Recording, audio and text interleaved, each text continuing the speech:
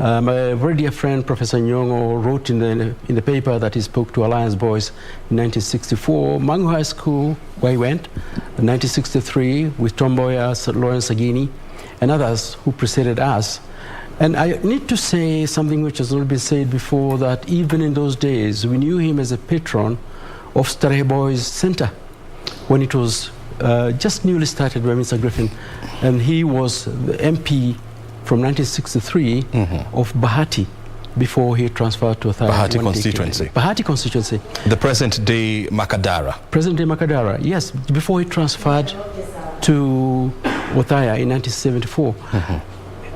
President Kibaki, being a lecturer, a university professor of economics, loved to speak to young people. He loved education, and he enjoyed a good banter, a good argument. I know this from people who knew him back days at school and at Makerere and the University of London. And I know for sure, even when he was Minister of Finance and Planning, if you brought new books, new ideas, new plans, new ways of doing things about our economy and about our country, he would engage you fully in an argument. He read prodigiously, and therefore he was extremely well informed. Those of us who worked under him knew very well that he read all the briefs, he read prodigious reports, books. You be prepared before you confront President Mwai Kibaki with a report, because he would argue back. He knew all the facts, and he was extremely brilliant. You know, when you saw this man, obviously, I mean, I'm sure you didn't know that at some point he'll become the president of the Republic of Kenya, and I'm not very sure that you knew that at some point you're going to work under him. But what struck you about Mwai Kibaki? What was so unique about this man? I would say two facts. One of them is the intellect. Absolute clarity of thought and very, very clear mind and clear thinking. And secondly, humility. He would stand back and let you argue your point or make a point that you wanted to make or what brought you to him. Then he would react from that. But he had already assessed you from a very far distance about your capacity to undertake the task that you had. I think he was a very good judge of character. But at the same time, he was also a very good judge of ideas. Was this going to fly or not? A lot of people have said very positive things, which are good, about what he did to this economy over the years. I need to say, and I think somebody said earlier, that he kept repeating that it was a team effort. Right from the beginning, he was arguing about what we need to do before independence, as far as the economy is concerned. And that's why our leaders at independence transferred him from Makerere as a lecturer, which enjoyed, by the way, tremendously, to come back and be, in the first place, executive officer of the ruling party, KANU. He rode a bus, public transport, from downtown to Bahati in Eastlands.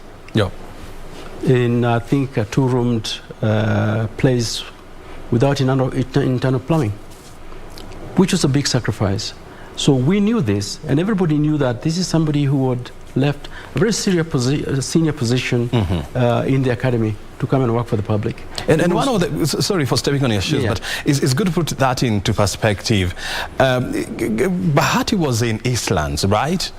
And Eastlands was reserved for Africans by the colonialists, and the estate itself was not very well organized, as you would have found in places like you know, the west of Nairobi, you know, the areas around Othaya, Karen, and this much. So it was significant that this man opted not to live in the swanky suburbs of the city and decided to go and live in Eastlands. That was quite significant, right? It is significant. An awful lot of young people today cannot conceive of Nairobi as it was under colonialism at the time that he came back from Makerere. We lived under apartheid, which, by which I mean racial segregation. Westlands, as you mentioned, Lavington, Westlands, Kilimani, white people only. And Karen. And Karen. North of where we are, which is Parklands, and a bit of Westlands, Pangani, those are Asians and Asians only. East of the downtown area, you're talking about Karoleni and Bahati, Makadara. The city went no further than that, was African. Just like in South Africa, it was called a township, Africans only, rooms, no internal plumbing, and for Bahati, Kikuyus only, because at the time of the Mau Mau, it was actually surrounded by the police.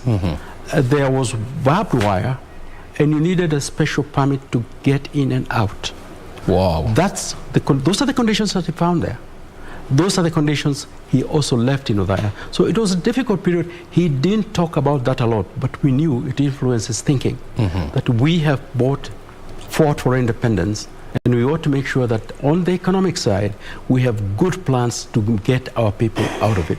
If you listen to his speeches repeatedly, our people fought for independence, for economic betterment and social welfare. And we who are entrusted with planning, with using the funding for the public, should make sure that we meet that obligation. Very good. That's why. Just to hold on to your thoughts, but as you can see on your screen, the body is now leaving Lee Funeral Home. If my colleague Victor can say something about that. Okay, let's take up. The home, of course, now. The body is leaving. Leave.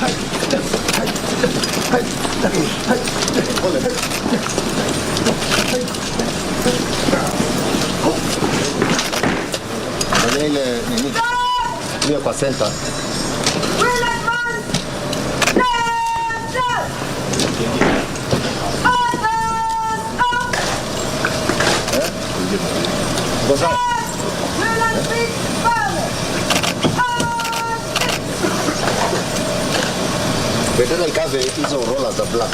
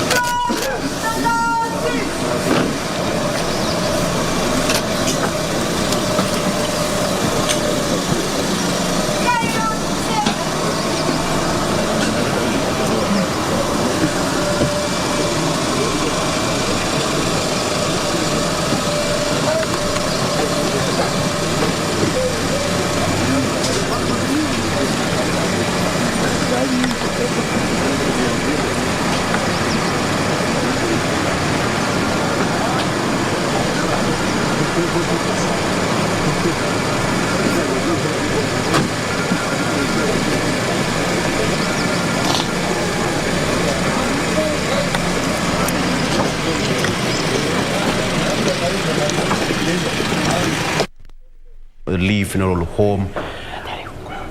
At exactly 6:42, the body left the facility and straight into the black Jaguar military hearse that is going to be chauffeured by a military officer. Those are live shots of Thika Superhighway, where the late president, is going to take his final travel, his final journey, quite close to his heart. When you talk about President Mwai Kibaki, you talk about Thika Road. We all can remember how Thika Road used to be years back, but that is because of him. And we say, asante sana for that, the free flow. And perhaps it's quite significant because he's going to have his last ride on his brainchild, the Thika Superhighway, on his way to his final resting place. Quite significant. And anytime from at around 7 on the dot, the body will leave Lee Funeral Home, escorted by the military there. And of course, the body, the casket is draped in a Kenyan flag, quite significant as well, and being held by the colonels in the military in that particular rank, led by a brigadier. So that is how the situation is. At some point, the traffic flow on Thika Superhighway will be affected.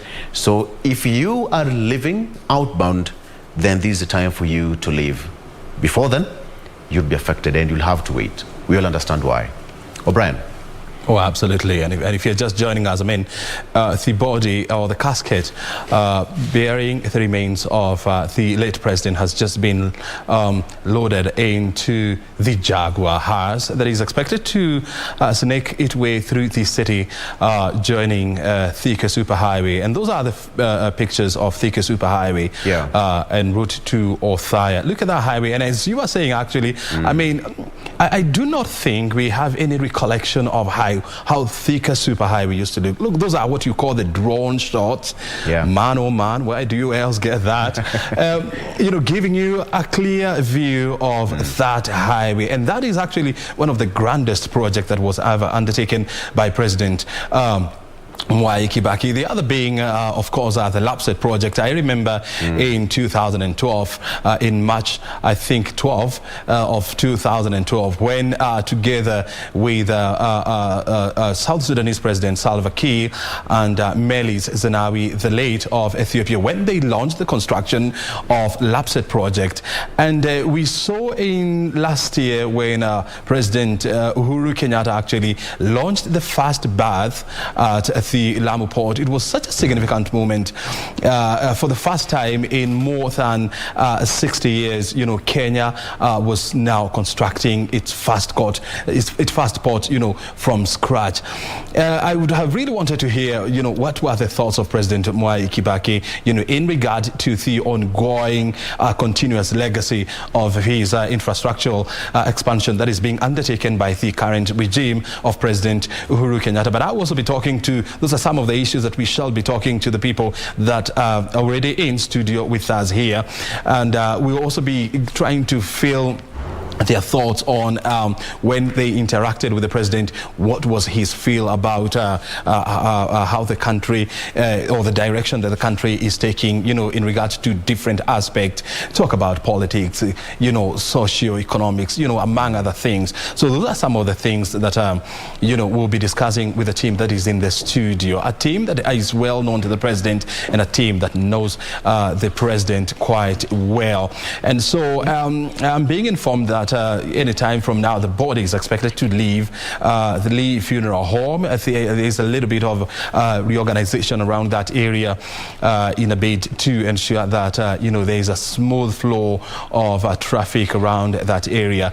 And as Victor, you were saying, I mean, if you want to use Thika Superhighway, this is your time to do that. Otherwise, there will be a little bit of snarl up. So you are advised to use it now if you can, because once the body starts snaking its way through that highway, then you expect it to find a little bit of a traffic jam around that area. So it's up to you now to, also make, alternative routes that you're going to use in case you want to use that highway. But of course, I mean, the public has been informed about these well in advance.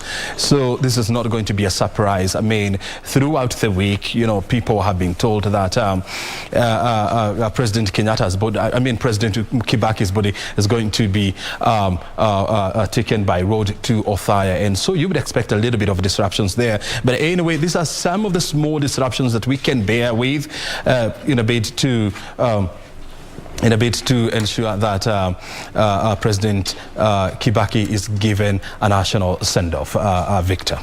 Absolutely. And perhaps if we just ask the guest, when you look at this particular kind of an event, you'd easily feel the presence of a head of state posthumously.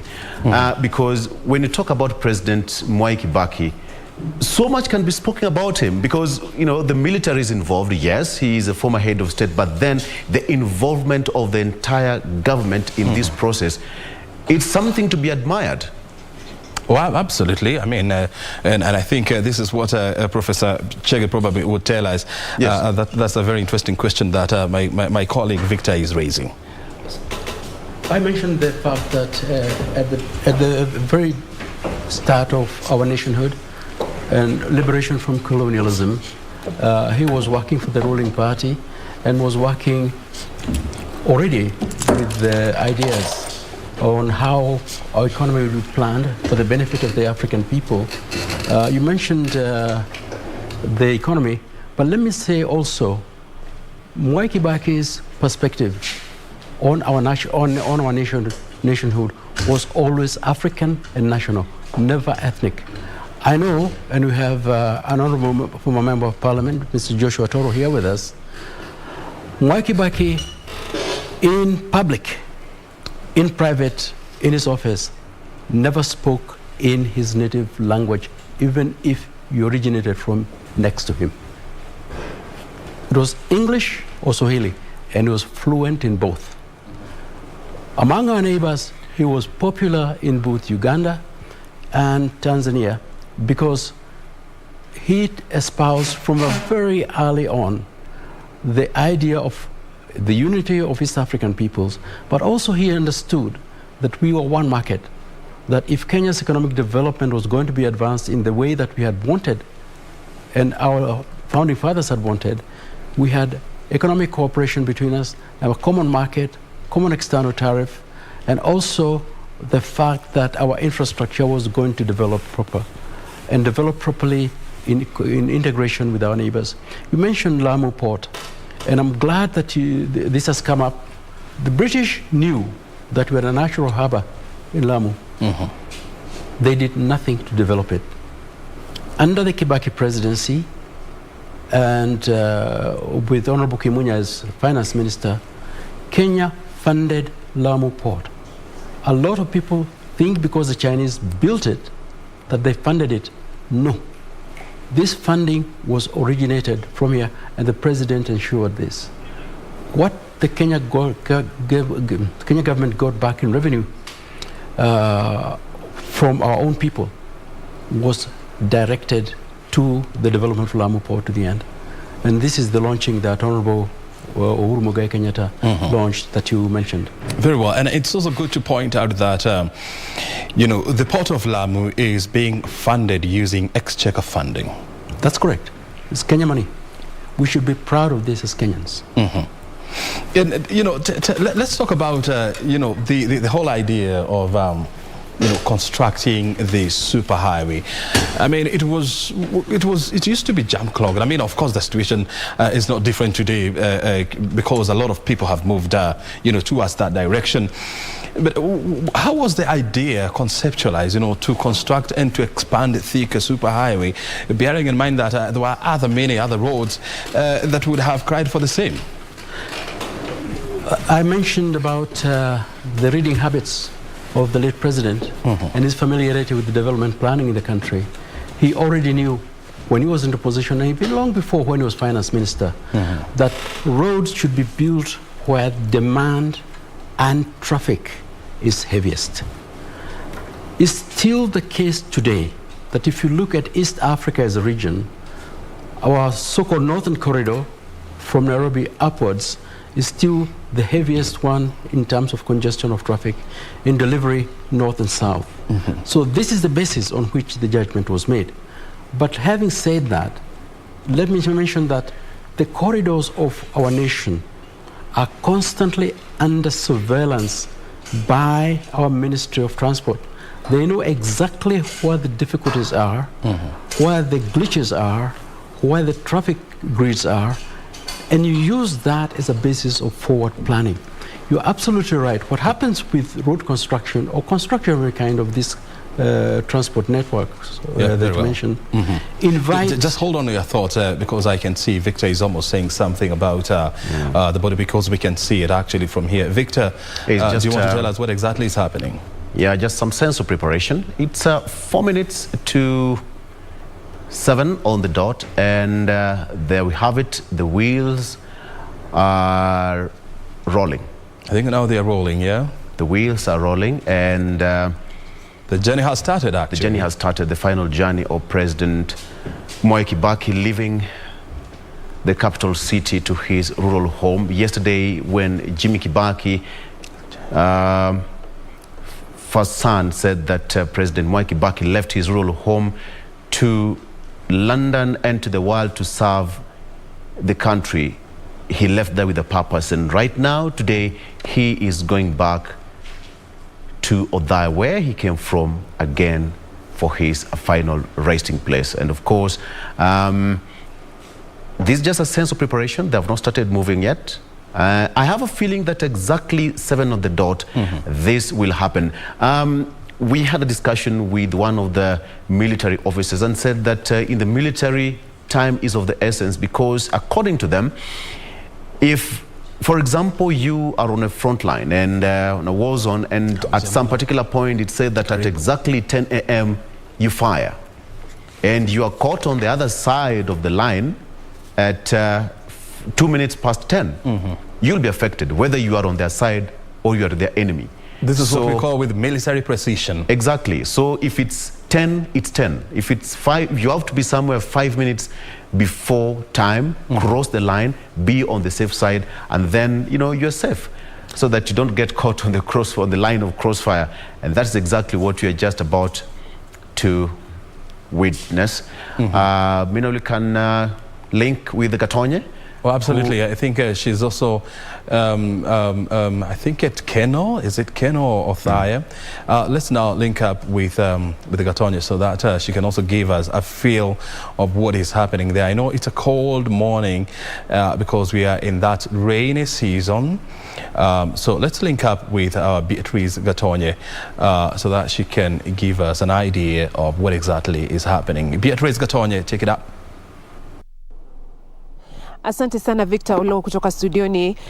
Niko katika kijiji cha Kiahiti ambapo ndipo nyumbani kwake hayati Mwai Kibaki, na hapa ndipo atalazwa ama mwili wake utaweza kulazwa hivi leo baada ya misa ya wafu itakayofanyika katika uwanja wa shule approved hapa Othaya.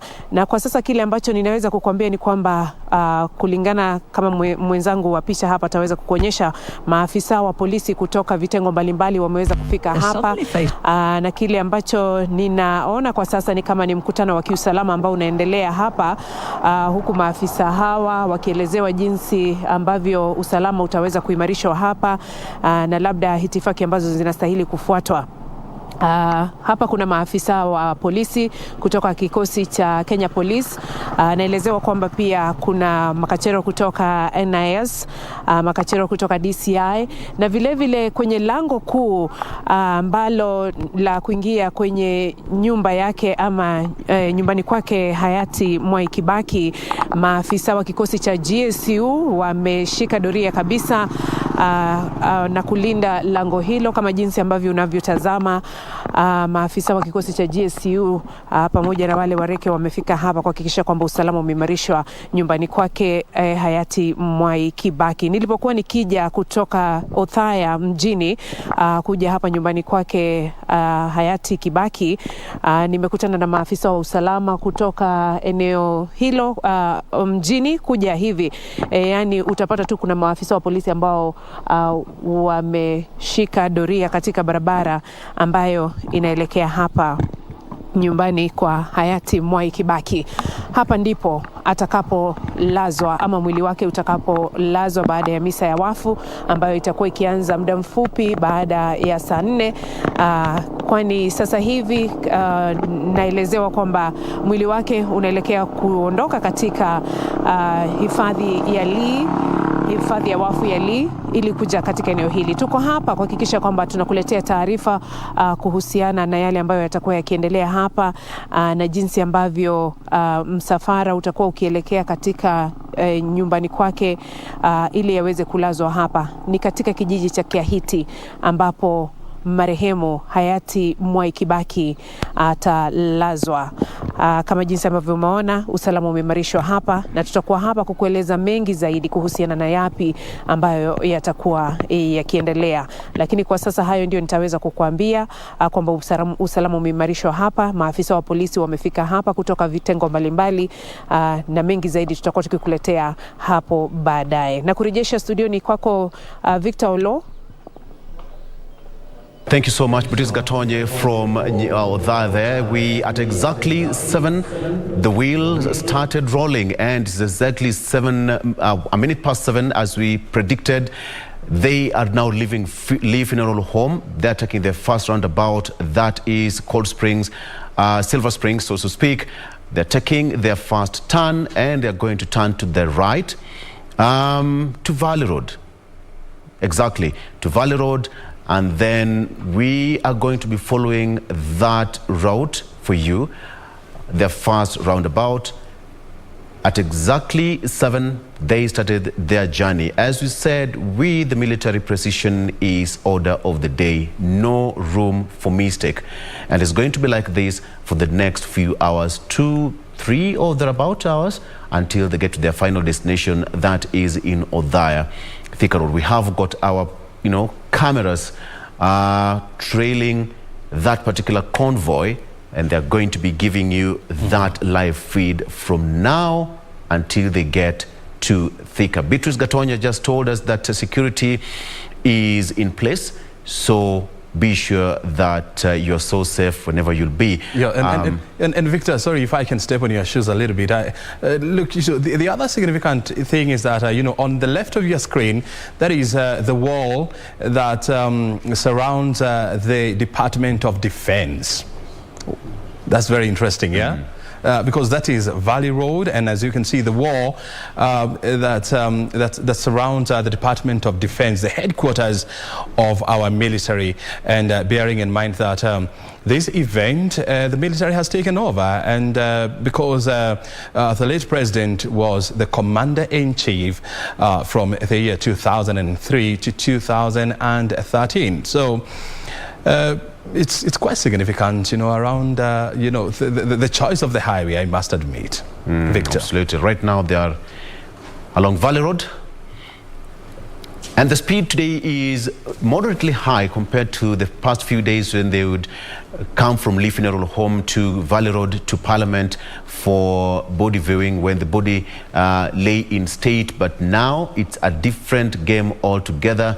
Of course, the police outriders are accompanying the body. That is the military, so to speak. The police, that is military police vehicle leading the way. And we have got, the hearse behind there, the black Jaguar, being driven or chauffeured by a military officer. As we said, there is a military event from A to Z. So civilian is given a backseat for a while, and we all understand why. That is, they're approaching now Kenyatta Avenue, so to speak. So we are so much keen to see which direction they are going to take. Either they are going to take into the CBD or Thika Highway via Uhuru Highway. And we must admit, Right. that if you are to look at Kenyatta Avenue, because now they That want is Kenyatta Avenue as you speak, so which means they're heading towards Uhuru Highway. Yeah, exactly. Yeah. And the reason why it looks, somehow disorganized is the fact that it is under construction, it is being expanded, and we know that once it is expanded, it's going to alleviate, the traffic snarl-up, that is synonymous with this road. And as you're saying, I think we are not seeing. We are used to seeing the casket, being moved in a slow motion kind of. But today, I think the military is aware that time is of essence here, and bearing in mind that. They are traveling to Othaya, which is about 120 kilometers from here. Then, time here, is going to be an issue that they really have to deal with. So let's see whether they are going to, from Kenyatta Avenue, whether they are going to take left to Uhuru Highway or they are going to go straight to Kenyatta Avenue. And there you go, Uhuru Highway it is. Oh, they've taken Uhuru Highway. Yes, that's right. That's Uhuru Highway. Oh, so the next junction is actually. It's going to be University Way, right? University Way. Yeah? So they're going to take. Let's see. I'm not sure, but I don't know whether they are going to take. They are going to go straight to Uhuru Highway and then take the Wangari Maathai turn, or they're going to turn at the University Way down to Globe Roundabout. Yeah. And on to Thika Superhighway. That's the Jaguar that you have been talking about, exactly. Right? And if you look at the formation of the outriders is 2-to-1. 2 on the side, two on the both sides, and 1 in front. In terms of security, there's just a clear indication that, not a full outriders as we would expect with the sitting head of state, but still, a formation is here. Actually, it's 2-2-1-1. 1 is at the back.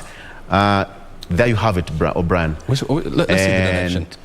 Oh, yeah, I think, they have just passed the university. So I think they're going to take the Wangari Maathai route. They're heading towards, so to speak, museum.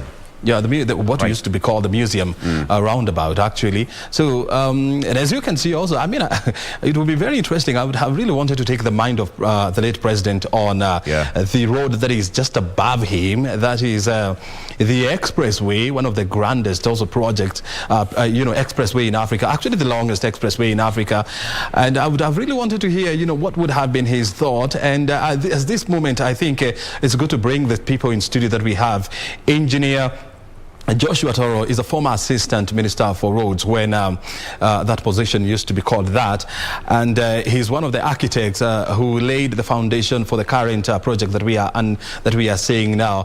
That is KBC on your left. That's right.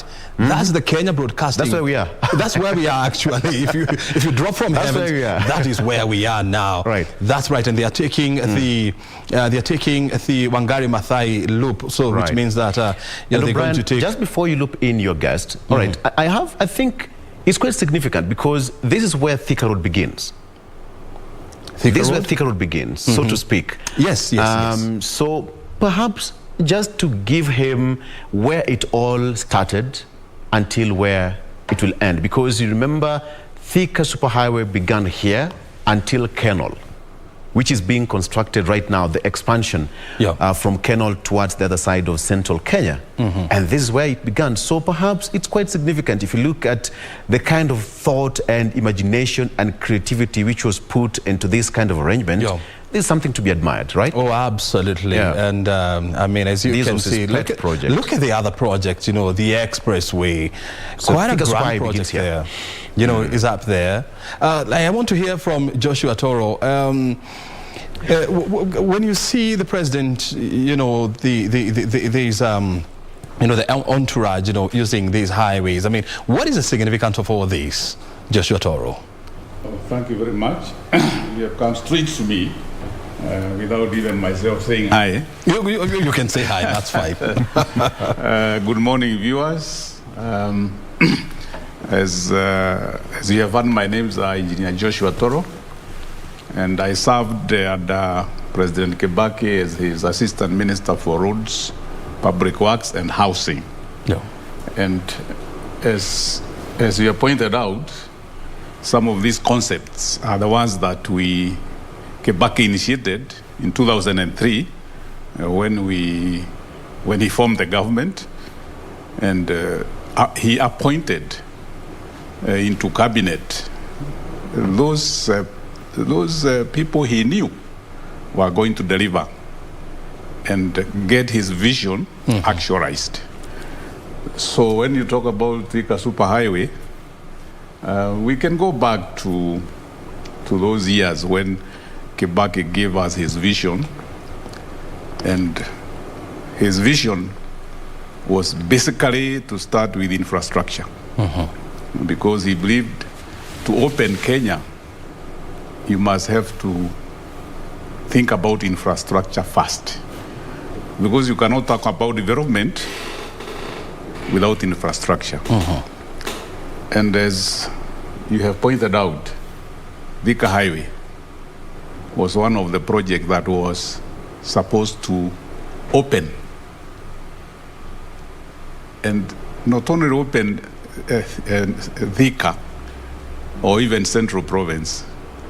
There are some people who give misleading facts that it was a self-centered project that was to serve only the area around the Central Province. Yo. But you know, and I would like the viewers to know that linking Ethiopia through Moyale had to start from Nairobi. Yeah. And the Ethiopian president, talked about opening the vision of Kibaki, opening up that side of Africa, and that's how RAPSET came into effect. Previously, those people who come from Marsabit, Moyale side, if you were to interview them, they would tell you the hardships that they used to have. What we call the Northern Grid Road. It passes through Moyale, passes through Nairobi, passes through Nanyuki, Isiolo, all the way to Marsabit and Moyale. At that time when Kibaki became president, the road, what we call the Northern Grid Road, up to Moyale, the Ethiopia side was already constructed. Yeah. So from Moyale to our side is where the problem was. So you could not link North Africa to Kenya.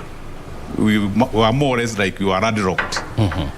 And this is what Kibaki thought should be looked into, so that we get a link from Ethiopia by road all the way to Isiolo to Nairobi. So the concept of the Thika Superhighway was supposed to be the starting point.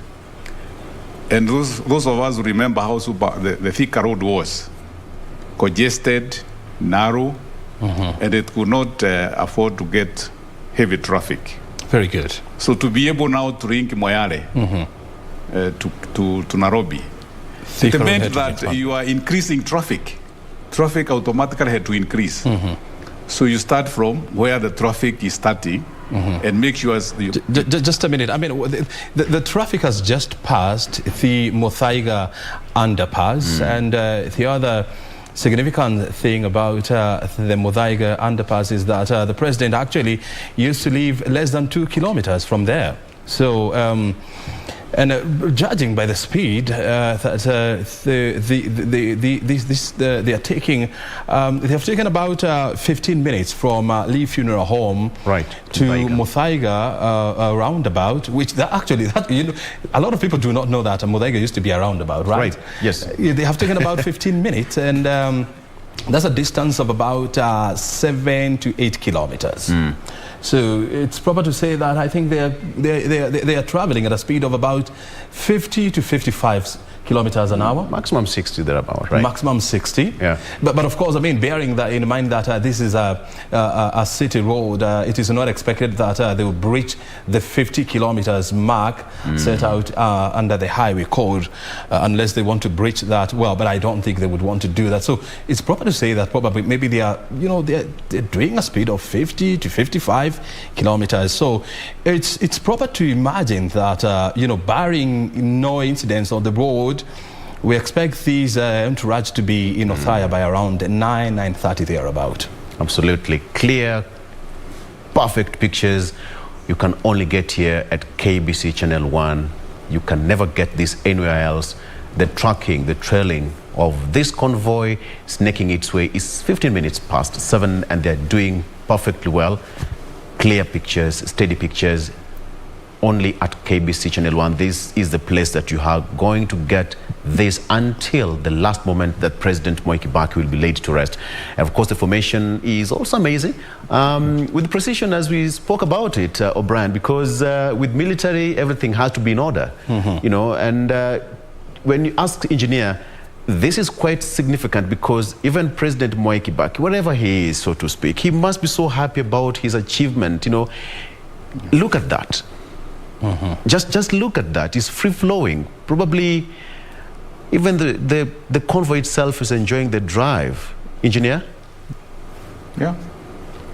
Look at that. Well, engineer, I mean, when you see these, you know, this kind of highway, and you know, we must prop our camera people. I mean, they're doing such a brilliant job. I mean, it's not easy, you know, to brace the morning chill and of course give you such kind of beautiful pictures. But when you see this kind of highway, and bearing in mind that you are one of the minds, you know, that conceptualize and conceive this idea, how does that make you feel? It makes me feel great. Let me say something that Kibaki used to tell us, that when you are doing your work, when you are giving service to wananchi, don't think about yourself, just make sure you give service. And let me say, I'm very honored to be here today when the president is taking his final journey through the Vika Superhighway. Yeah. And I'm here in the studio, KBC, talking about the achievements in infrastructure. And look at that drone shot, man oh man. Why else can you get that? The issue I was pointing out about linking, the final link for Kenya to Mwai had to start from Nairobi. And the traffic count, of course, as Professor would maybe had pointed out, traffic count has to be done. And you project the years to come. The increase in every development has an increase in traffic. So all that is done statistically and projected so that you can be able to say from the time the superhighway was constructed up to today, was that projection taken care of? And we can say yes, because even up to now you can see the superhighway is still functioning well. It's still functioning. Without that projection in the design and planning, you get everything wrong. So that was done. And the other thing is that you worked closely with Professor Chege. Professor Chege, you know, when you are in the profession, you know one another and you work together. He knows a lot, and of course he's senior to me. He knows a lot, and there are things that he can say that I might not know, because when I went to politics, some of these things now as an engineer, you become a manager, engineer manager, and you leave some of these things to professors to continue, because they are mentoring the student, the young people, and inculcating to them the real issues. Let me point out that when the design for the Thika Superhighway was done. So, sorry, just to step on your shoes. If Yes. the casket is now leaving, that is part of the BRT, the Bus Rapid transport system that is under construction on this highway. It is being undertaken by the Nairobi Metropolitan Authority in a bid to decongest the city. I also know that you are going to discuss this because it was part of your plan. So if you just continue. Yes. What I was saying is that when there was a transition from the Mwai government to Kibaki government, and there are so many things that were never done. The engineers, more or less, were very idle. So to reactivate the engineers to start now working as engineers was one of the priorities in 2003 that we undertook with the engineer rider. Because you were two of us, all that big ministry, roads, public works and housing. Yeah. Kibaki had a slim government when he took over. So there was one minister and one assistant minister in that big docket. So the issue we had was, the priority was to get the engineers back on track, to start thinking like engineers and work as engineers. Because previously, there was a lot of confusion about infrastructure. Nothing was working. So once we did that, then the design proper for our roads started. And we also made sure that we brought on board the consulting engineers, because the work became so much that we could not cope with the engineers in the ministry. Yeah. So consulting engineers were brought on board to be able to cope with what Kibaki wanted us to do in the ministry. Yeah. Unlike some of the projects being undertaken today, you find the design and the concept for the superhighway was done by our engineers. Yeah. All local engineers. everything, yes. Kenyan. Kenyan engineers. Wow. Unlike now, we have some Chinese coming. It's like turnkey projects. They come with money and with their designs, and you find even our engineers are not getting involved. Everything is in Chinese. Yeah. So some of the projects that are being undertaken by Chinese, they have not been designed by our engineers. And I take a lot of exception to that, because that's not the way it should be.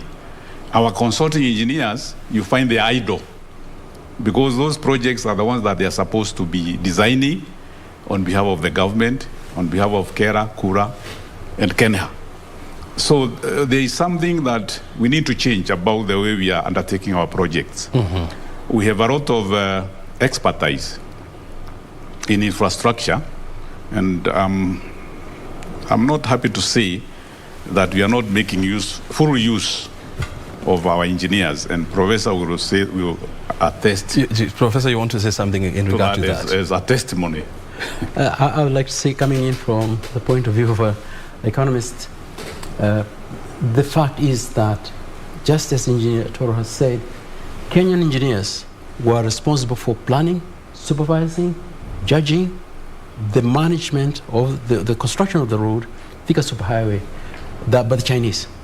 And it's quite right. What is happening at the moment is that we have a fully packaged kind of model which has come where the Chinese design, construct, finance, even in some cases, as you are seeing in this road, actually operating.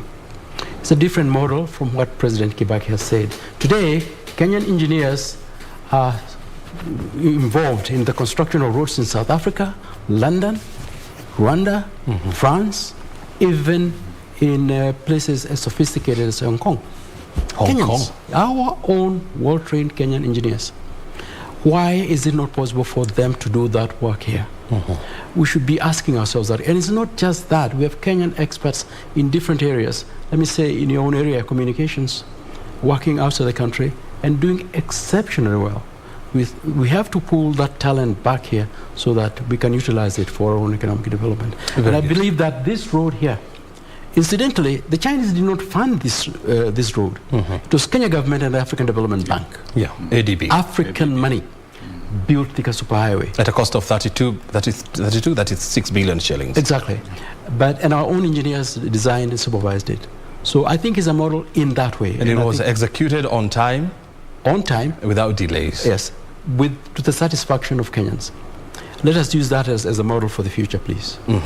Victor, I'm sure you want to say something now in regard to where the team, the entourage is at this point. Absolutely. If you look at the formation, the speed is relatively high today. Yeah. Having in mind that the distance to be covered is slightly longer, but nonetheless, it's 25 minutes past 7 in the AM. It's a chilly morning. I mean, it's quite amazing to see how the military is taking care of this situation. Look at Thika Road. The shots are amazing. And as Isla said, this is where you're going to get a full, clear picture on what's happening. Of course, as we said earlier, we have our cameras and our reporters on the ground to give us a feel and sound of what's happening. Probably that's Kenyatta University in the background, right? Right, at the background, exactly. Yeah. Yes. So they're approaching the clay works, and then after that they will be entering the Roiro area, and then after that to speed Juja. Speed bump, slow down. Speed bump? Slow down. You're not in a hurry, Tuliani. You know, they're saying that... Those are the things that should not be there. Yeah. The speed bumps, eh? Yeah. I know this has been an ongoing issue, and I remember at some point, I think it was in 2018, there about the High Court ruled that you're not supposed to be having the bumps, you know, on a super highway. But they were never there before. What thing? No, initially they were not there. No. But why? Why then do you need to have So when an accident appears, then they demand that they have speed bumps to slow traffic. So it started with 1, then 2, then they continued increasing. But ideally, it shouldn't be there. There should be no bumps. You should not be having on a highway, you know, of this magnitude. But I also want to hear from Professor Shege. You are here, and I also know you were here, Engineer Toro, back in 1978 when President, the founding president of Kenya, Mzee Jomo Kenyatta, was also being laid to rest, you know, at Parliament buildings. Of course, the distance was not as long as this one, but is there anything different from what we are seeing today? I would say that it's like night and day. At that time, Kenya had 15 million people. We're not talking close to 50 million. Nairobi was 500,000 people then. 500,000 people? Yes, it was a small town compared to the big city we have now. Past Kenyatta University College, as it was then, plain, undeveloped land, right up to get to Thika. So we are seeing a very different country today, and much more developed, and I think much more prosperous than we were in 1978, but many more people. At that time, what I recall coming from State House, sorry for stepping on your shoes, but let's first of all, probably if you can bring see, Brian, actually they have reduced the speed. That must be intentional because because you have a lot of people there lining up. They've lined up to, you know, to pay their last respect. Remember, most people did not even have time to view the body, so they have slowed down, so to speak, perhaps intentionally. And this is because we're also approaching Ruiru, right? Right. Where you expect to see a lot of people. Yeah, and this is what you expect to see, you know, along the highway, whereby if you have, you know, a significant number of public, you know, lining up to view the body, I mean, it is just courteous, you know, for them to slow down so that people can salute, you know, bow, and of course, bid the president farewell. I think this is something that happens, you know, all over the world. Yeah, sorry, you were saying, let's bring in a professor. You are trying to compare what we are saying today with what was happening in 1978. I mean, I was not there, so you can only inform me. At that time, we had Voice of Kenya, which is where we are now.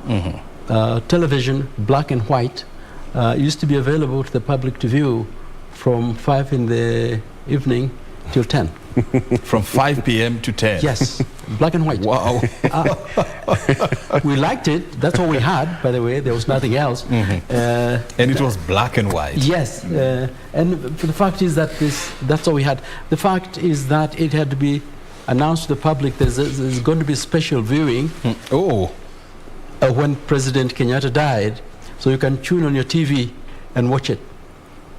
Because normally you wouldn't switch on your TV in the morning. Because you knew it was off. It was off. There was nothing to see. So we did watch it. I remember this school children, it was holidays. Everybody watched it.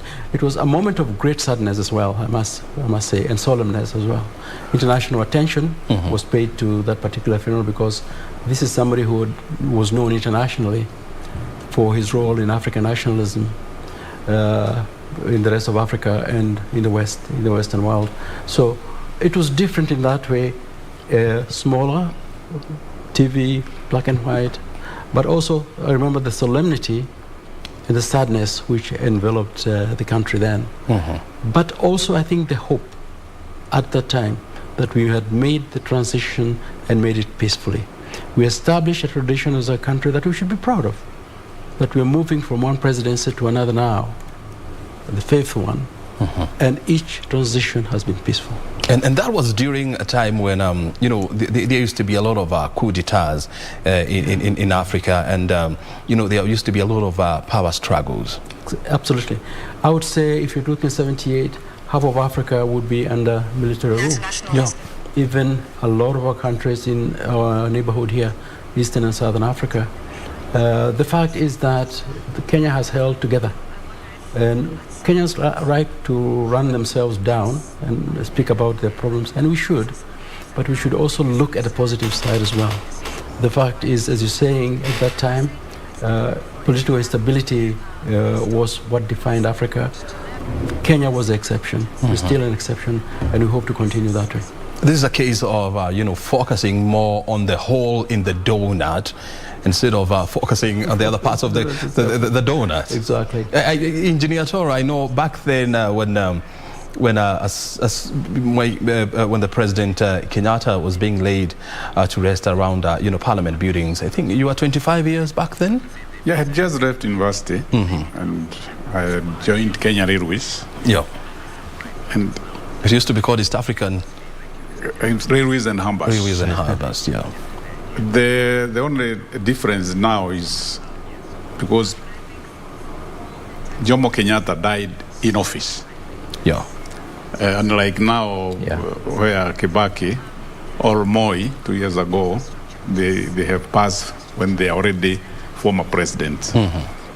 So the serenity when Kenyatta died was different from now. Yeah. Because one, people did not believe that Kenyatta would die. So it was a shock. Sorry, I mean, it's good to explain what is that. That is the toll station. It used to be called the toll station area because I come from those sides, you know. When I was growing up and we used to come to the city, you'd stop there, you pay for entering the city, and you used to pay 10 shillings back then, which was a lot of money. Yes. Was it 10 shillings or 1 shilling? No. I mean, I used to see people giving 10 shillings. I can't remember whether they used to get any change for that, but that was a toll station, a concept that is no longer with us, but Parliament is now to bring back that whole concept. Look at those bumps as you were talking about. And of course a zebra crossing, my goodness. Why would you have a zebra crossing on a national highway? It shouldn't be there, as engineers say. It should have been there. It should be there. Okay, all right, take us back to 1978. So 78, it was different, and people did not believe that. You remember, maybe you have read when the then Attorney General Charles Jonjo had said that anybody who can even imagine that Kenyatta can die is treason. So nobody would talk about Jomo Kenyatta dying. So when it finally happened, it was a shock. Yeah. And because of the way KBC used to work, when it was now being announced, music Music is the one that came, and then you start wondering, why is KBC playing this music continuously? Back then it was VOK. VOK. Voice of Kenya. Voice of Kenya, VOK. Until it was announced, and people were in shock. Yeah. And people stopped working. I remember people just went home. People would not talk to anybody. They just kept quiet. The whole country was in shock. The whole country was in shock.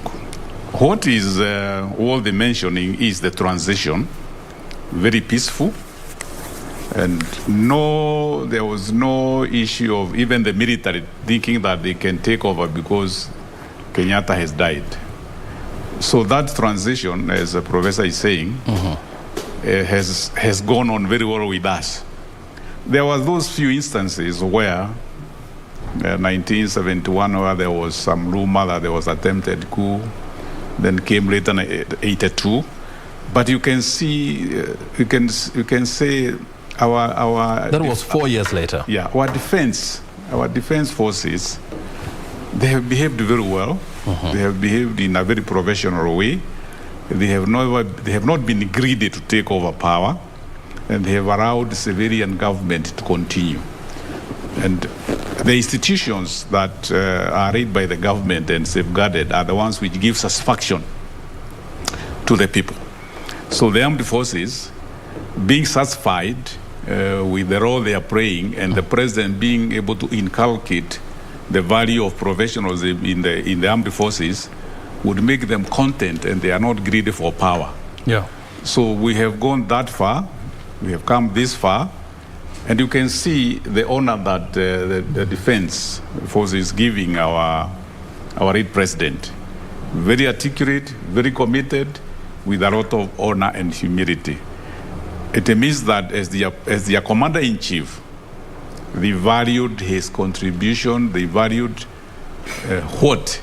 what he did for them, and how he took care of them, that all of them were satisfied. The other issue is institutions should take care of succession.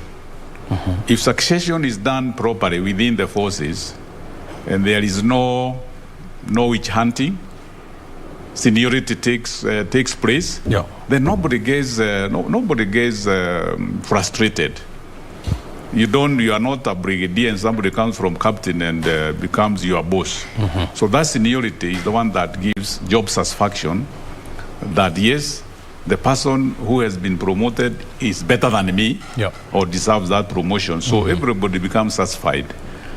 So we have come very far from that time, and those who were there when Jomo Kenyatta died, if you compare the funeral service for Jomo Kenyatta and the one that is happening for Mwai Kibaki, they are more or less about the same. More or less about the same. In terms of organization, the defense forces taking control of everything, and you find that the respect that was accorded to President Mwai Kibaki by the defense forces is shown by the way they are treating him and this function. So I think Kibaki, as president and commander-in-chief, is something that everybody is proud of. I mean, you see, to us, this is what we would say, ni kama ndrama, ni kama video, right? Because me and Victor, were you there back then? Of course you were not. You don't. 1978. 1978, were you there? Only the prof and the engineer were there. That's why they're able to give us a story. Prof, just to ask you, perhaps somebody would argue that, Kenyans should wait for a longer period of time before we start feeling the real effect of President Mwai Kibaki's hand in government, probably in 50 years to come? I think you're absolutely right, because the impact of his work in economic planning is one that had a long-term perspective. We had Kenya Vision 2030, and he urged us, as soon as economic recovery was underway, planning ministry then under Professor Peter Anyang'-Nyong'o, you've done 3 years of recovery. Give me a perspective of our country to 2030. Yes. He always was very forward-looking in economic planning. Right from the beginning, he and Tomboya captained our development plans right after independence. His perspective was always of a united Kenya on a long-term perspective, and you could see our population was going to grow. Yes. We needed employment, we needed jobs, industrialization was important, and that's why you see something we haven't talked about a lot, Dongo Kundu, the bypass in Mombasa. Mazaras down to the south coast, and a duty-free manufacturing city at Dongo Kundu. All these were part of what was going to absorb into employment our young people. Konza City, and incidentally, let me say, because you talked about this highway, the toll road, the Nairobi toll road, Yes. from Machakos town of Tulimuru, which engineer is talking about, it was supposed to link with Thika Superhighway at the same time. The World Bank was supposed to provide us funding for that, for this to, at that time, like you're talking about 206, 205. That was 206. They dropped the ball. They let us down. On the last minute, Engineer Michael Kamau was PS for roads. I remember very well. They said we're not going to do it because the contractor, who was Austrian, Strabag, have been associated with corruption in Russia. What did we have to do with Russia or Austria or Strabag? That is what delayed this construction. They're supposed to meet here where we are now as early as maybe 10, 15 years ago.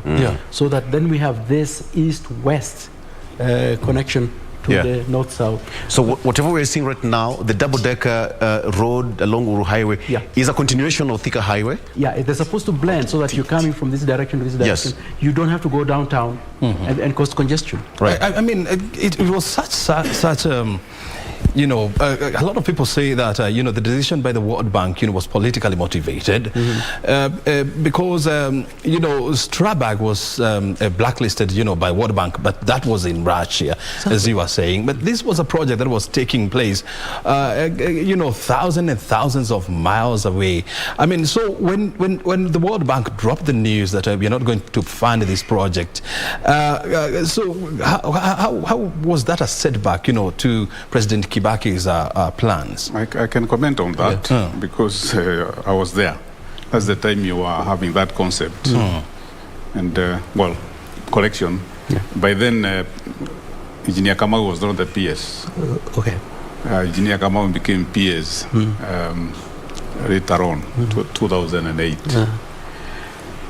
Now, when the... Ikiara was the PS?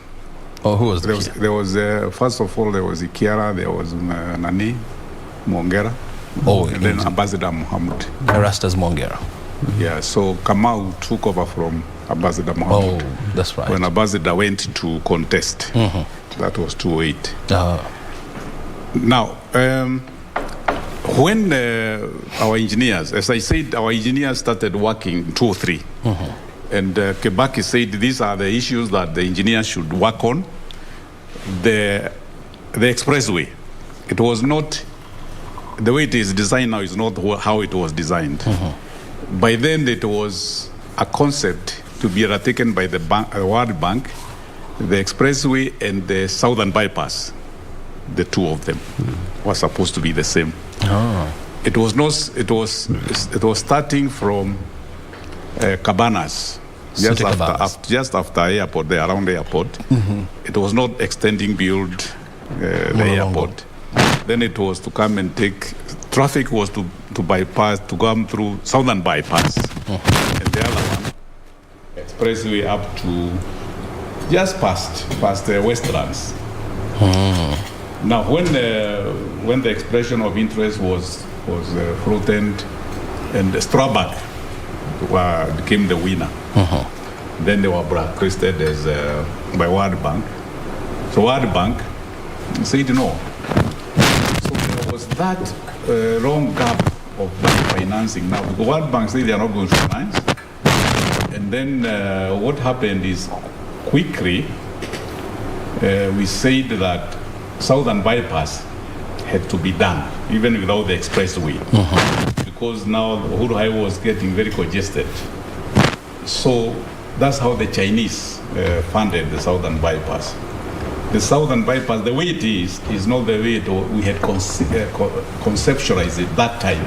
It was supposed to be. It was not supposed to be dual carriageway. Oh, it was not. Even the planning with the World Bank, it was not dual carriageway. It was a single lane. It was single lane. Even the expressway, it was just 2 lanes. Not the way it is now. It's expanded now. It's much bigger than it was. Much bigger. And the budget then, I can convenience, it was about 2 billion. 2 billion shillings. Yeah, it was a lot of money. Back then, of course. Back then, it was a lot of money. But you know, factor in inflation and all that. So today would be about 18 billion shillings. Yeah, you know, with now, as Professor has said, with now the Chinese coming and giving all the money and you know, and the design and whatever, we are not in control. They are the ones in control. So if you asked me, the express. Just a minute, Victor. Do you want to comment about where the entourage is now at this point? Because I can see that is Blue Post. Yes. That's where actually that's where the Thika Superhighway ends. From there, this is now. What do you call this, by the way? This is what do you call this? This is Nyeri Highway, or what, I have never understood what you call this. Is this Nyeri Highway now? Because this is next to Del Monte now, right? Right. Does it have a name? This Del Monte. They're doing pretty well. 45 minutes there. 7:45. They've done. Actually, they are just after Thika, slightly after Thika town. Yeah. And they're doing pretty well in terms of the speed and what have you. Now look at the Wananchi. People have now come out. Actually, it's like people are now realizing that, oh, there's something happening out here, so they're coming out. Yeah. You know, and being a Saturday, that is Blue Post. You're right, where the Thika Superhighway ended or started coming towards this side of Nairobi. They're doing a good job so far. And no, actually, it's good to confirm that now yes. they have entered Murang'a County. Murang'a County. This is Murang'a County right now. Because on your left, that is where you're having the expansive Del Monte pineapple farms. Yeah. And so I think in the next 10 minutes or so, they should be now at Keno, where I think I'm not very sure whether they are going to go straight or they're going to turn off to that Murang'a town. Do you think, how are they likely to go? Do you have any idea? No, they have taken care. I cannot say for sure. So the construction being done from Keno to Marwa. Depending on the status, they might pass there because it is is faster than Keno Murang'a Road, and then they pass through there in Sagana. Most likely, they are going to use that road. They are going to use that. Yeah, most likely. That is under construction. Yes. So let's listen. Because the speed, you know, the Keno Murang'a is a bit narrower. Yeah. There is no much maneuverability of the traffic. Because now, if they pass through Keno Marwa Road, all they need construction will have to stop. Yeah. And then most of the road construction is finished. They only see some small areas where they have not connected. So it will be faster. But you will see on the screen. I mean, it's going to be confirmed. What you're saying is going to be confirmed. Yes. But I think let's now listening to some choir music as you know, you know, from Othaya, where the choir is on standby with some very nice music. Because I can see we also need to take you know, a cup of tea. Yeah? We've been here for quite some time. Thank you very much to KBC. Victor, that's all right. Yes, sure. Yeah. The sun is out, so let's also have some cup of tea as we absolutely. And it's out quite early, because it's not yet 8. Right. The weather will be nice, like yesterday. Yeah. Yesterday the weather nice was and beautiful. It's all of a sudden the rain didn't rain. Yeah. Well, somehow, for the last few days, it's been crazy cold in Nairobi.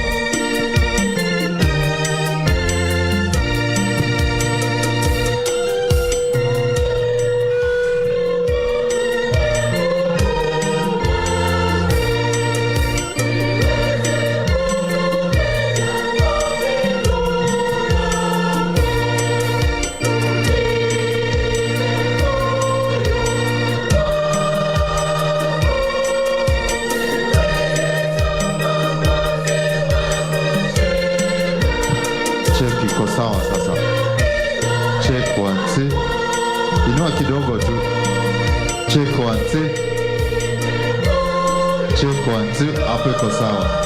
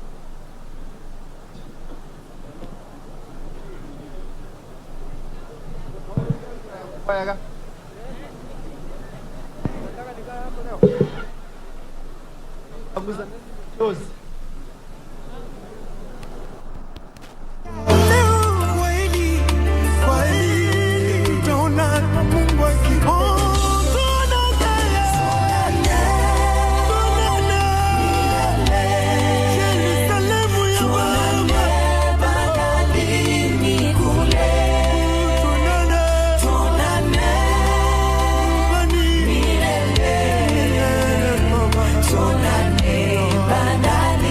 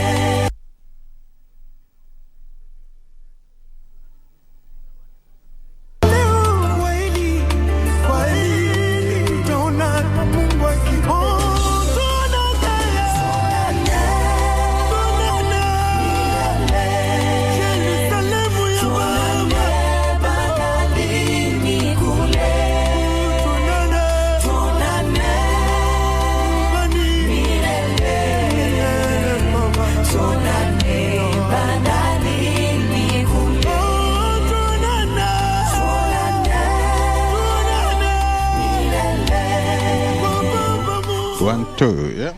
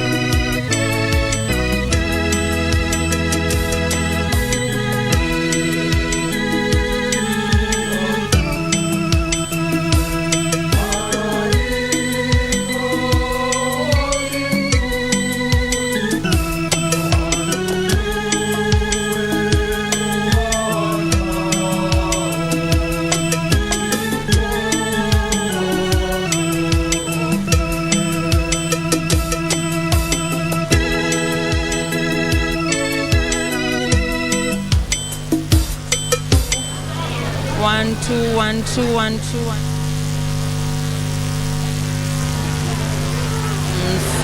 This is where the funeral service for the late.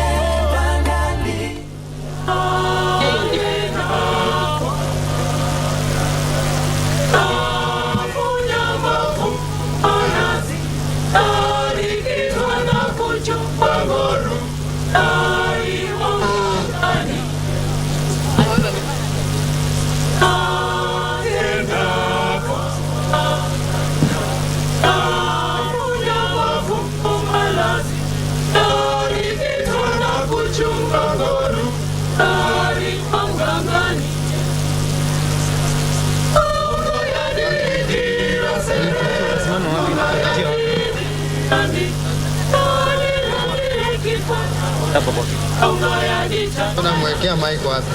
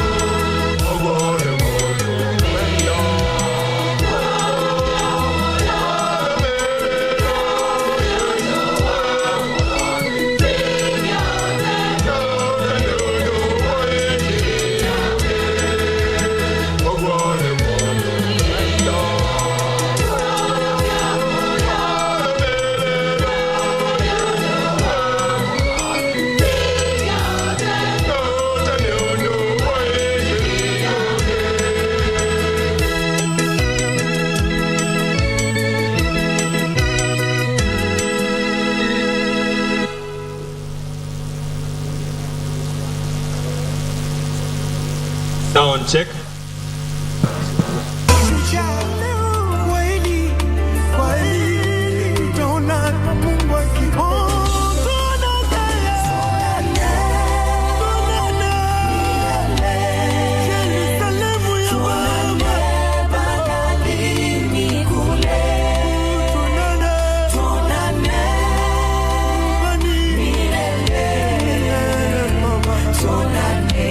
Bandalini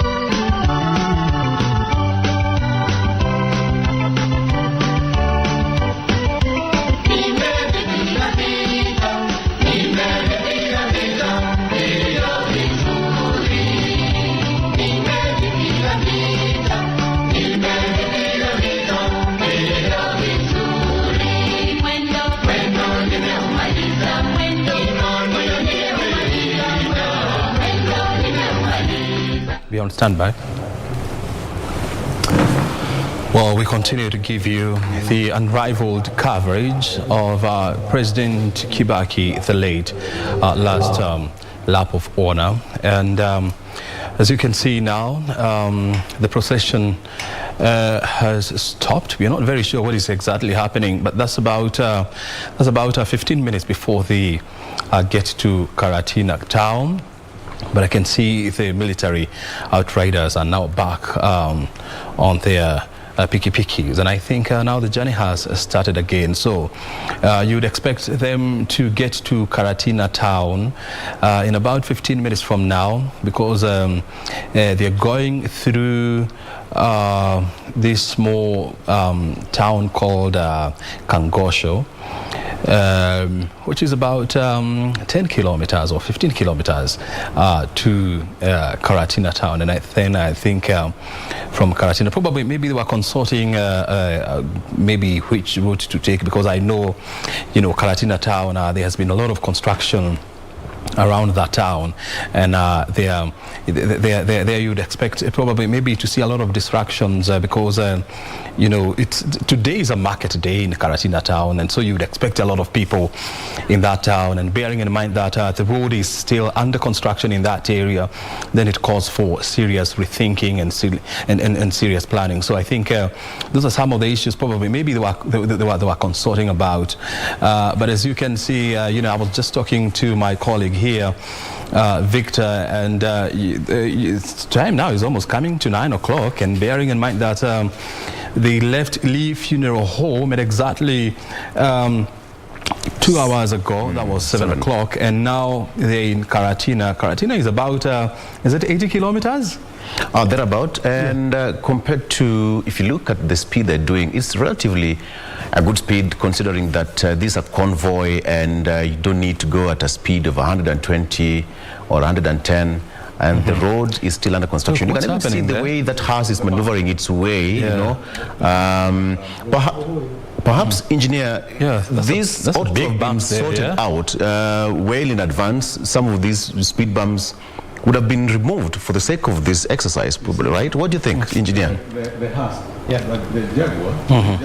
Yeah, that's a Jaguar. There's a problem going over the bumps. Right. It is very low. The clearance is very low. But as you can see, the Jaguar's clearance is also very, very low, which means it was not meant for this kind of bumps. You can see now is the one which is having problem maneuvering the bump. And I think where back there, it must have hit the bump, and then it was hit undercarriage. The undercarriage. So that's why they slowed down. Some of these bumps, they are not standard. The time you wanted to have all bumps standardized with a proper design, but now it doesn't work, because people just go and put bumps. They just call a contractor without a standard. Without standard, they want to make a bump. So you find some are very, very high. But engineer, you've talked about this, the standard and the height of a bump. How should it be now that you're here? Friendly. Right. If it is going to be there, it has to be a friendly bump. To slow you, but not to stop you.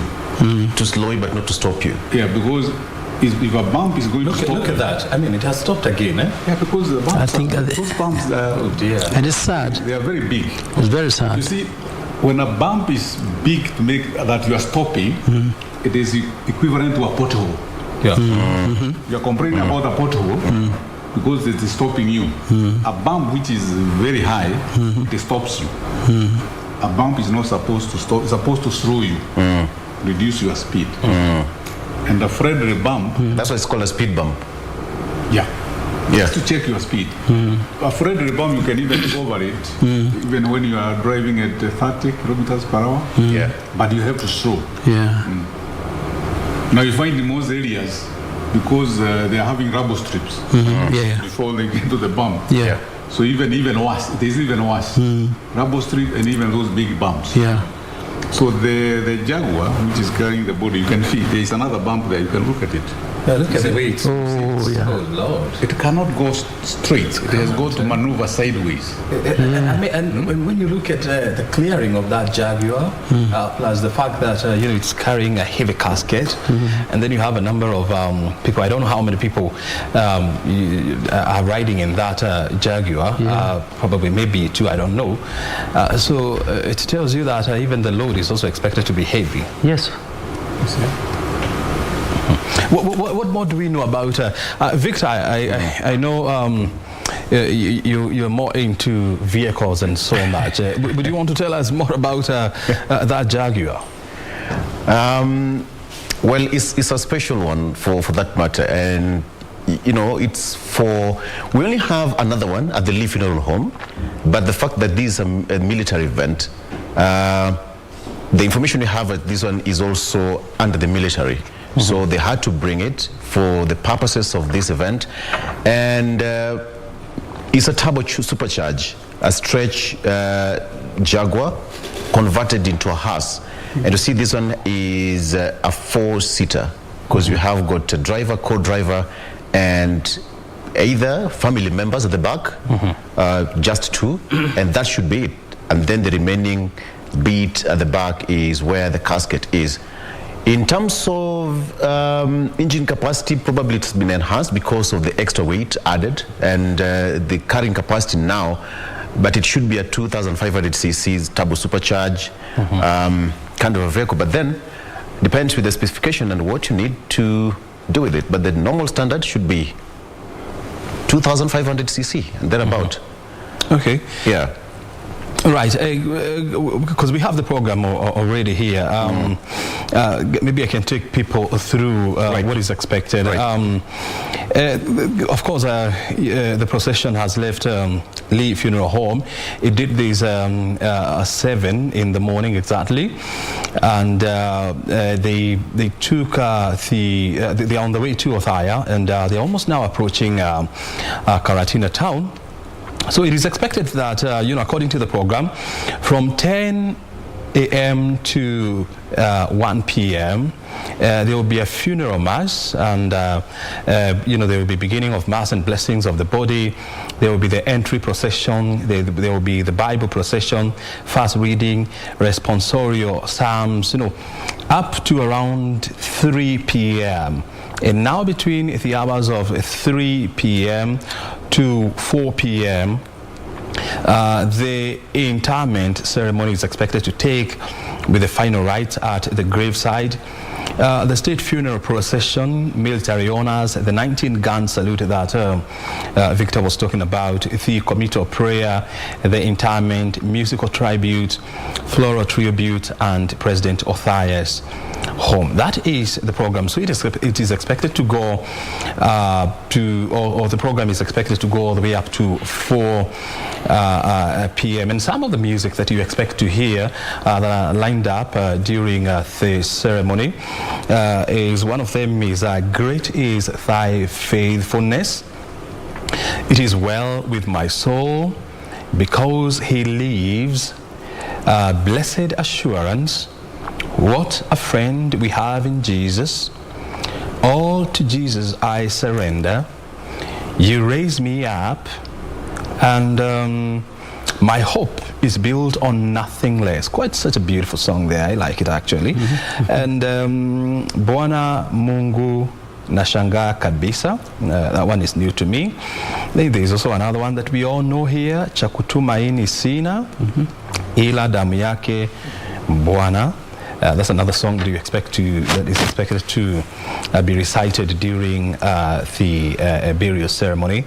And the Catholic Church, bearing in mind that President Mwai Kibaki was a staunch Catholic member, is going to lead these mass. So that is according to this program. And we've been here, and of course, with Professor Michael Chege, who was President Kenyatta's economic and policy advisor.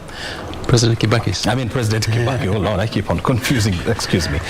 President Kibaki is an economic and policy advisor, and of course Joshua Toro, who was the Assistant Minister for Roads, Public Works and Housing under the late President Kibaki's tenure. And we've been having this conversation here, and of course with my colleague Victor, trying to relive the memories of Mwai Kibaki. And we've touched on a number of things, from infrastructure and the significance of using the road transport, to take him all the way to Othaya. And it is coming out clearly that because President Kibaki was very much interested in infrastructure development, it was proper, to showcase some of his projects that are going to outlive him, definitely. And one of them we were talking about is the Thika superhighway, which was actually his brainchild, and now they are going through the Keno Marua Highway, which is currently under construction, and that's why you are seeing the Jaguar car is having a little bit of challenge, maneuvering over those bumps.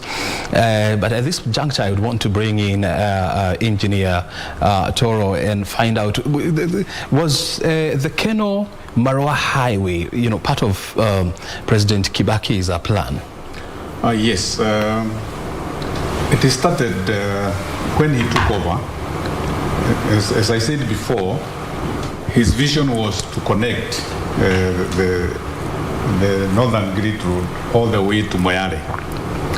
And to do that, you had to start from Thika Superhighway, then you go to Keno, Marua, then all the way to Nanyuki.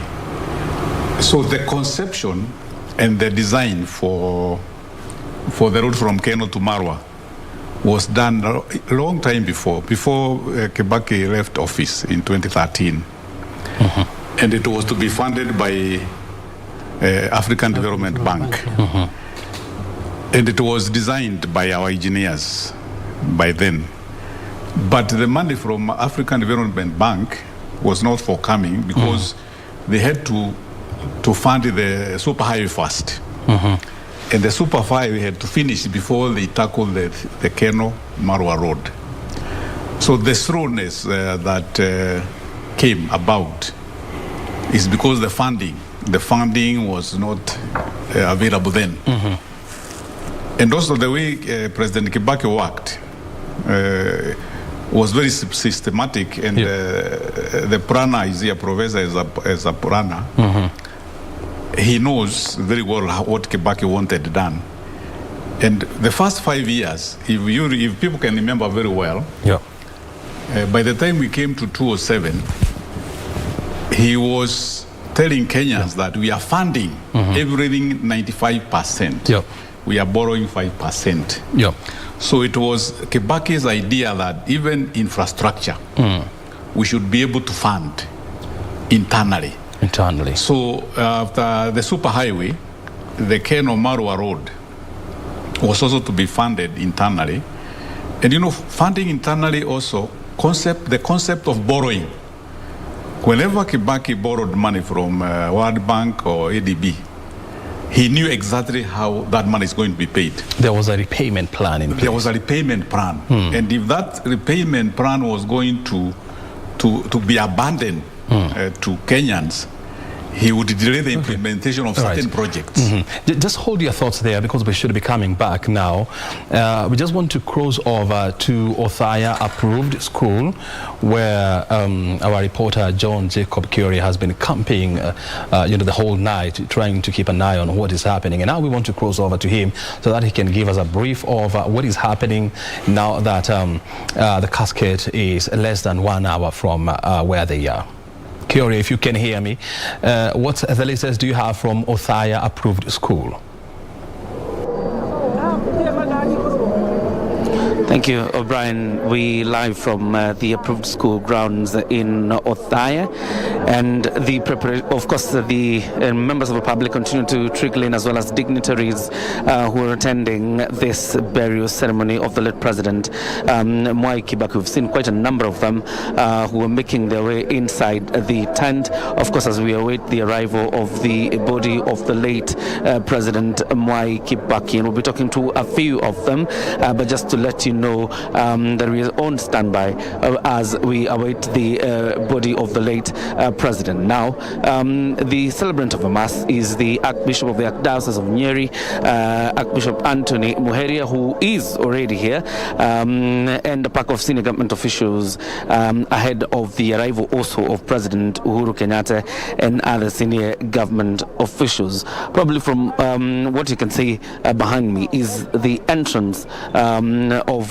the approved school grounds, obviously, where dignitaries will be coming through as they head towards the tent. The mass is scheduled to begin at around 10, led by Archbishop Anthony Muheria and Catholic priests. But remember, this is also interdenominational, so we've seen quite a number of religious leadership from other denominations, obviously also coming in here to eulogize a man who has been described as a gentle giant and probably a gentleman in politics.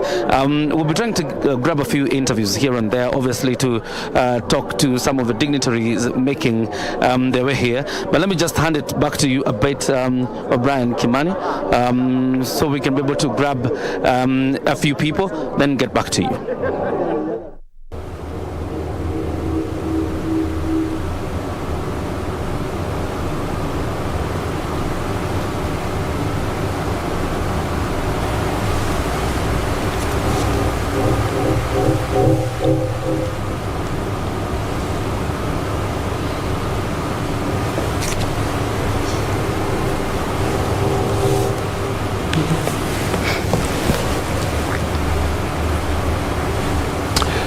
Well, that is inside the dais where, the dome where the burial ceremony is expected to take place. You can actually see a few people there who, if my eyes serve me right, I can see that was the former Speaker of the National Assembly, Kenneth Marende there. But we're back on the road.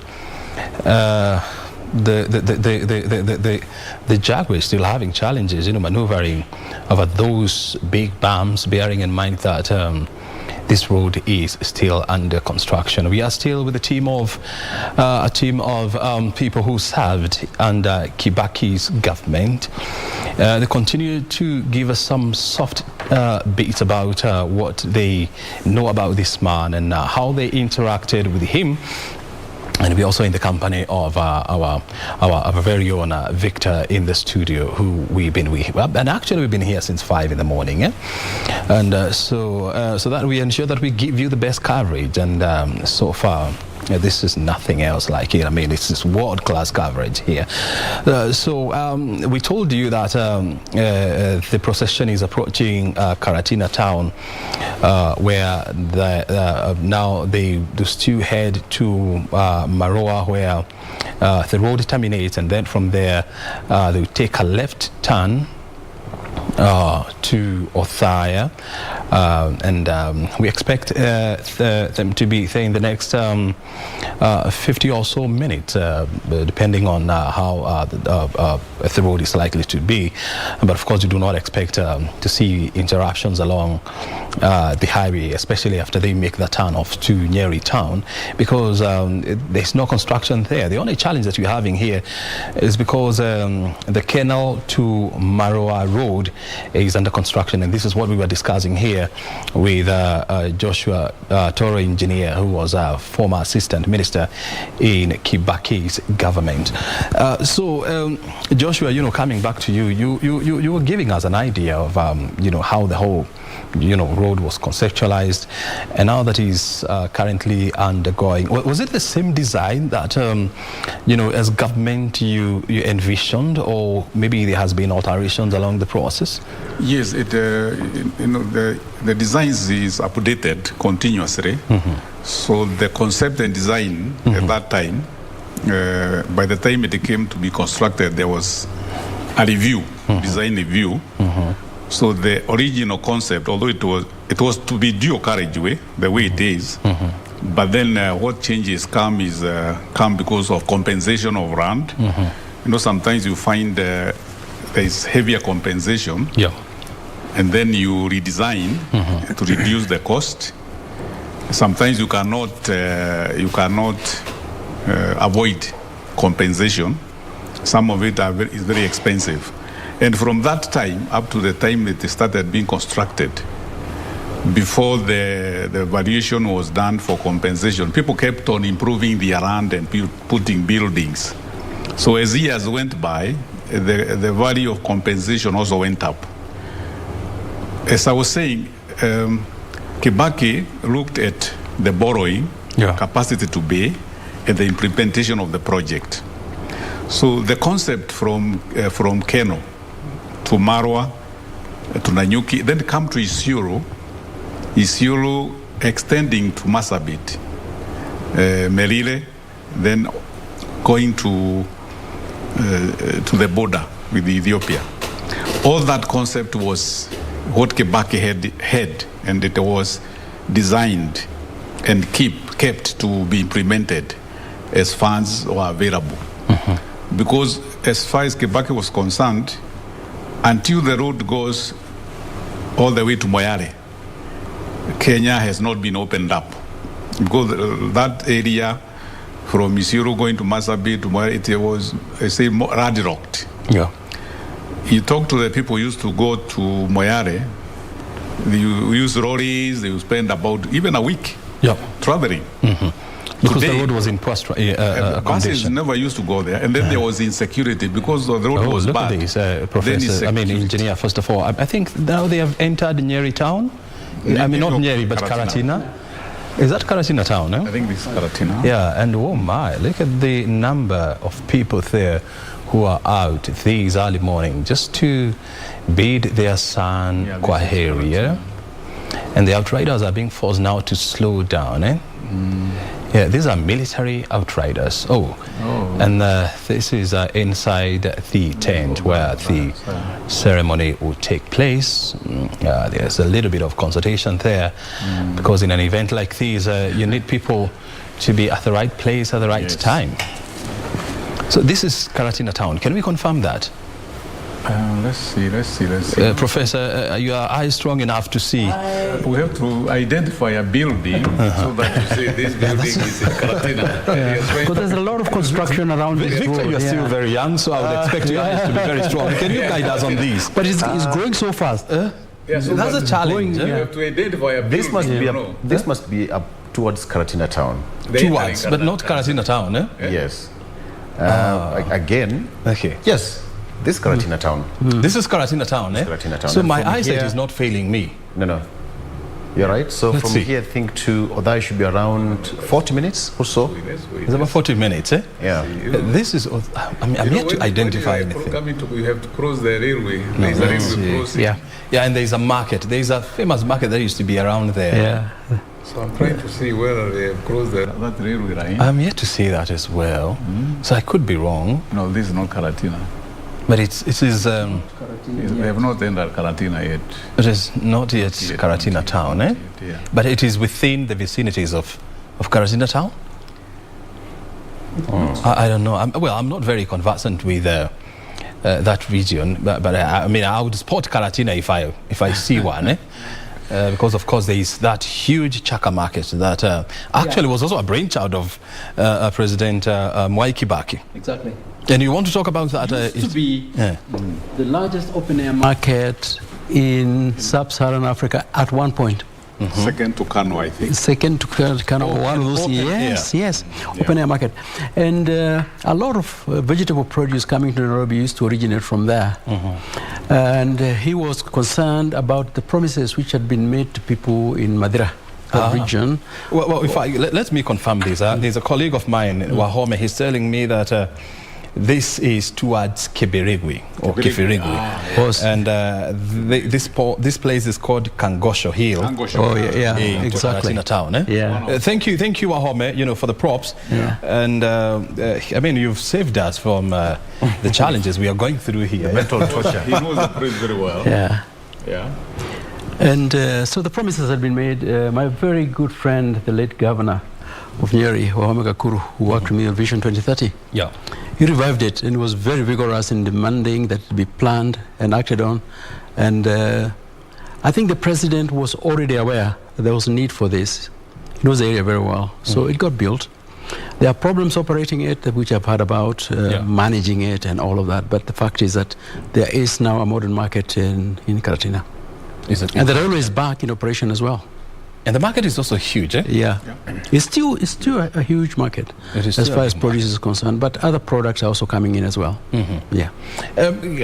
Also tell us, I mean, you are a member of the National Economic and Social Council, the NESC, which was very critical during Kibaki's time in giving the country economic as well as a social direction. Can you tell us something small about that as well? I think the president, as soon as he came in, was very interested in getting the best policy advice possible in transforming the country towards what he thought would be the country that we all desired at Independence Vision 2030. And he collected the best brains he could in the country, in the region, but also internationally, looking at what had happened in Korea, as well as the newly industrializing Asian countries like Malaysia, which became a model, and Singapore. He brought in some of the best people who had worked with the presidents of those countries in their formative period. And they were extremely useful to us.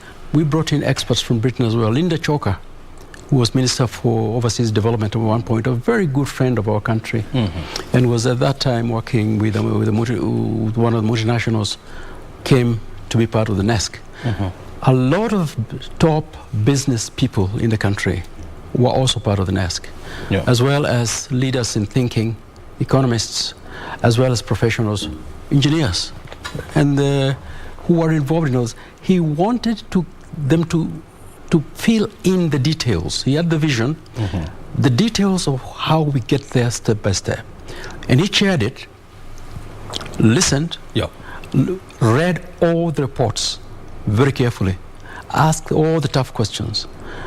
And this was good way of policy making, because once you have recommendations at that level, with that kind of expertise, you flesh them out before they come to cabinet as papers and as proposals with his support. Very good.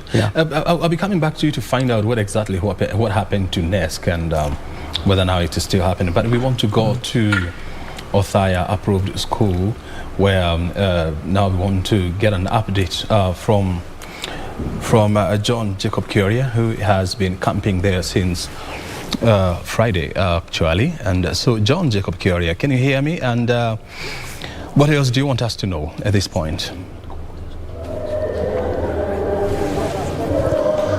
Thanks to Brian. We're still at the Othaya approved school grounds as we continue to await the arrival of the body of the late president, Mwai Kibaki. And right now I'm joined by the Maendeleo Wanawake president, who will, tell us about how she remembers President Mwai Kibaki. Thanks very much.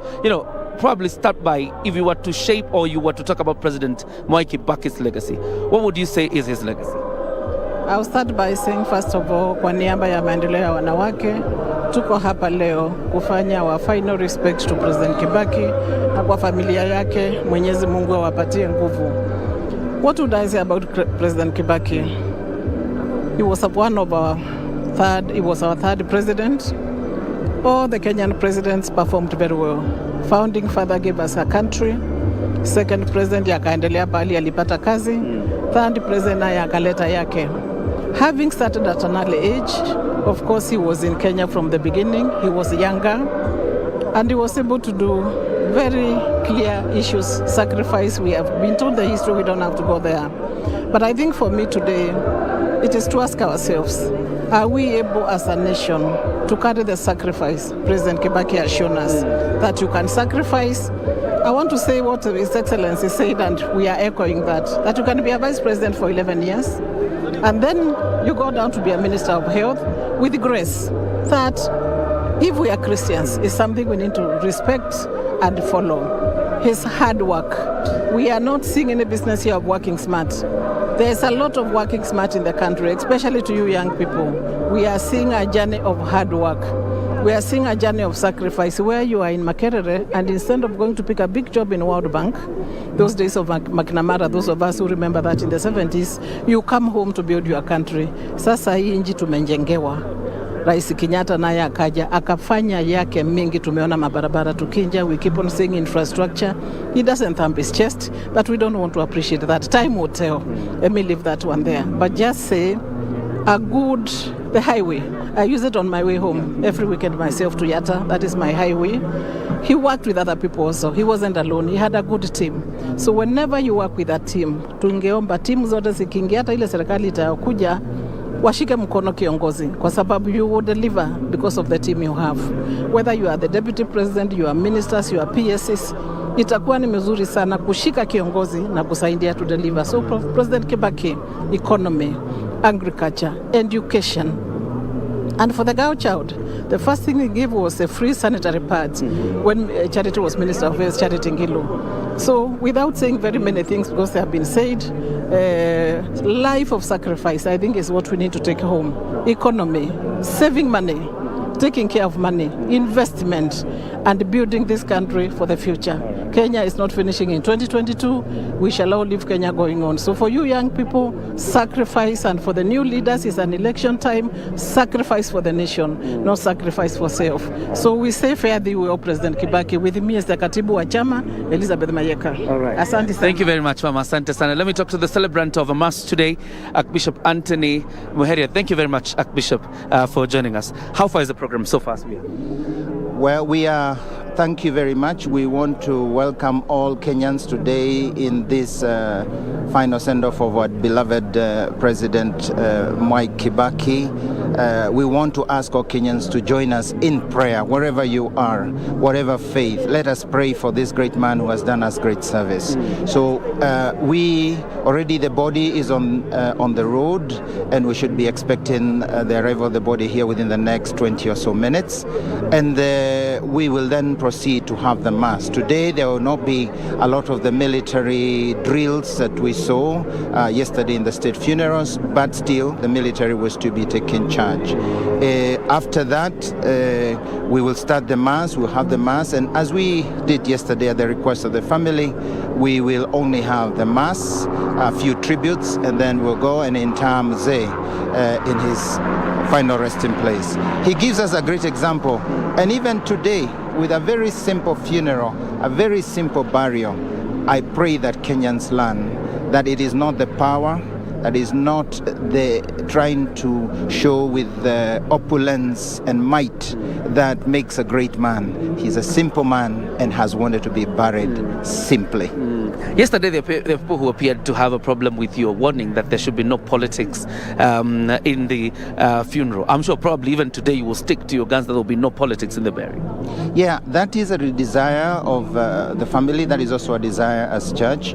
I don't think there is any fear or threat. I think they are very welcoming. Our leaders, when they are approached with respect, always listen. It is when we don't show respect, when then we enter in confrontation. We respect them fully. All the leaders will be here, but I think it's also fair that we also respect the function and the wish of the family. And I think we don't foresee any trouble today either. We pray that all of us will be satisfied by being present and praying for this, our dear elder, statesman, and father and mentor to very many.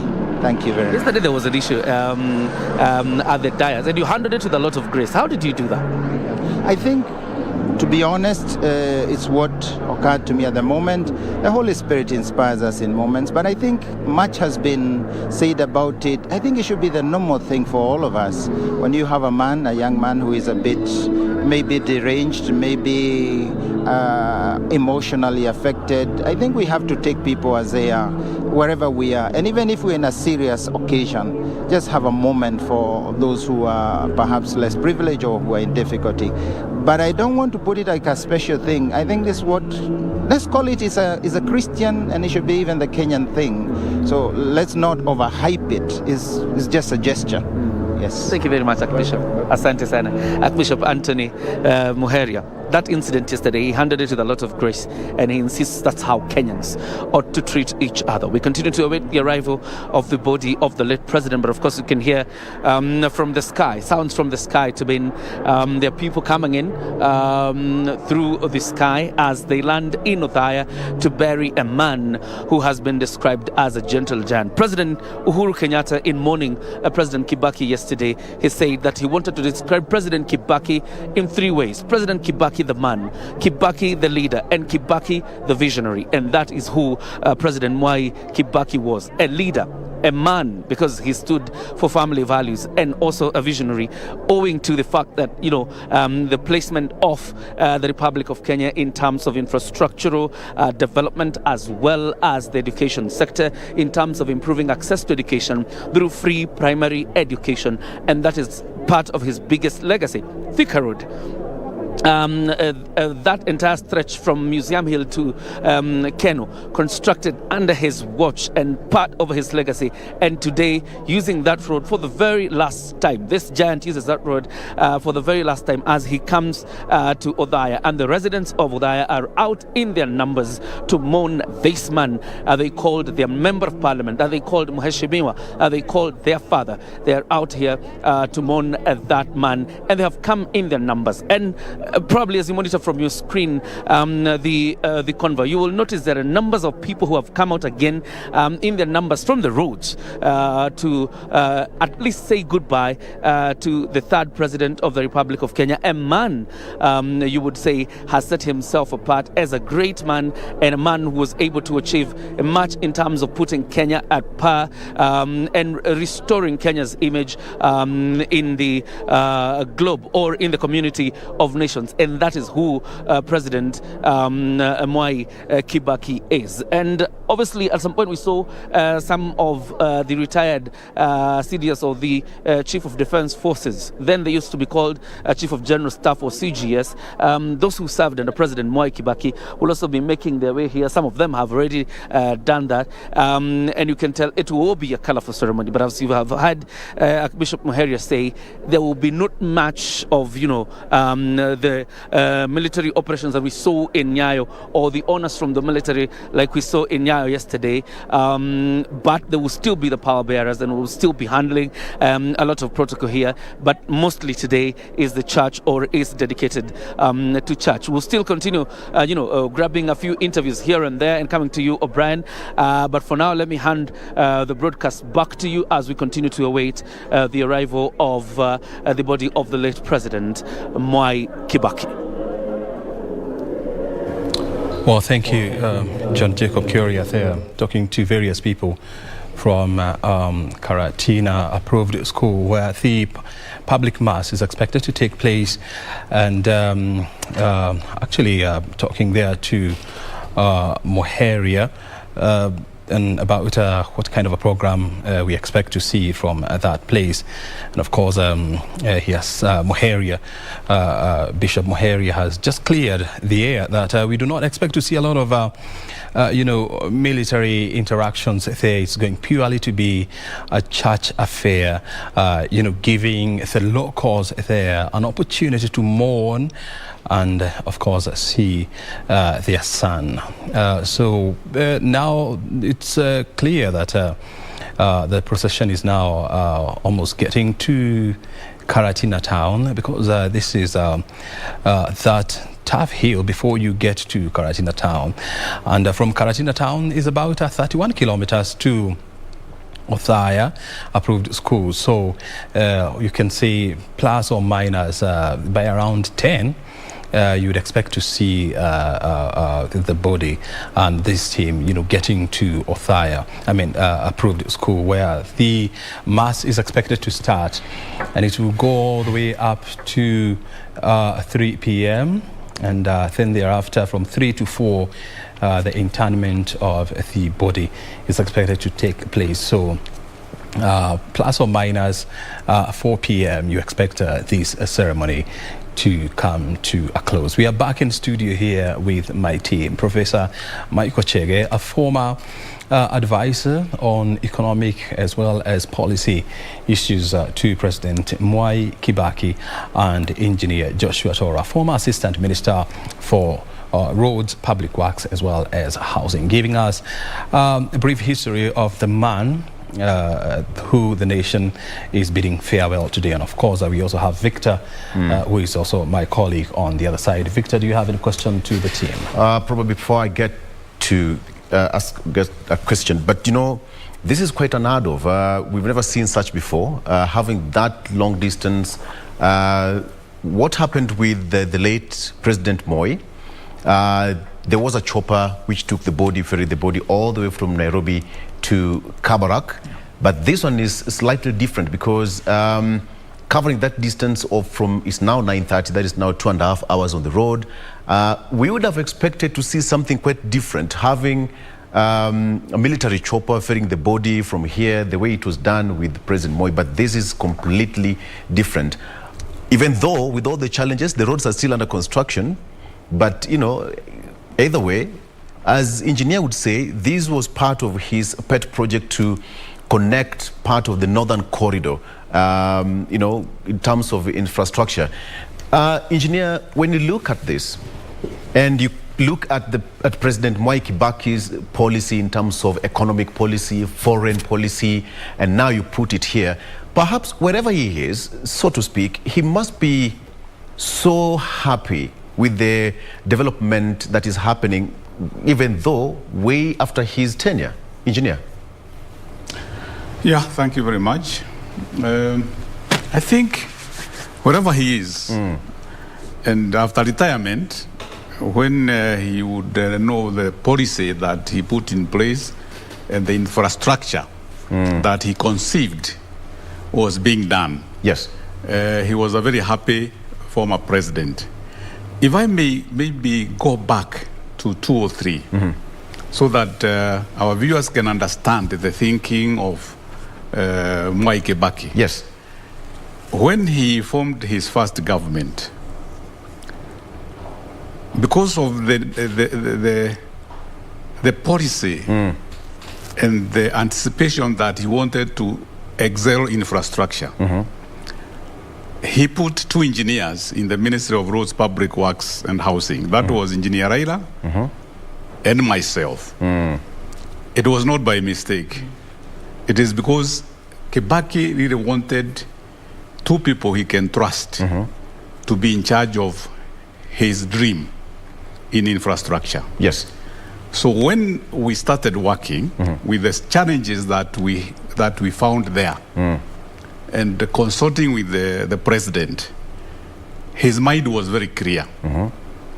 We were not there in the ministry to fight the former president. Yes. Because the former president, infrastructure, most of them had failed, and they were white elephants, as people used to say.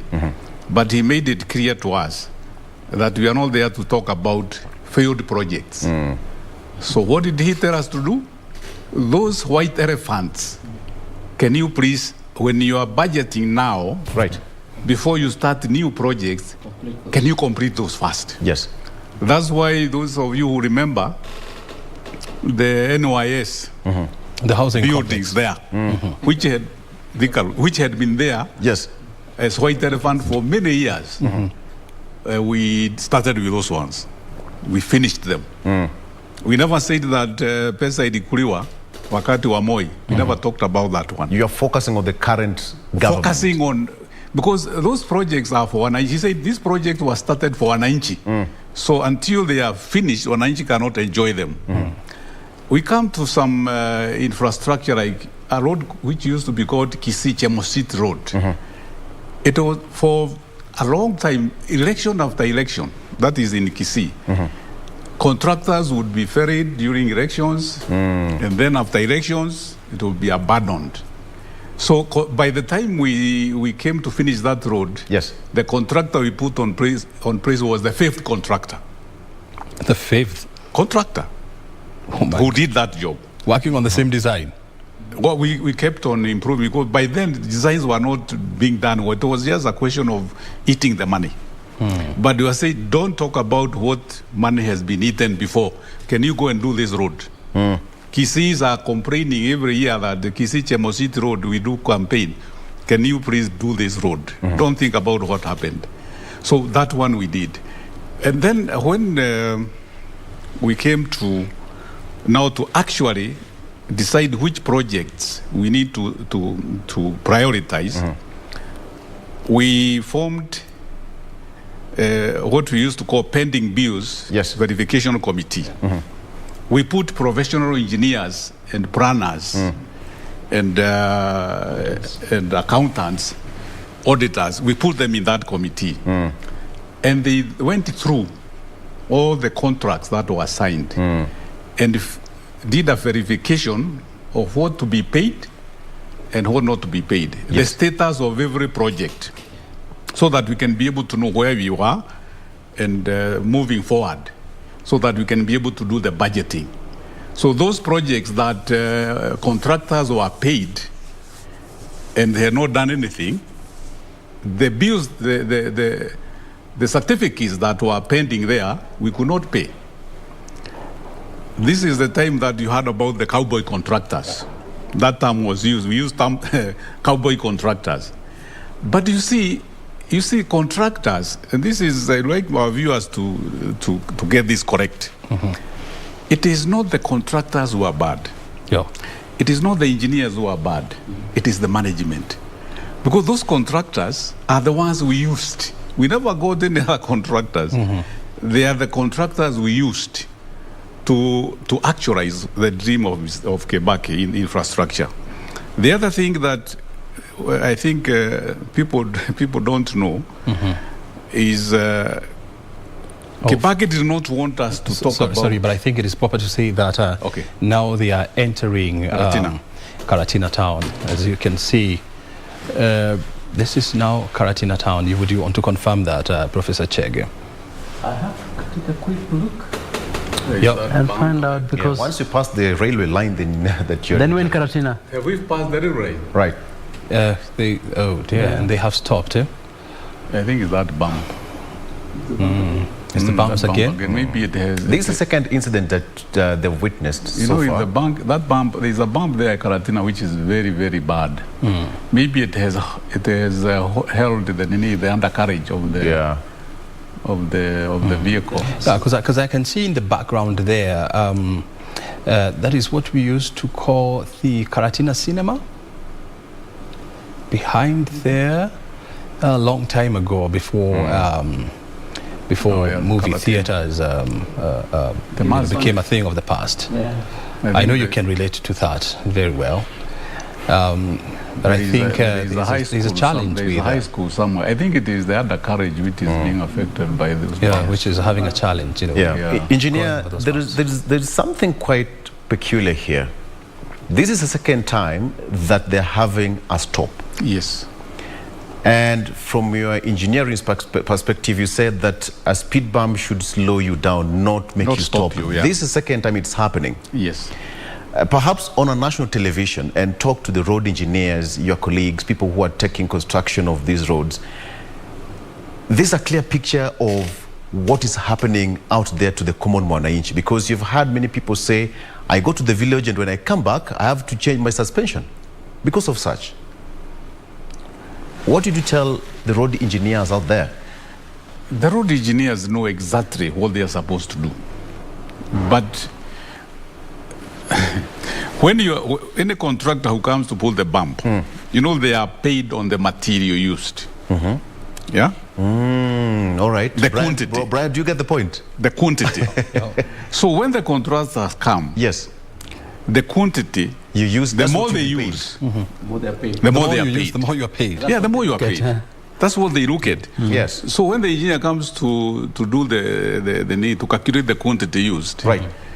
the contractor will have used, and he will be paid for what he has been used. So you find now some bumps are so big, and the contractor has been paid more money. So you another go there one and which is smaller, the contractor got less money. Yes. So it's a question of the small corruption there going on.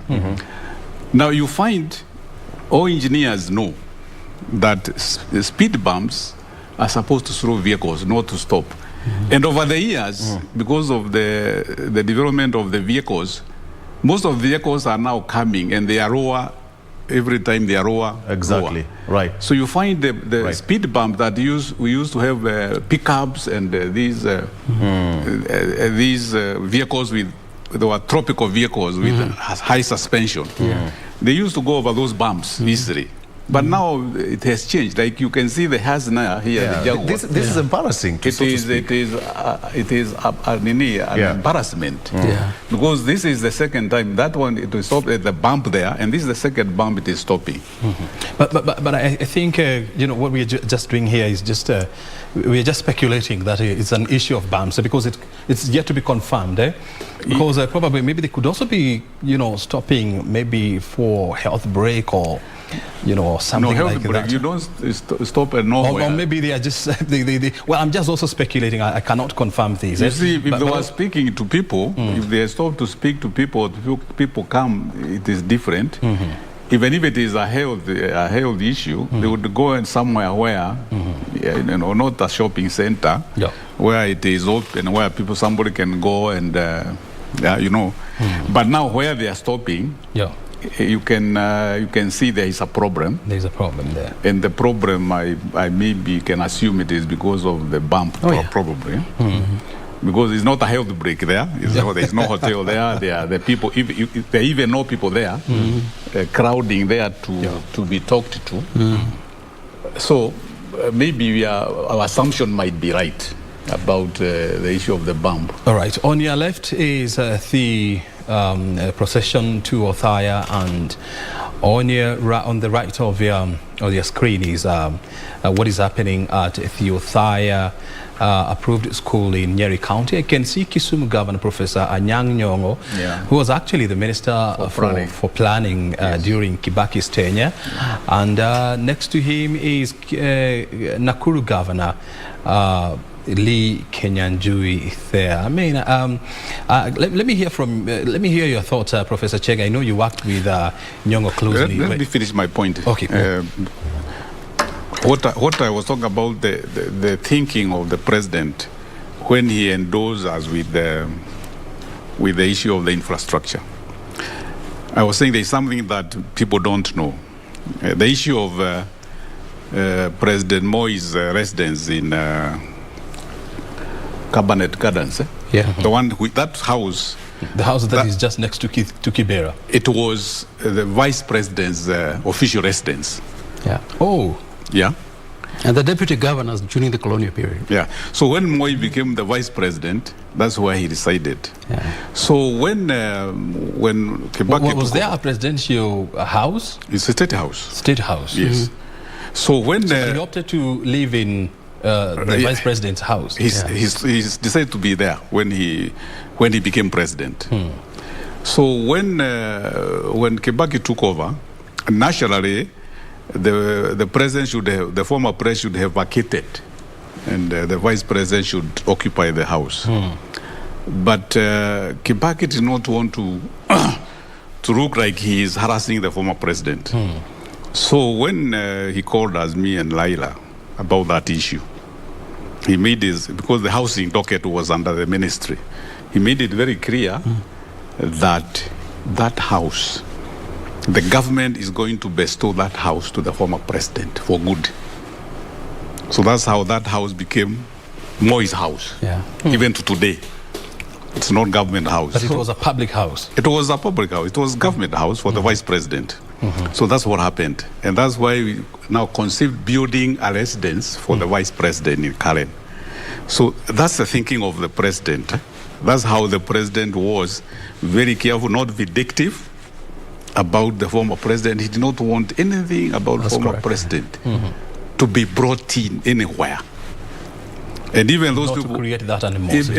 In those people who thought that they could even sue the former president for some things, Kibaki did not want to hear those nonsense. He did not want to hear. And not at any time did you hear President Kibaki talking about Mwai and attesting failures of Kenya to the former president. And he said, now, for you, continue with what you are going to deliver. Forget about the past. And I think he had a lot of trust, especially for me. He trusted me. That's why I remained there for 5 years. Raila left in 2005 after the referendum. And Nyashai came. Nyashai was having his health problems. So for those 5 years, Kibaki had my trust.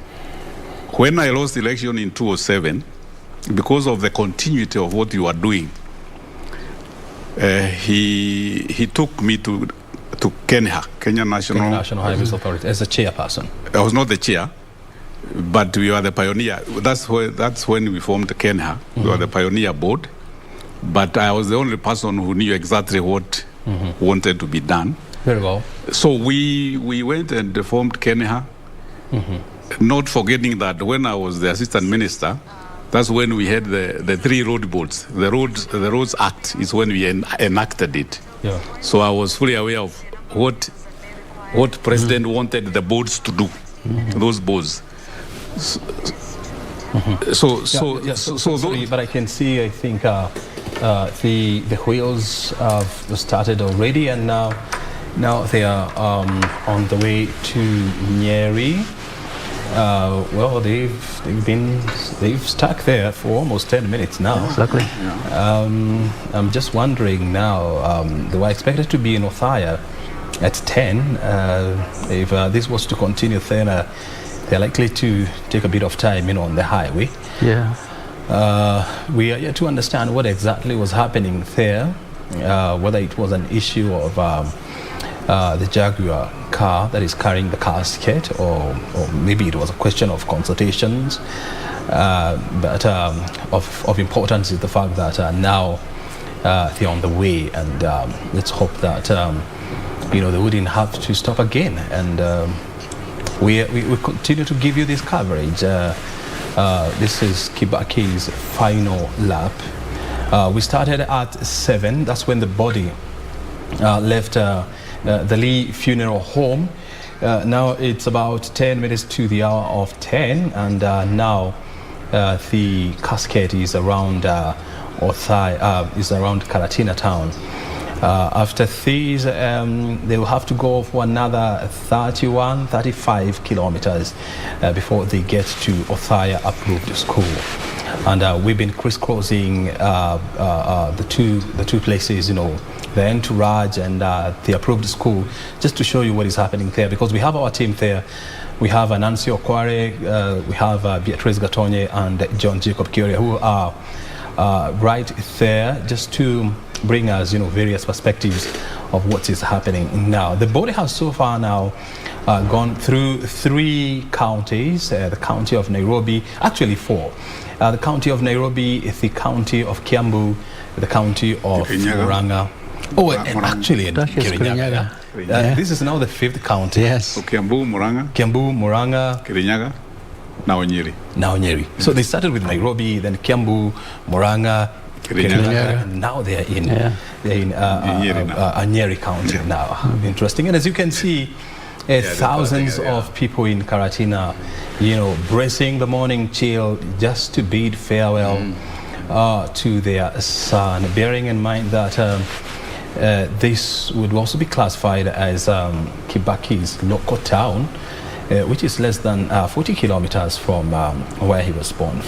Another area that would be very interesting to you is the entourage is expected to go through various centers, and can take you through them.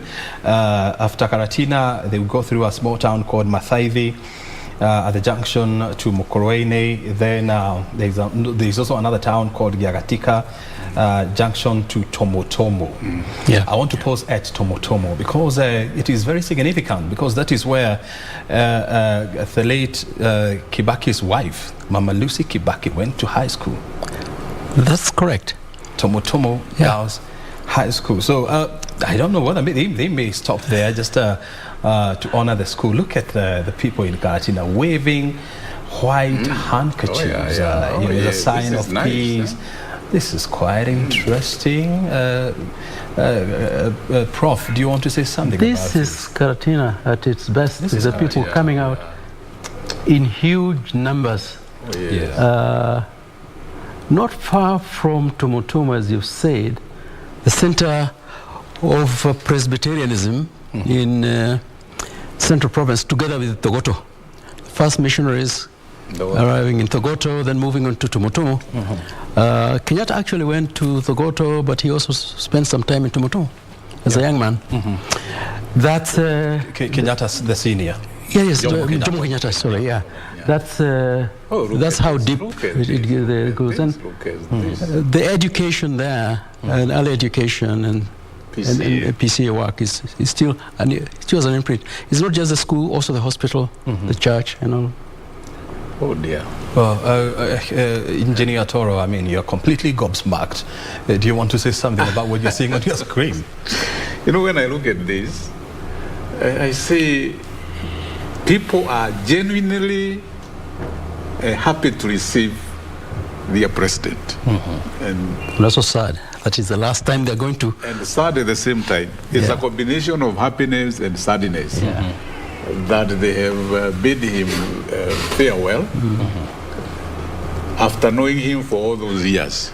Because President Kibaki was the politician in Nyeri, the top politician in Nyeri, respected. And every politician in Nyeri who wanted to go anywhere, if you are not associated with Kibaki, then people will just sideline you. Because the people in Nyeri wanted the leaders to be mentored by Kibaki. If you become an MP or a councillor in Nyeri, without mentorship from Kibaki, then your leadership was viewed, it could not be the best.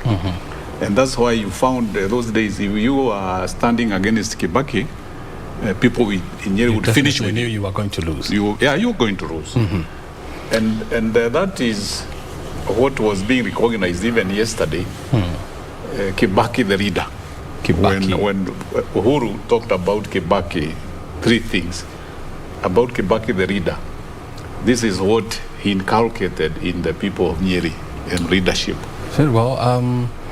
Yes, the body has just, or the casket has just left, Karatina town now en route to Othaya.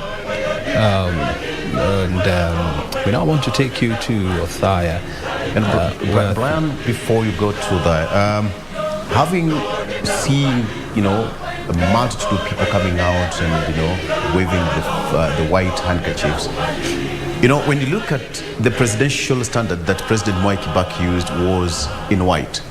Was in white. Even the presidential standard, which was on the gun carriage, was white, and the national flag, where he lay in state in Parliament, was also in white.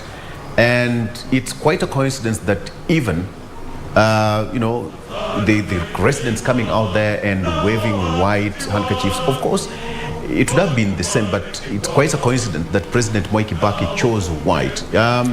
He's been talked about as a person who loved peace. So white and peace go hand in hand. That's and right.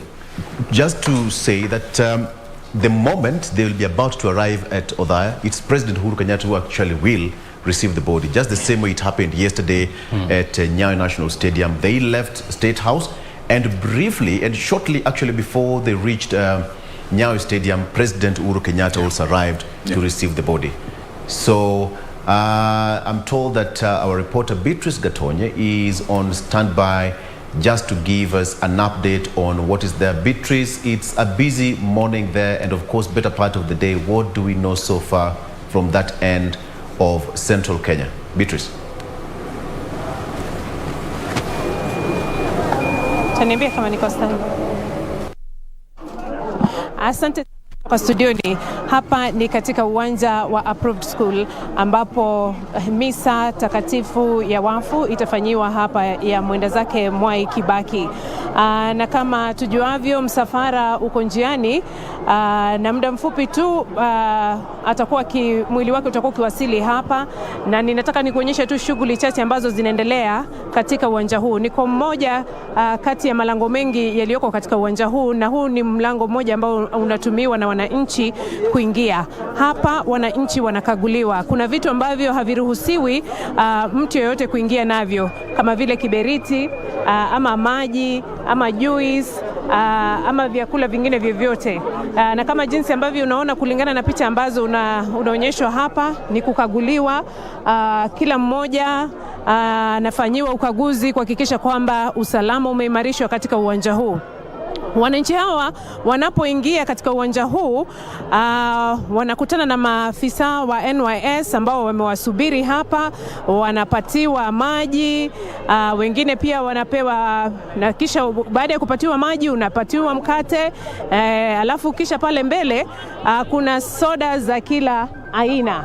Ile soda ambayo wewe unaipendelea unaichukua hapo, na kisha unaelekezwa mahali ambapo unastahili kuketi, na unasaidiwa na maafisa wa NYS pamoja na maafisa wengine wa polisi ambao wako katika eneo hili. Kando na hayo, mtazamaji, tayari wananchi wameanza kuketi, na kama tujuavyo, Rais Mwai Kibaki hayati sasa alikuwa anapendelewa sana hapa kama mbunge, kwani alihudumu tangu mwaka 1974 hadi mwaka 2013 kama mbunge wa eneo bunge la Othaya.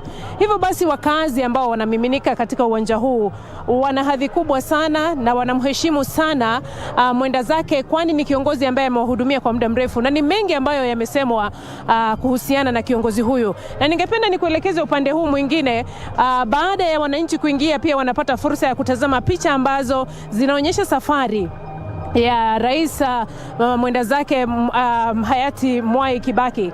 Hizi ni picha ambazo zinaonyesha yeye kama mtu wa familia, yeye pamoja na mke wake Lucy hapo pamoja na wajukuu akiwasomea vitabu. Hizo ni picha ambazo zinaonyesha Kibaki kama mtu wa familia. Kando na hayo, pia kuna picha nyingine ambazo zinamuonyesha kama mtu wa kitaifa. Alihudumu katika nyanja mbalimbali katika serikalini, hapo akiwa pamoja na hayati mzee Jomo Kenyatta, na yeye kama anahudumu pia kama katika nyadhifa mbalimbali alizokuwa amepewa kama kwenye serikali. Picha inayofuata ni picha ambazo zinaonyesha rais hayati Mwai Kibaki kama mbunge. Kama jinsi ambavyo nimekuambia, alihudumu kama mbunge wa eneo hili kwa takriban miongo minne, na picha hizi zinaonyesha safari yake yeye kama mbunge wa eneo hili. Kando na hayo, tuna picha ambazo pia zinamuonyesha ama zinaashiria wakati wake alipohudumu kama waziri wa fedha, na amesifiwa sana sana sana kama waziri ambaye alifufua uchumi wa nchi hii, waziri ambaye alijitolea kuhakikisha kwamba uchumi wa nchi umeinuka. Kando na hayo, pia kuna picha ambazo zinaonyesha hayati Mwai Kibaki kama makamu wa rais, ambaye alikuwa makamu wa rais wake hayati Daniel Arap Moi. Hapo hizo ni picha ambazo zinaonyesha wakati wake yeye pamoja na hayati rais wa pili wa Jamhuri ya Kenya Daniel Arap Moi. Picha pia ambazo zinafuata ni picha ambazo zinaonyesha kuhusiana naye kama kiongozi wa upinzani, hapo wakiwa na John King wakati ambapo walianzisha chama cha DP. Hapo hizo ni picha ambazo pia zinaashiria hayati Mwai Kibaki kama kiongozi wa upinzani. Picha inayofuata inaonyesha nyakati mbalimbali alizohudumu kama rais wa Jamhuri ya Kenya. Amesifiwa kama kiongozi ambaye alijitolea kuwasaidia Wakenya kuinua uchumi, kutengeneza barabara, kama jinsi ambavyo hapo tunasikia studioni wachanganuzi wakizungumza zaidi kuhusiana na jinsi walivyotengeneza barabara, walivyounda barabara nyingi. Amesifiwa kama rais ambaye bila shaka alileta mabadiliko makubwa hapa nchini Kenya. Hatutaweza kuzungumza kuhusu safari ya hayati Mwai Kibaki bila kuzungumzia kuzinduliwa kwa katiba mpya mwaka 2010. Hii ni safari ambayo alihakikisha kwamba ameifanya na nchi hii ikaweza kupokea katiba mpya ambayo imesifiwa sana kama mojawapo wa katiba ambazo ni nzuri sana kote duniani. Hapa ni katika uwanja wa Approved School, mtazamaji, ambapo mwili wa hayati Mwai Kibaki utakuwa ukiwasili muda mfupi kutoka sasa, ambapo viongozi wa serikali pamoja na wananchi wa hapa Othaya na kote nchini Kenya tayari wanaendelea kumiminika katika uwanja huu ili kumpa heshima za mwisho na pia kumsindikiza kiongozi huyu ambaye bila shaka amesifiwa kote ulimwenguni na wengi wamemwomboleza kama kiongozi aliyejitolea kuhakikisha kwamba taifa hili linainuka kiuchumi, kimaendeleo na mengine mengi. Na watu wa eneo hili tayari wamefika hapa kwa wingi kwa sababu wanajivunia kiongozi huyu ambaye wamemtambua kwa ukaribu sana, kando na wengine wetu kama Wakenya ambao tunamjua kama rais, na kwa kweli aliweza kufanya mengi. Lakini kwa wananchi wa Othaya ambapo atazikwa hivi leo, wanajivunia sana kiongozi huyu na wanamchukulia kuwa mtu wao wa karibu sana. Ndio sababu hivi leo, kando na kibaridi kingi hapa Othaya, wengi wamejitokeza, wadogo kwa wakubwa, wazee kwa vijana, wamama, wasichana, wamefika hapa kuhakikisha kwamba wanampa heshima za mwisho anazostahili kiongozi huyu, rais wa 3 wa Jamhuri ya Kenya. Hivyo basi tuko hapa katika uwanja wa Approved School ambapo tutakuwa tukikuletea taarifa nyingi kuhusiana na yale ambayo yatakuwa yakifanyika hapa, huku mwili wake ukitarajiwa kufika hapa. Tayari umefika katika eneo la Karatina na utakuwa ukiwasili hapa muda mfupi kutoka sasa. Na kurejesha studioni Obran Kemani pamoja na Victor Olo, uwanjani wenyu.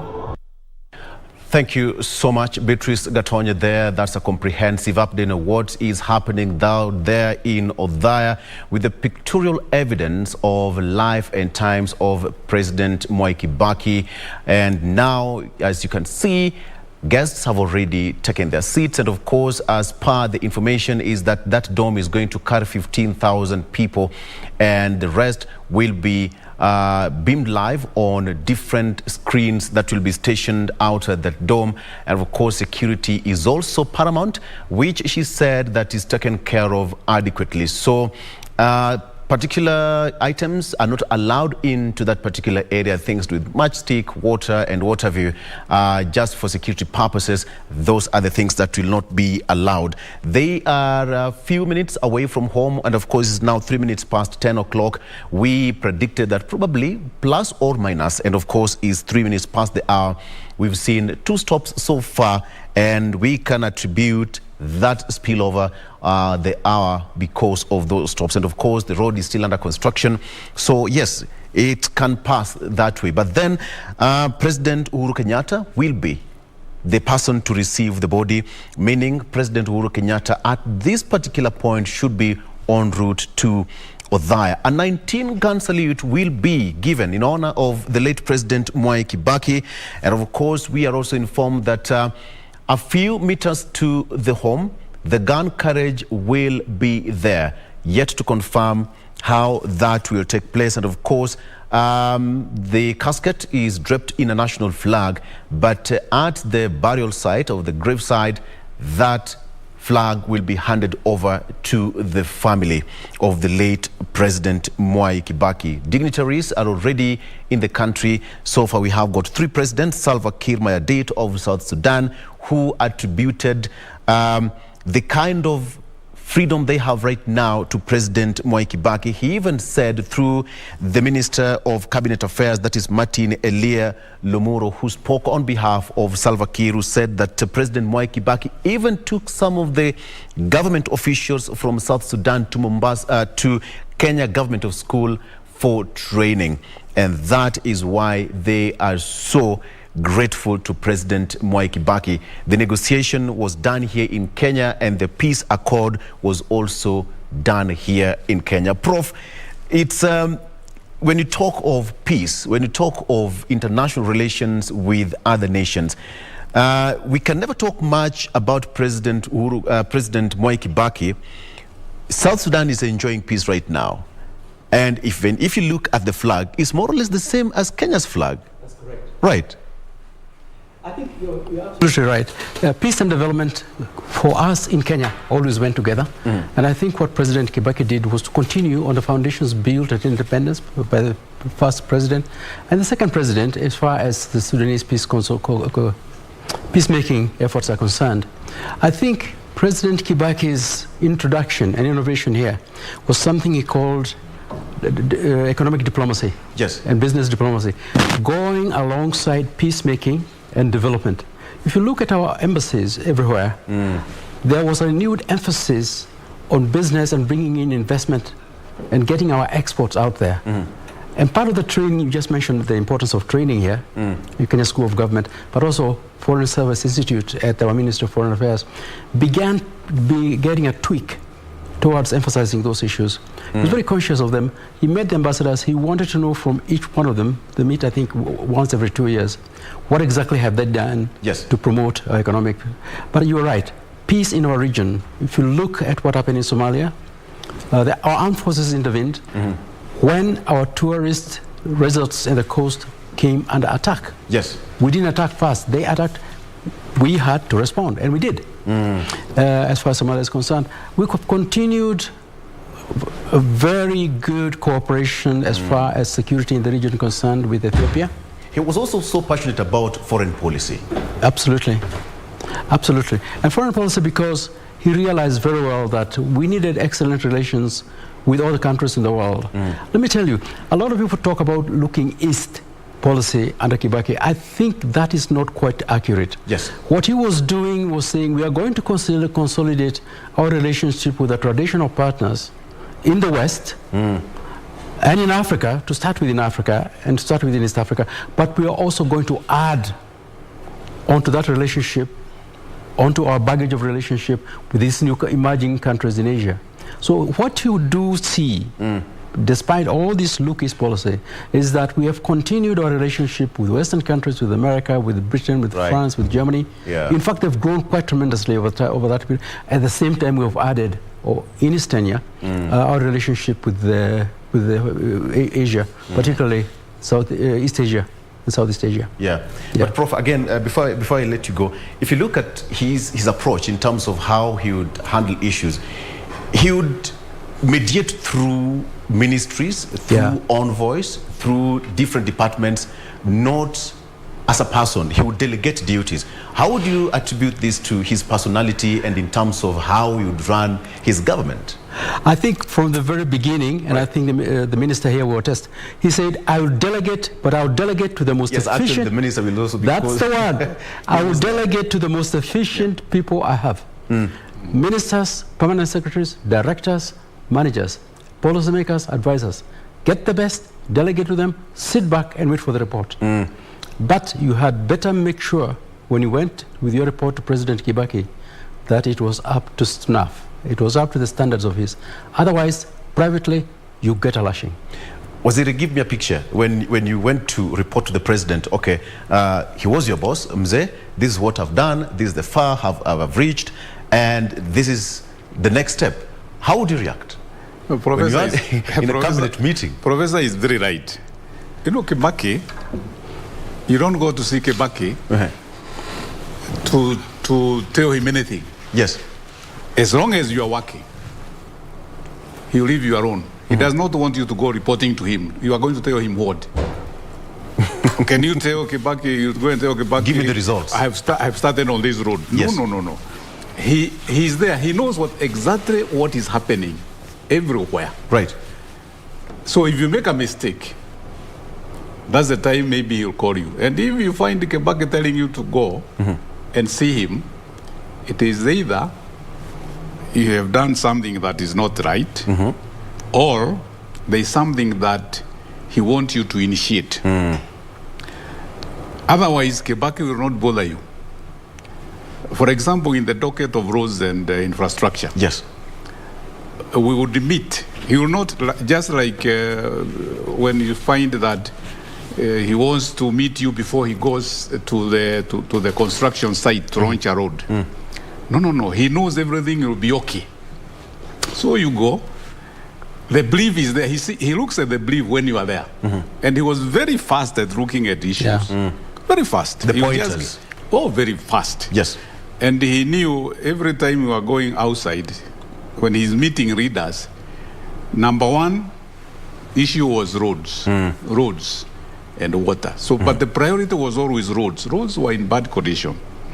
So he would be able to address those issues. Right. The other good thing that he gave us ministers comfort is that he did not want to write to the people, to the wananchi. So once he gets the briefing that this road maybe it's at this stage, design, we are going to tender maybe very soon. It is being looked into so that he knows what to tell the readers. Yes. If, for example, we are launching a road and other roads have come up, and I give him the brief that this road is maybe being designed, because we look at the road before going to a certain area, he would make us very comfortable. And say, mnajua, serikali inafanya kazi na budget. Na hii budget inapitishwa na bunge. Hiyo ndio tunafuata. Kama hii barabara haiko kwa budget mwaka huu, hamwezi jengewa hii barabara. Yes. So you have to plan it. Sasa tutaiweka kwa budget mwaka ujao. He will never tell that wananchi that itatengenezwa leo, itatengenezwa mwaka huu. So they gave us a lot of comfort that President has said it is not in the budget. So even answering parliamentary questions for me, it would be very easy for me to say the president was there and he said we are going to look into it the next financial year. But he would be able to tell the people the truth, and that gave us a lot of comfort. Absolutely. Yes. Yep. All right. And and also, if when you are giving the belief, and this is something that we learned to be thinking on our feet. You don't know what he's going to ask. For example, you are explaining about the road, and there is the drawing and the map of the road. So you look at it and say, anaona hapa inapitia hapa. Sinaona hapa kuna town nyingine pale. Sasa kwa nini hii barabara isiingie huko? Wale watu watasema nini? How many kilometers is it from here to there? So you have to have all the facts right. Yeah? Right. And you have to have the figures. Tukiingiza hapa, kwani itakuwa tutaongeza pesa ngapi? So that he now knows, he says now tutaipeleka kwa hii shopping center, then you have to do it. But you have to be very careful to tell him the actual cost. So that it can be accommodated. If it cannot be accommodated, yes, then he will not talk about it. He will not talk about it. He will let it be there. But he wants to know when he goes to tell the wananchi, does he commit himself? That really confirms what President Kenyatta said yesterday, that as a leader, you must be able to lead yourself first. Yes. Absolutely. Yeah. All right. O'Brien, take it away. We also wanted to update the people that, they have taken a detour, yeah? I think they have used the Othaya route. Probably maybe because the other road was was taking a bit of time because it is still under construction. And I think the cottage was having a bit of problem here. And as we have just seen there, the cottage has just passed the Othaya Boys High School, yeah? Othaya? Othaya Boys. Oh, it's in Othaya already? So I'm making Othaya. Yeah. Oh, okay. So that tells you that they're not far off from the Othaya approved school. So this is, I think the route is shorter or what? I mean, I'm not very familiar with the terrains of Mokoroni is shorter. It is shorter. Yeah. So also because probably maybe they were running behind schedule. Time. When you look at time, and this is something that they would want to not to get late, because we are in the rainy season, and of course the weather has been kind to them, but at least it hasn't rained this morning, but it looks like it was raining the whole night. Yeah, but the weather is holding well so far. Yes.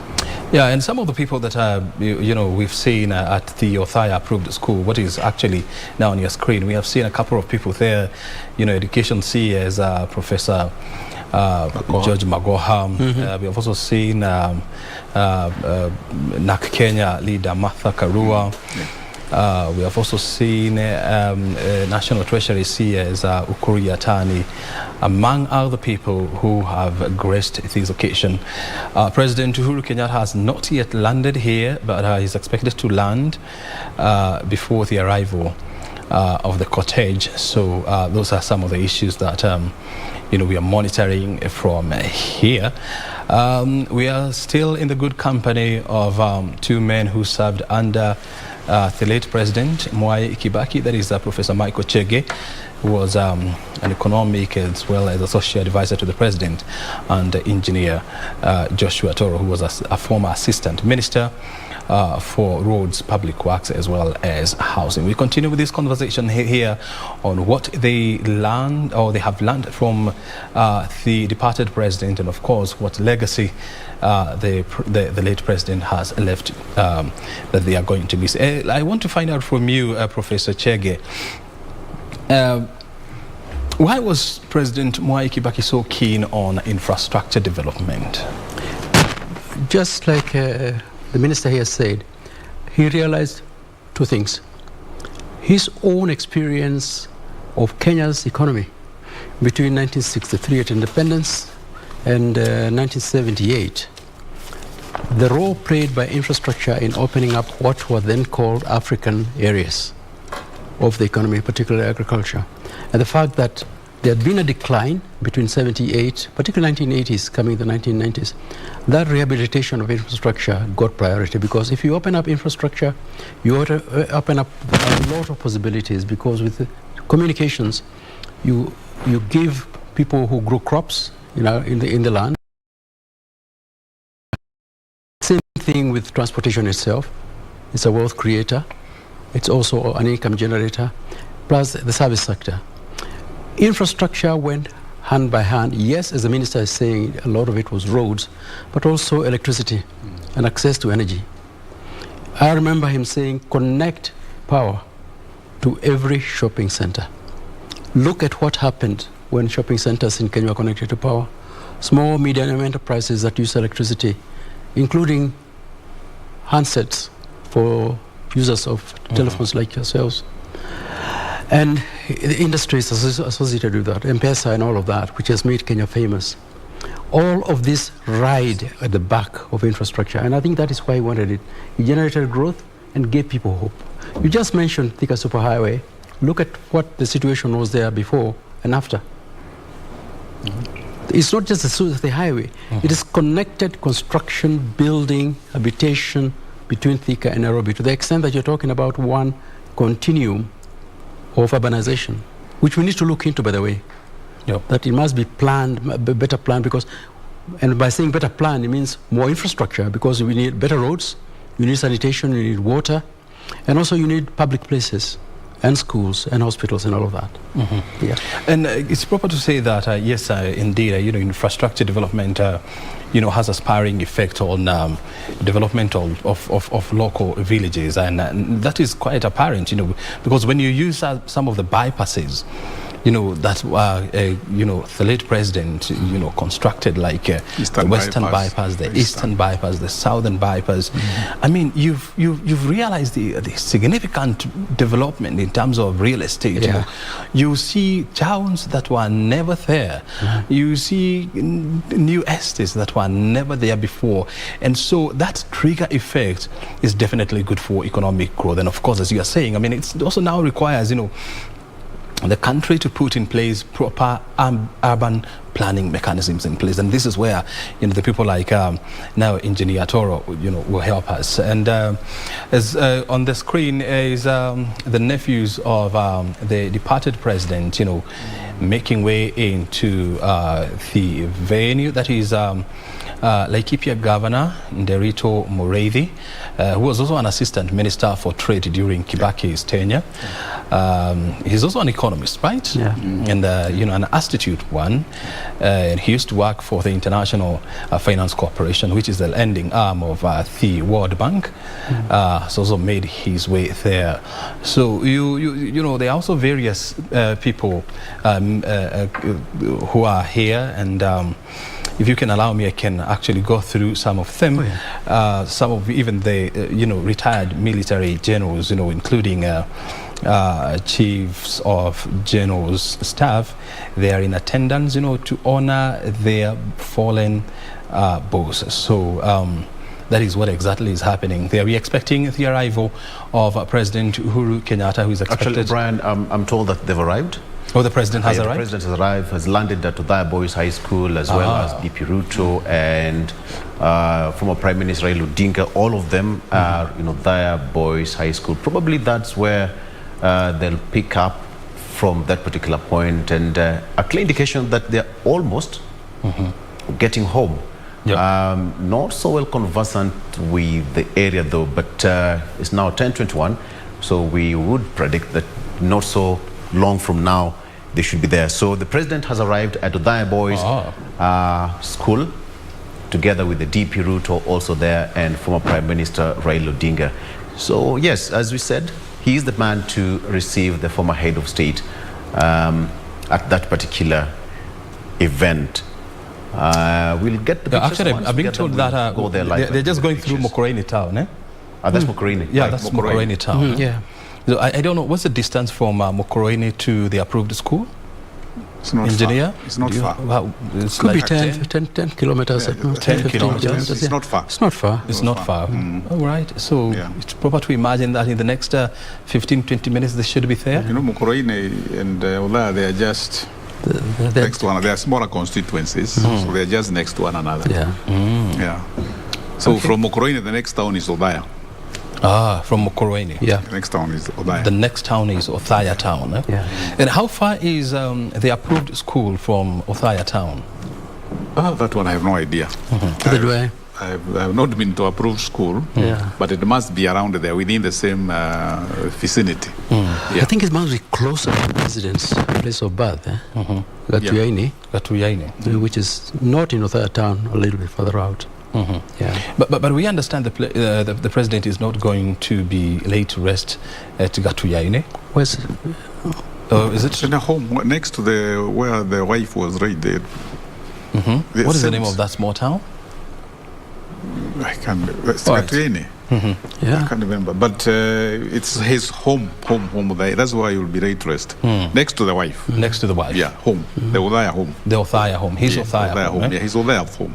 Right. Yeah. You see, the cottage is actually now, approaching closer and closer to the approved school, and of course, now they are in a haste pace because they really want to catch time. And the people on the screen is the cabinet secretary for health, that is Mutahi Kagwe, and he also served under the late president tenure. He was the minister for information and communication, and actually when the news broke out of the demise of the president, I had a chat with Mutahi Kagwe, and he really talked about how the president was very of much help when Kenya was trying to cut its niche in the ICT world. Of course, with the landing of various submarine cables,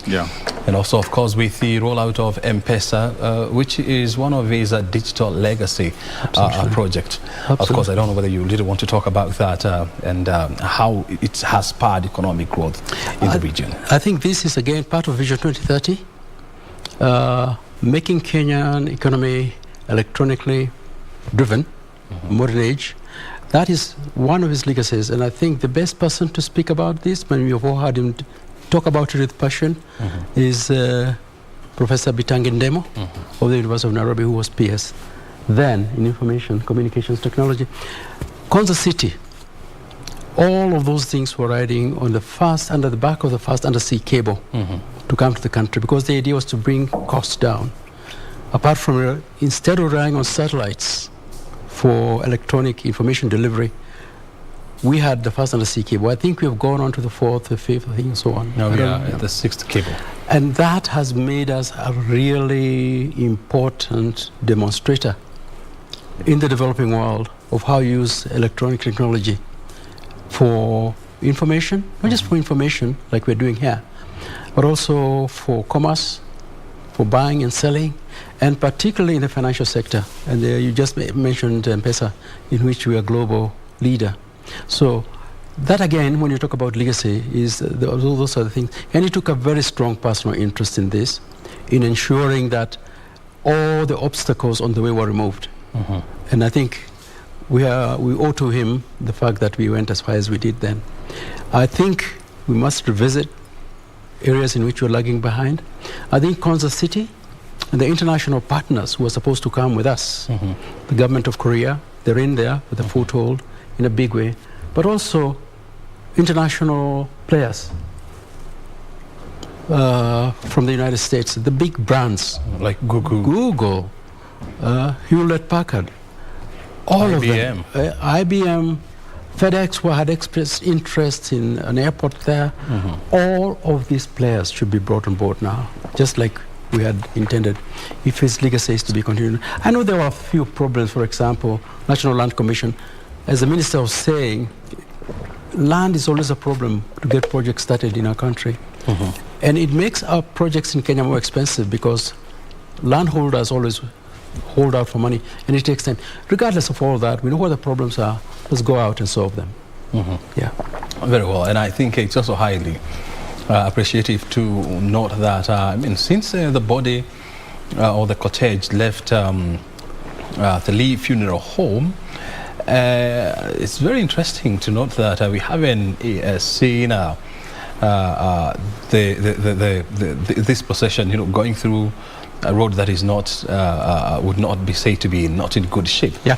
Because the only stretch that we can talk about is the Kenol to Marwa, which is under construction. Yeah. When you look at the roads, which is definitely a legacy of Mwai Kibaki, engineer. Yeah, they were not there. And just a minute, that is Professor Nyang' Nyong'o, the governor for Kisumu, and the former Minister for Trade, Mohisa Kitui, who went on to become the United Nations Conference Trade and Development in Geneva, UNCTAD, Secretary General. That was quite a high position. That is also Senator Samuel Pogisio, who was also Minister for ICT during Kibaki's time. Actually, a lot of people there, coming to Mona. That is also Amos Kimunya, who was the Minister for Finance then.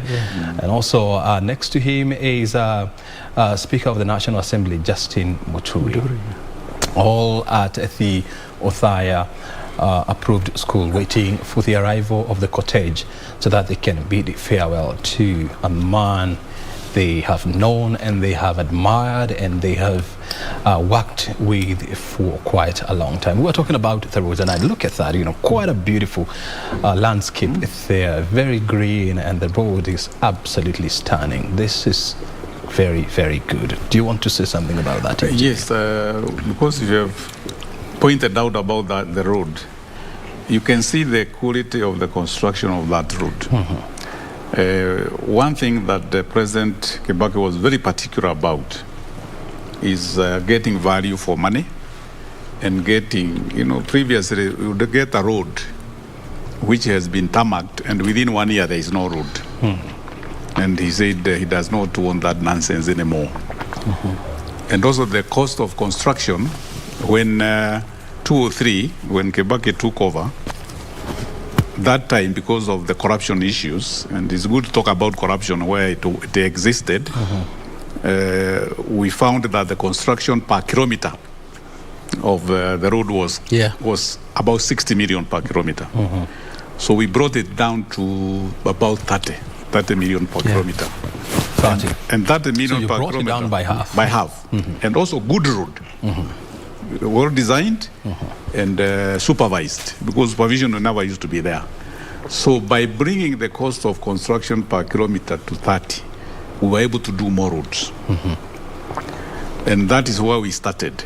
Our first budget, because we inherited a budget which was there 202, 203. The roads budget was below, the entire road was below 20 billion. 20 billion shillings. Yes. So when we put every cost-effective measure in place, me and Laila. And this was inclusive of the recurrent expenditure? Yeah. Wow. So when we put all those measures in place, we were able to kickstart the construction. So the 203, 204 budget was doubled. Yeah. And we exhausted that budget, and we had to have supplementary. Yeah. We had Kibaki handed us more money. The only thing that was very clear about, never give out work, and don't tender if you do not have money budgeted for that particular year and that particular road. That is what we call prudential financial management. Yes. So you wanted Kibaki to be on wrong footing with him. Go against that. Yeah. Was asked, where are you going to get money to do that road or to do that project? So he was very particular about that. The other issue I like the viewers to understand what Kibaki wanted us to do. He told us to look into why contractors are not being paid. Even when there is money, we want contracts to be paid, and paid quickly so that they can go and do more work. Yeah. So when in 203, I called a meeting. Laila told me, can you look into this issue, because the president wants to know why contractors are not being paid quickly. So when I called the meeting, and I said I wanted all those people who signed certificates, I want them in my boardroom. Everybody who approves payment of a certificate for a contractor. So I was surprised. 28 signatures were required to pay a certificate. Oh, so contractors would employ permanently people to be chasing those certificates. So in the boardroom, I asked somebody, after the resident engineer has approved and it has come to the project manager to look into whether there is any material paid on, advance payment, whatever. Where does it go from there? So you find somebody say it comes to procurement. As procurement, you're involved in tender and valuation. What is it coming to do? No answer. They go to internal audit 3 times. What are you doing? So 28. So we reduced them to 6. 6 signatures. From 28? From 28 to 6. So you eliminated a total of 22 signatures. So once the certificate is submitted to headquarters, then 6 signatures. And then the contractors never come to chase payment here. Wait for your money. And you were able now to do that, and contractors were able to finish their work. And the other thing that we implemented was no contractor will get 2 projects. When you get the second project, you have to be about 80% complete. So we were able to spread the work to as many contractors as possible. So there was no rush for contractors to come and get three projects, 2 projects, which they will never even implement. So that way, that's how we were able to move very fast, even in the housing sector. And also the public works. We talk roads, now public works, and even the housing sector. The same was implemented. And that is basically what the Kibaki was looking into all his ministers. Work without supervision from me. But he would know whatever was happening everywhere. The other point that I would like viewers to know, for the 5 years I was assistant minister, another 6 years when I was in Kenya, let's say when I was assistant minister, there is no one day that I got a contractor coming to my office saying that I have been sent by Kibaki to be given this work. It's never happened. Never. I have never gone to Kibaki's state house and Kibaki would be having a contractor saying, can you go and help this contractor?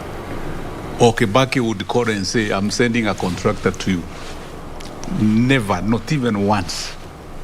That is the man you're talking about. So, contractors never used to go to State House to get work. They would come and tender professionally. They would be given and supervised professionally and paid. And paid. So that is Kibaki. Well, never. Even my minister, even Raila or Nyashai when he came, there is no time that any of them said, we have instructions from State House that we do this. So the busy bodies that are characteristic of State House that we are being sent by the president, blah blah. Those busy bodies were not there. And the so-called hangers-on. And hangers-on, they were never there. I want to hear from I think you can confirm that. I just want to confirm that. I also want you to tell me things. Because how did we end up with unpaid bills to contractors now of more than 330 billion shillings? And Uhuru Kenyatta, the current president, has been very tough, to ministries telling them, please pay contractors for the work that they have done. How comes we never used to have that during the short answer to that, Brian, is this. Just as President Kibaki was keen on projects being completed and money being spent, he was also as keen to make sure the tax money comes in. You just said that President Kibaki never called you about a delayed road and a delayed payment. The same thing we heard from Mr. Michael Waweru when he was at the Kenya Revenue Authority. You read his book, the Kenya's Tax Czar, and he was told when he took over that there's this phone which links you straight to State House. If it calls, pick it up. He says, from the day he got in there to the time he left, it never rang. Yesterday, or I think the day before, Willie Mutunga, the former Chief Justice, Dr. Willie Mutunga, was saying he never got a call throughout his tenure from President Kibaki calling him about a case. And he had said the same thing, incidentally, when he quit his tenure as Chief Justice. So you're hearing now again from a third time. The important thing is here was delegation, but also integrity. Once I give you the promise that there will be no interference on behalf of my friends, it won't happen.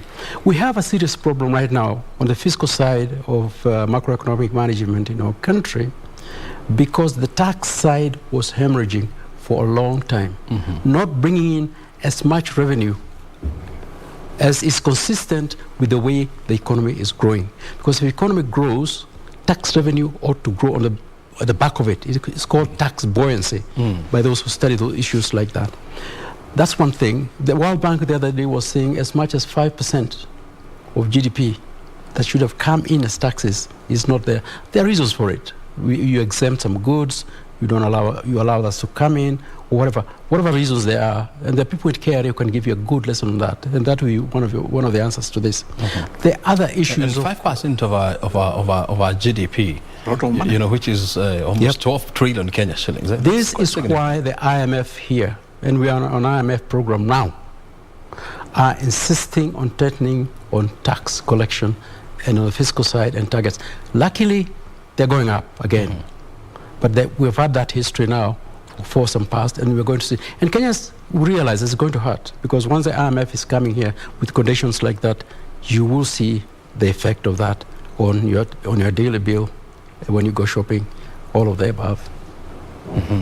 And also something else, that you have put, and first of all, on your screen, that is Kenya Kwanza members, that is Wycliffe. That is Senator. That is Senator Wetangula and Musalia Mudavadi, who was the Minister for Finance during Kibaki's tenure. During Moi's tenure. He was a Deputy Prime Minister during Kibaki's tenure. During the government of the coalition government. Yes. So, that's right. Yes, he was the Deputy Prime Minister, and together with Uhuru Kenyatta, who was then the Minister for Finance. And Musalia Mudavadi was also the Minister for Local Government. Local government? Yes. He was in local government. Yeah, he became devolution. Local government. Exactly. Exactly. So, I still wanted, still on that issue that you have brought about... I think, Brian, we perhaps just a matter of an update. I think in a few minutes from now, with the arrival of such kind of guests, we now expect that the body will be there in a few. And then now that the president is also in the vicinity at Othaya Boys, he will be the person to receive the body, of course. Still remember that this is a military event, and we expect members of the military to take charge of the entire session, drawn from the Kenya Army, the Kenya Navy, and the Kenya Air Force, all in the rank of colonels, led by Brigadier, taking charge of that particular event. At the graveside, the flag will be handed over to the family, and a 19-gun salute will be administered in honor of the late President Mwai Kibaki. Of course, 21-gun salute is only given to heads of state who die while in power, and that is according to the rule. And so far in the history of our nation, only a few people have been accorded state burial or funeral. To speak, we have got founding president, that is President Jomo Kenyatta, who was accorded the state funeral, and of course he was also given 19-gun salute. We have got Kijana Wamalwa, the former vice president.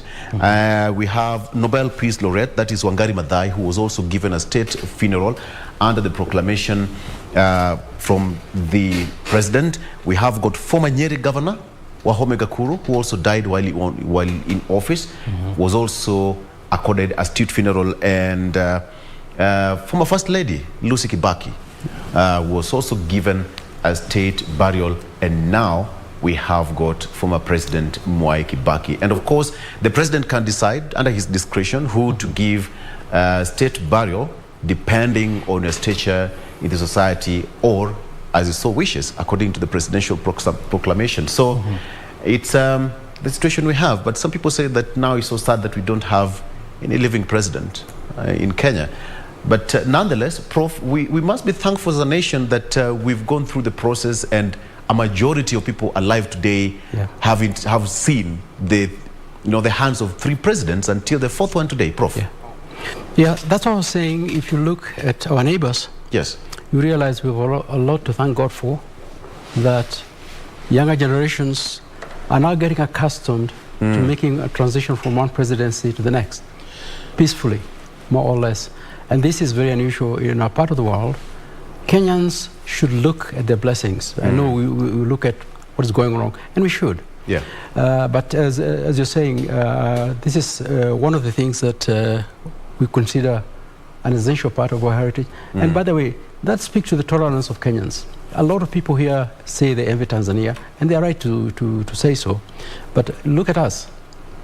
In terms of transition, there may be arguments, there may be competition, but at the end of the day, when all that is done, and the process has worked its way, and the laws have worked their way, there's a good and smooth transition. And that's why we can talk about, yes, there's no living president now, but we know that when the tenure comes, there's going to be a succession, and there's going to be another government. You sat in the President Mwai Kibaki's cabinet. Simply, what would current crop of leaders learn from you and President Mwai Kibaki's style of leadership generally? Unfortunately, the leaders we have today, they do not want to run from us. They do not even care. They don't even care to know about Kibaki, how he ran his government. Because when you hear the leadership today addressing Wananchi and saying we do not want to know history, We don't want history. Yes. We want now. Now, if you do not want to know history... Just a minute, Engineer. I think it is very important to point out that now the cottage is in Othaya town. This is Othaya town. They have just passed Monaine Primary School, which is about 3 kilometers from Othaya town. And the significance of Monaine Primary School is where President Kibaki used to cast his vote. So that is his local polling station. School. Polling station. As you can see, people in Othaya, lining up to say kwaheri to their son, and that is a fact now that the cottage is just a few minutes from the final destination. That is the approved school. Yeah, this is quite close to their heart because this is the longest-serving member of parliament. They could easily talk about. They know. And actually, the other fact is that President Kibaki goes into history as one of the longest-serving members of parliament from 1961. 63 to 2000. 50 years as a member of parliament. That's a record. I don't think, because Kenyan voters vote leaders out. They don't. I don't know who is going to, any leader who is going to stay in power for 50 years. Mwai did how many? Mwai is probably longer because he went in 55 and he was in parliament right through to when he became president in 78. In 78, and he left presidency in 2002. Yeah. So when you do the math, about the same, no? About the same. So almost the same. That's a long time. That's a long time. But when you look at... they approve one another. Exactly. But if you look at the track record and what they did to the society, to the country, it would easily say that, okay, fine, they were okay to be in parliament for all that while. Understand? So exactly. Because somebody would say that probably we wish we had a longer period with President Mwai Kibaki. When you look at the issue of economy, we would have been somewhere else. But we don't complain so far, so good. So what I was saying about the leadership, when you find the leaders saying they do not want to know history, now history talks about good things and bad things. So that you stop doing the bad things, you emulate the good things. So if people do not want to hear why Kibaki was the good president, so that they can be able to borrow a reef from his style of politics, then it means now you are grubbing in the dark. You do not even know where you are going. Because education never ends. And that's why you are always continuously being educated, so that you can be able to be reminded where you can go wrong and where you can go right. And also, you are told what you want to do was tried sometimes, it never worked. So let us try it another way.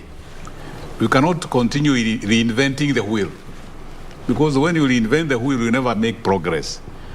So that's the unfortunate status we have now of the new readers who do not want to hear anything. And me, as with all the knowledge I have and everything, I need to impact that to the younger generation and to other readers. If you can take a look, we have the Humvees already. Chances are that the cottage probably now will be handed over to the military as we speak, because the Humvees, we saw the Humvees took the body yesterday from State House to Nyayo Stadium. And here we have the military already lined up. Actually, they have arrived, They've arrived. At the approved school. So we have the military already aligned. There you have it. The gun carriage reversing to receive the body there at the junction. We have the military already lining up. The colonels. From this particular point until the end of the session, now it's a military affair. They hand over to the military. And up to this point, we are going to see a change of program and how the protocol is going to be moved from this particular point until the end of the time. It's actually 10 minutes to 11. And we can now say that Mzee is safely home. Mzee is home now. Exactly. the body or the cortege is actually outside the approved schools. Right. And for the journey that started at 7 in the morning, sharp. So it has taken them about how many hours? 4 hours. 4 hours and 50 minutes. Almost 5 hours. That's almost 5 hours. But as you said, it was a plus or minus because of the stops. Probably they would have done even shorter. Exactly. Yeah. Exactly. I mean, but when you look at the program, I mean, it was expected that they will be here at 10. At 10. Yes. They're just 50 minutes behind schedule. I think they will have to do something to the diversions and catch up on time. Still okay. Yeah, is it still okay? So the gun carriage, if you look at the gun carriage itself, it has got 2 flags. The white one is the presidential standard for President Mwai Kibaki, which he used during his time in office, and then the Kenyan flag. The Kenyan flag. The gun carriage, of course, will take the body to the venue, and signaling that it's now a military event, exclusive military event. Look at the parade. The military parade there. It's a combination of the Kenya Navy, the Kenya Army, and the Air Force. Yeah, the 3 arms of the Kenya Defense Forces. Actually, they say that it's a full parade, consisting of 96 members of the service, led by Brigadier there. So 96, you said? Yes. What is the significance of 96 instead of 1,000 or 20? For them, do you have any idea? 96 should be the full parade. And 96. If you have a quarter parade like the one we saw at Leaf in Europe, that's a quarter parade. This is a full parade signaling a high-ranking member of the state. For example, now this is the final parade that he's getting. He's getting a full parade equivalent to his stature. He is a former commander-in-chief, and therefore you're getting that full parade consisting of the Kenya Army, the Kenya Navy, and the Kenya Air Force. So it's quite significant, and of course even the 19-gun salute. For so many people, it will be the first time to get the sound of the guns, especially in this town. You can imagine it's been a peaceful area. Never seen these. I hope they are prepared. Now, there is something that I noticed yesterday, and I don't know whether you noticed. President Kenyatta, from State House all the way to Nyayo Stadium, his vehicle never carried any flag. It was just no. Yeah? Yes. The significance that you cannot have 2 flags flying at the same time. At the same time. And of course, according to what they say, it's not President Uhuru Kenyatta's moment. Yeah. It is the late president's moment. So with his flags. His flag. So that's why we have got 2 flags. And we have the other flags flying at half-mast. Yes. Well, the president is still there. The regime is still active, but it's not President Uhuru Kenyatta's time to shine. So the 2 flags cannot fly at the same time. At the same time. The same territory. Would we expect to see the same here? I think so. Even if we look at the president's vehicle, when they go into the venue, it will not be having flags. It was just like in church. Right. If you have got many bishops, there is only one bishop who will have the mace. The mace. No other mace will be there. Yeah. And even yesterday, you noticed yesterday, it's only one mace which was there. Right. Is it the senior most or not? Whatever it is, once you say this is the one who is going to have the mace, every other bishop will not bring the mace, and they all have the mace. So that you don't end up with a situation whereby you have 15. That is now for that ceremony. You are the one. So your mace is the one that is going to. Yes. So I'm also imagining it's the same because I've seen a number of cabinet secretaries here. They are not no flags. Their cars, you will not expect them to have flags. But that one was a directive by the president. He said no cabinet minister, no person will fly a flag, even ambassadors, until Kibaki is buried. So that was one of the points. No flags. It's no time for show of might. Yes. There's a Nyeri member of parliament. Right. He has also arrived at the venue. Yes, and the CS for Interior and Coordination of National Government, that is Dr. Fred Matiang'i, is already there with the CS for Agriculture, Peter Munya. They are both saying hi to Bishop Moheria there, and as I can see there, you know, the president's team is also there making way and ensuring that you know, all the loose ends, you know, are tied as they wait for the arrival of the body of the late president. What you are seeing there is at the Othaya approved school.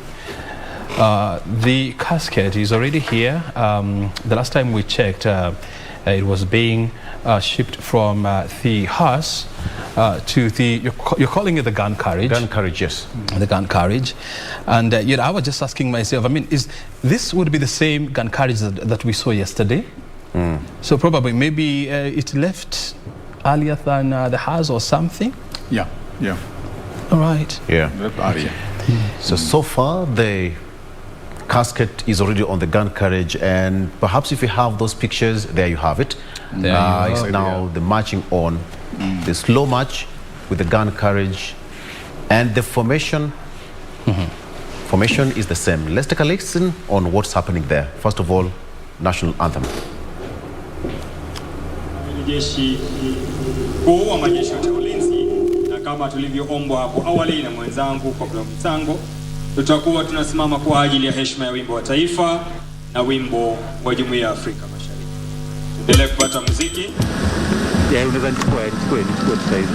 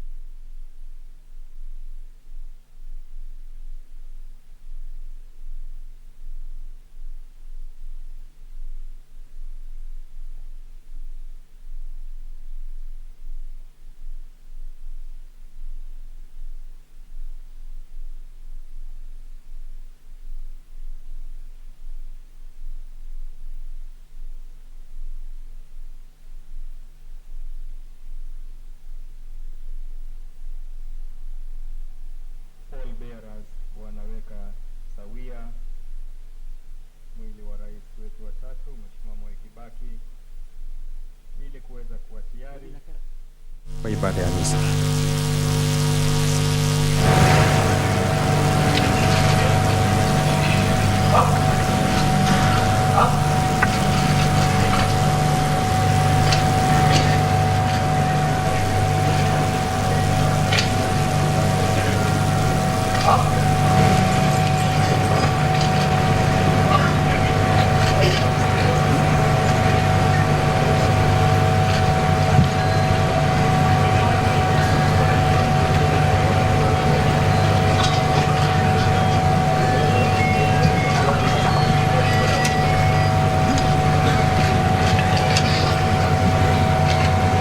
Asanteni sana kwa heshima, naomba tuweze kuketi na nipishe kwaya zetu ili ziendelee kutupa muziki ikiwa ni matayarisho ya ibada yetu ya misa ya siku ya leo. Nikiwakaribisha wote ambao wametoka pembe mbalimbali za Jamhuri yetu ya Kenya, wote ambao tuko nao hapa na wale wanaoungana nasi kupitia mitandao mbalimbali ya kijamii. Kwaya, tuendelee tafadhali.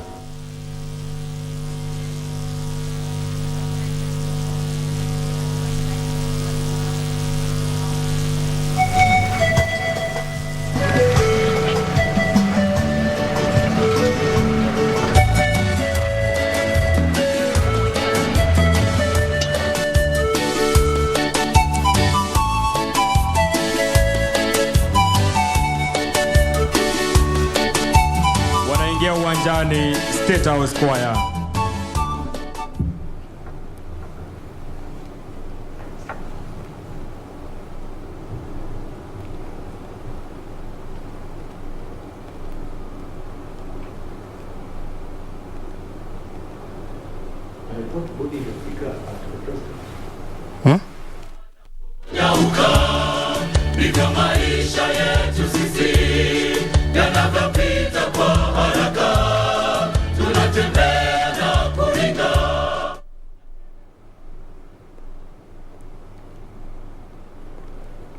Is that the process?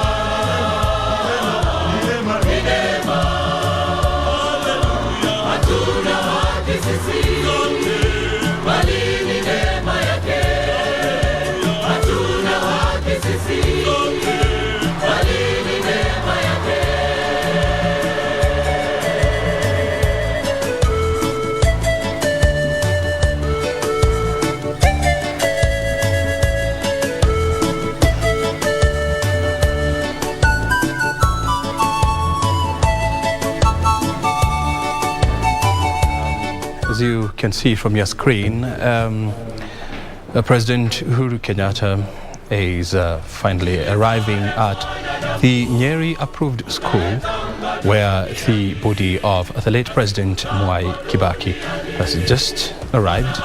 But now on the screen you can see the wife of the former Prime Minister during Kibaki's tenure, that is Raila Odinga, Ida Odinga, together with her husband Raila Odinga, also making their way into the venue. Already the body has arrived. It is inside the dome, which means that the military or the official event is almost starting now. As you can see, that's a body that is draped with our national flag. You know, at any moment now, we should be handing you over to the Nyeri approved school for the team that is there to take over so that they can guide us, because that is where actually the event is. But before we do so, I think I would want to give a minute each to the team that we have been having here. Professor Michael Chege, a former advisor to the late President Mwai Kibaki, and that's inside on your screen, that is Raila Odinga paying his tribute or his last respect to the departed president. And of course, as I was saying, final remarks from Professor Michael Chege and Joshua Toro, engineer, before now we hand over to the approved school. Yes, and I'll start with Michael. Thank you, Brian. We say goodbye to a great Kenyan, to a great African, to a great statesman of the world, to a great leader of thought. I never stopped learning from President Kibaki, though I never sat in his class.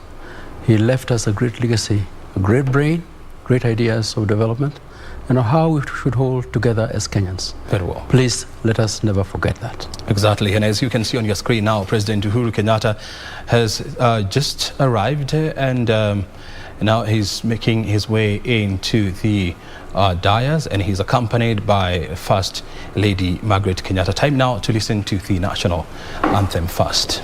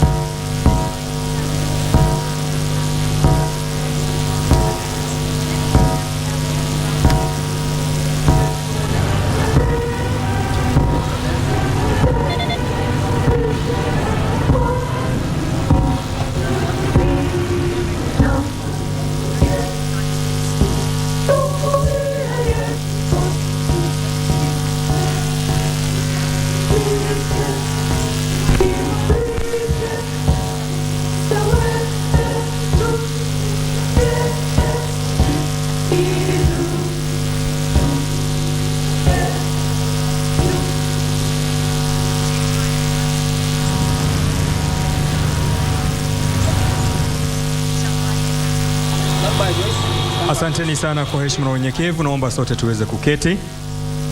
Nikirejesha kwa kwaya yetu ya Ikulu, the State House Choir, watatupa wimbo Kama Maua ambao niliukata ukiwa katikati. State House Choir, Kama Maua.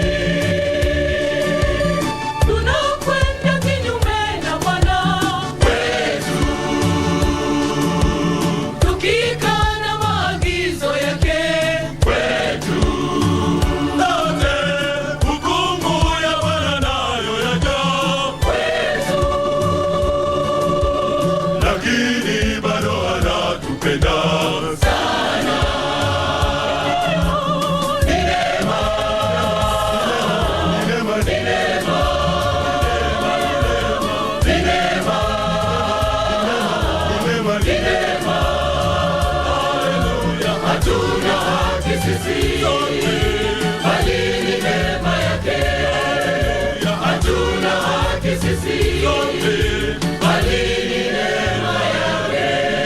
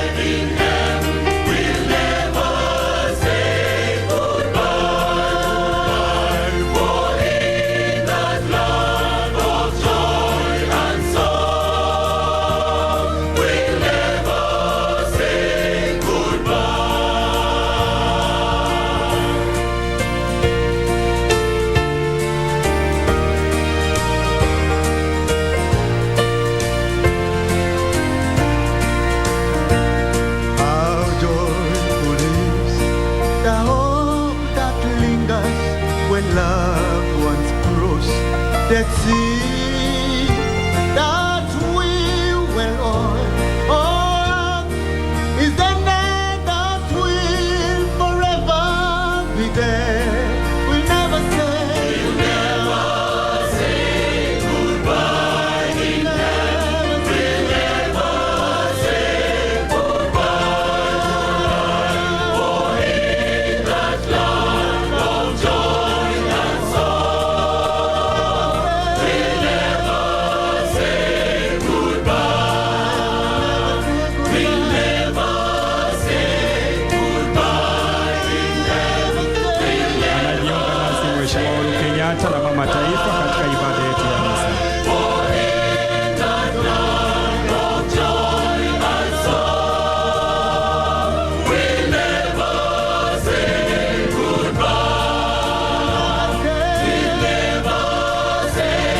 Asanteni, naomba tuketi.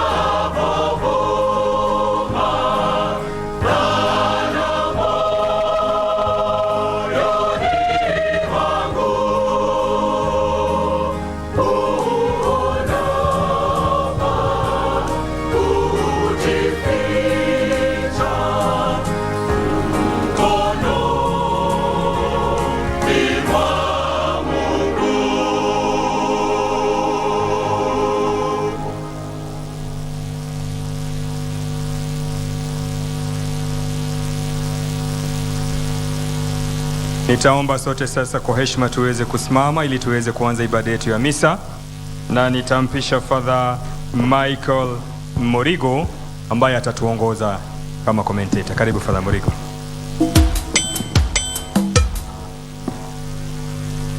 Nawakaribisha nyote katika ibada takatifu ya misa. Tunaelekea kuanza, and I humbly request that we prepare our minds and hearts to enter into the mood of prayer, avoiding all kinds of distractions, so that we may offer this holy sacrifice worthily as we offer our prayer for our own good, and as well as we pray for the soul of our Baba, Rais Mwai Kibaki. Kwaya, wimbo wa kwanza.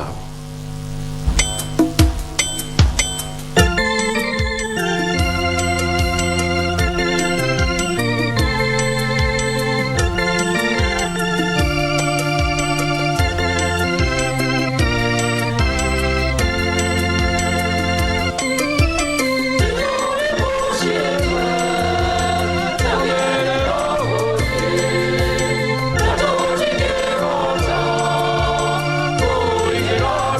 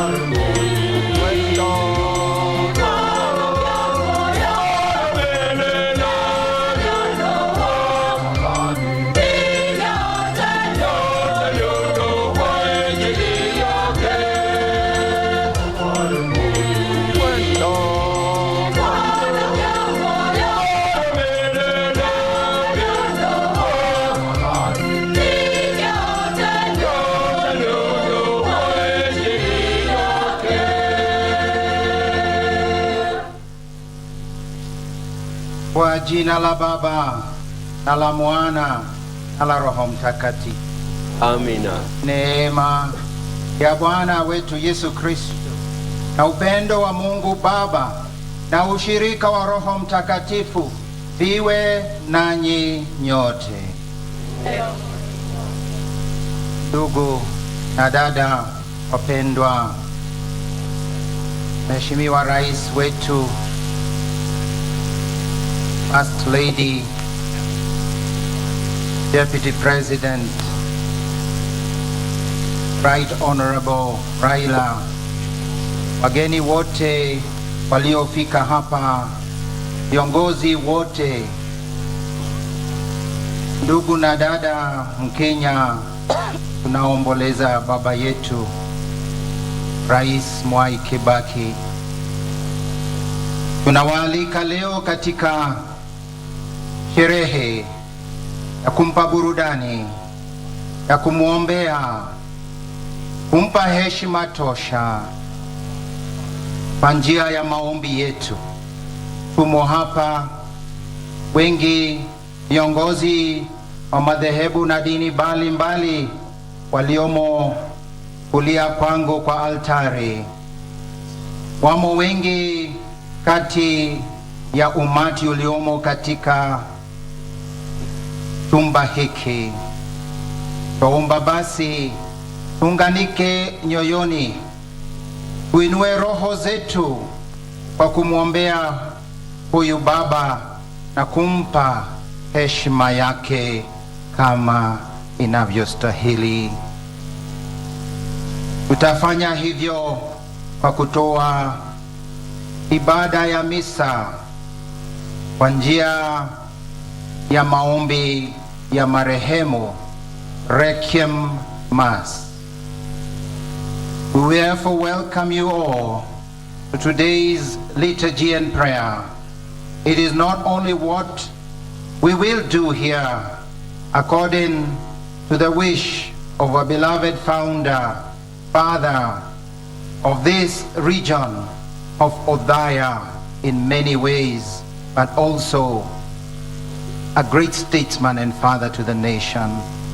We will do so each one according to our own faith, but we'll do so all of us with faith. Today, this is an encounter of faith. Allow me to express once more the desire of the family of our President Mwai Kibaki that he be sent off in the same way he lived, with the simplicity and at the same time without any political spirit, that we will not have kindly the speeches, but rather we will make our tributes as a nation and a people of God.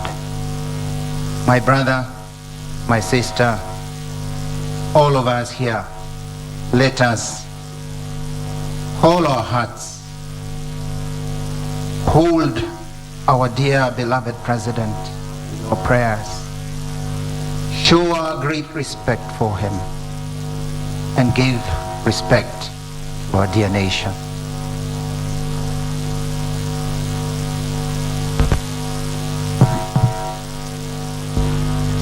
We will now go to bless the body in memory of his baptism, and also knowing it as sacred temple of God according to the rite of the Catholic Church.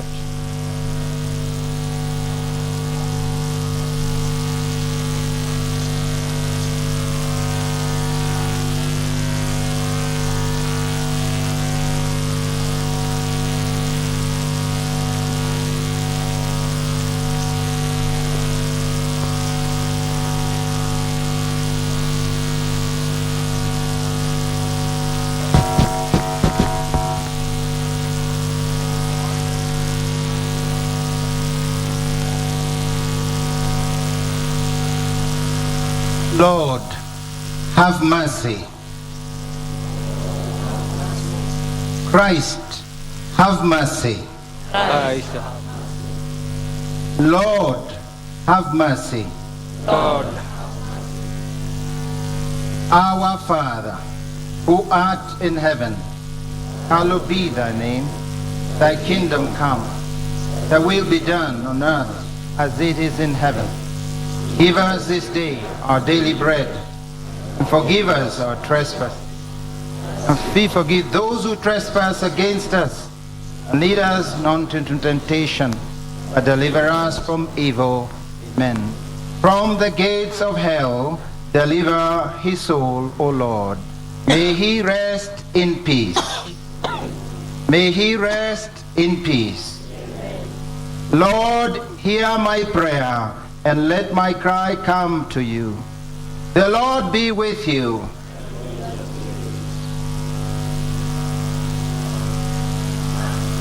In the waters of baptism,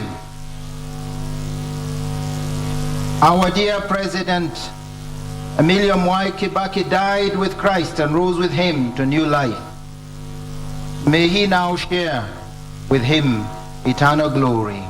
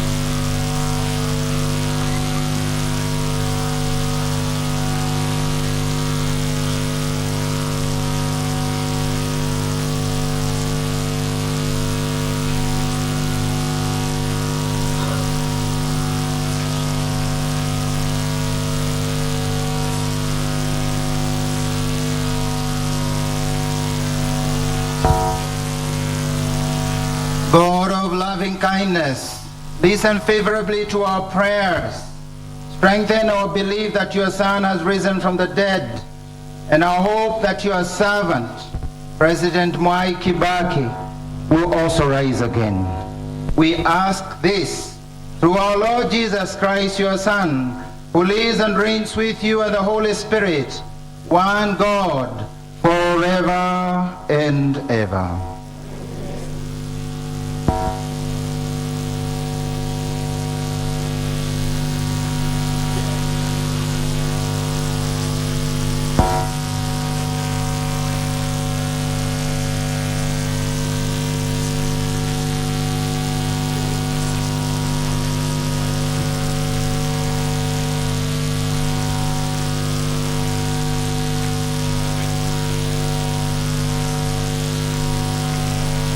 Tuombe.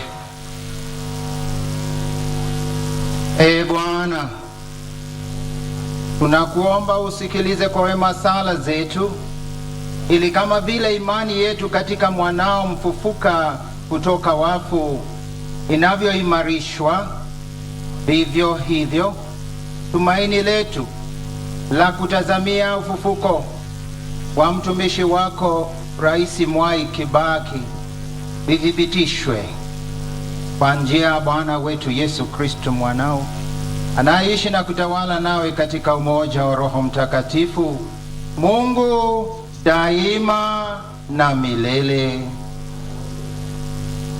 Tafadhali tuketi.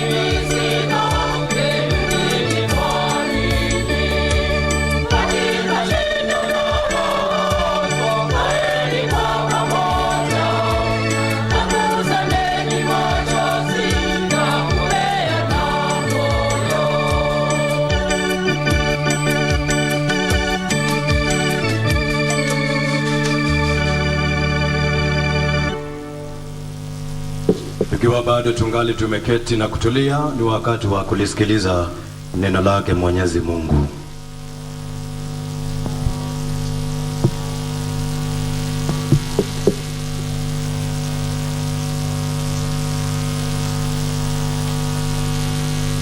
Somo katika kitabu cha hekima ya Sulemani.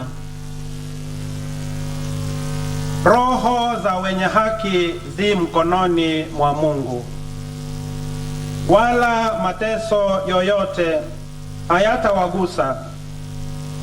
Machoni pa wapumbavu walionekana kama wamekufa, na kutoka kwao kulihesabiwa kuwa msiba, na kuondoka kwao toka kwetu kuwa uharibifu. Lakini wao wako katika amani. Na hata kama kwa mtazamo wa watu wanaonekana kuadhibiwa, tumaini lao limejaa kutokufa. Kwa kuadhibiwa kidogo, watafanyiwa mema makubwa. Kwani Mungu aliwajaribu akawakuta kwamba wanamstahili yeye. Aliwatathmini kama dhahabu katika tanuri, na kama sadaka ya kuteketezwa aliwapokea. Na wakati wa kujiliwa kwao watang'aa, na wataruka huku na huko kama cheche kwenye nyasi. Watawahukumu mataifa na kuwatawala watu, naye Bwana atakuwa mfalme wao hata milele. Wenye kumtumaini Mungu watafahamu ukweli, nao waaminio katika upendo watakaa naye. Kwani neema na rehema ni kwa watakatifu wake. Neno la Bwana.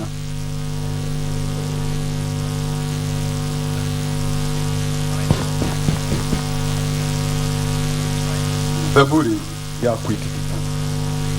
Kiitikio: Bwana ndiye mchungaji wangu, sitapungukiwa na kitu.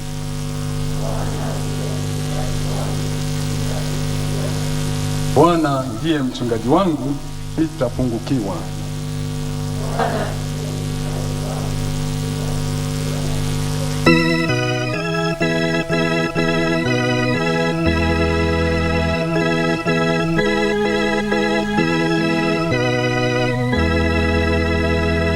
Bwana ndiye mchungaji wangu, sitapungukiwa na kitu.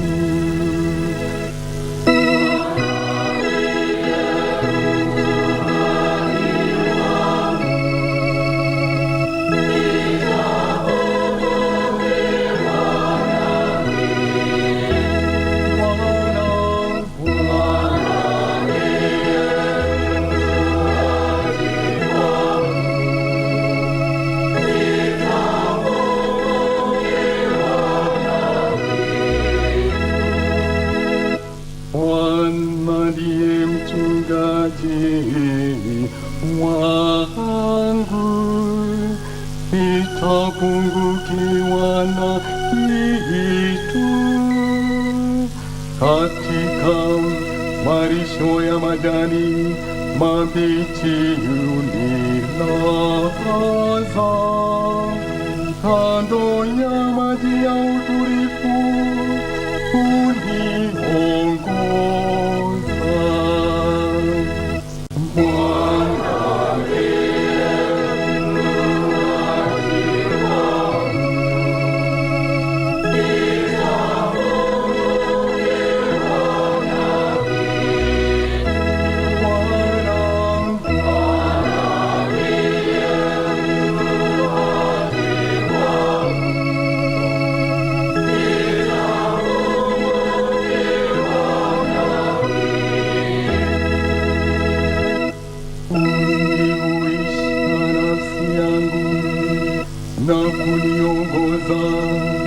katika njia zake kwa ajili ya jina lake.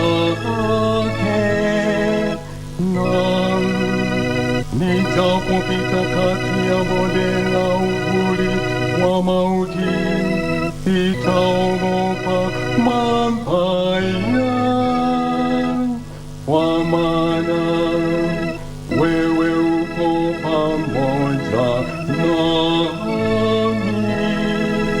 Gongo lako na fimbo yangu yanifariji.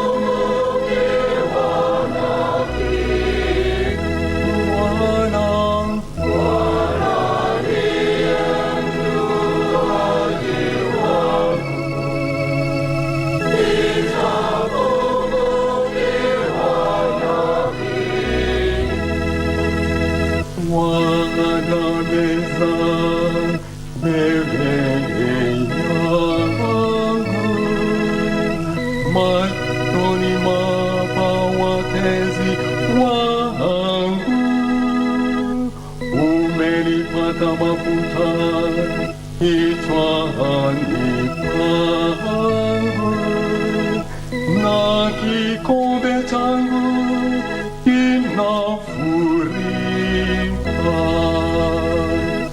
Bwana ndiye mchungaji wangu, sitapungukiwa na kitu.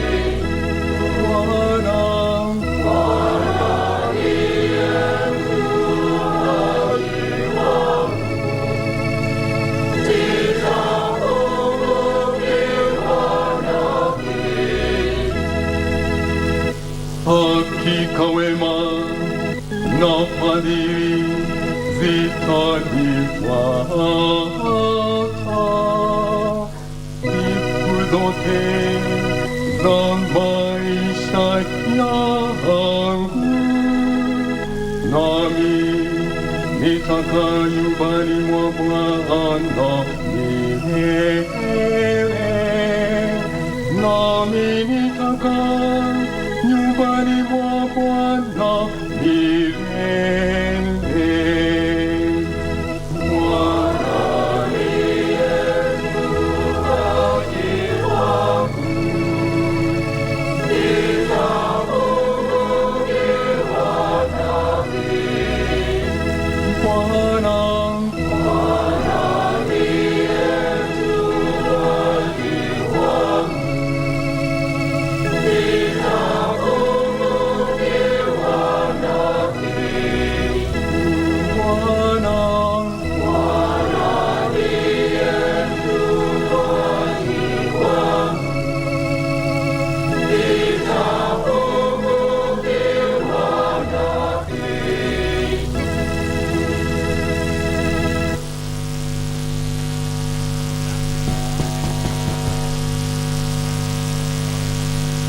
Somo katika barua ya pili ya Mtume Paulo kwa Timotheo.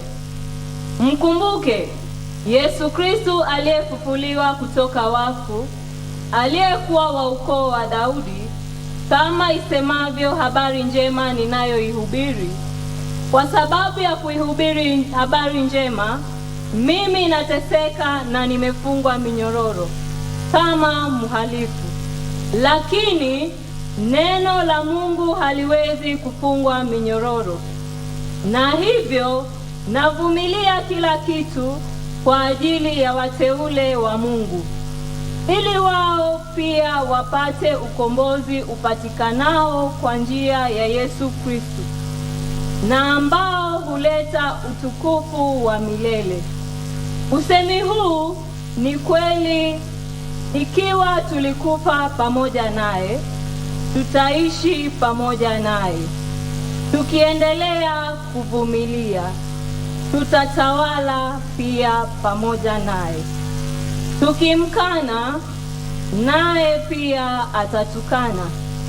Tukikosa kuwa waaminifu, yeye hubaki mwaminifu daima, maana yeye hawezi kujikana mwenyewe.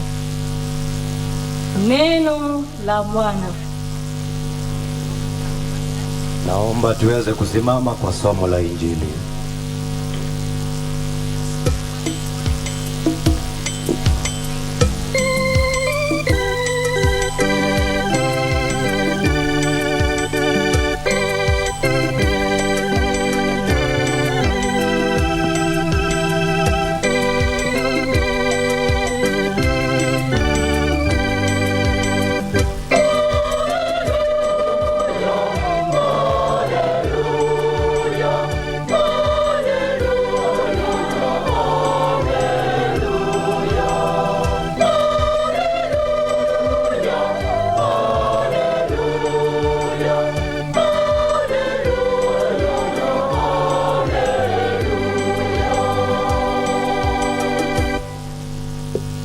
Njooni muliobarikiwa na Baba yangu, asema Bwana, pokeeni ufalme muliotayarishiwa tangu kuumbwa kwa ulimwengu.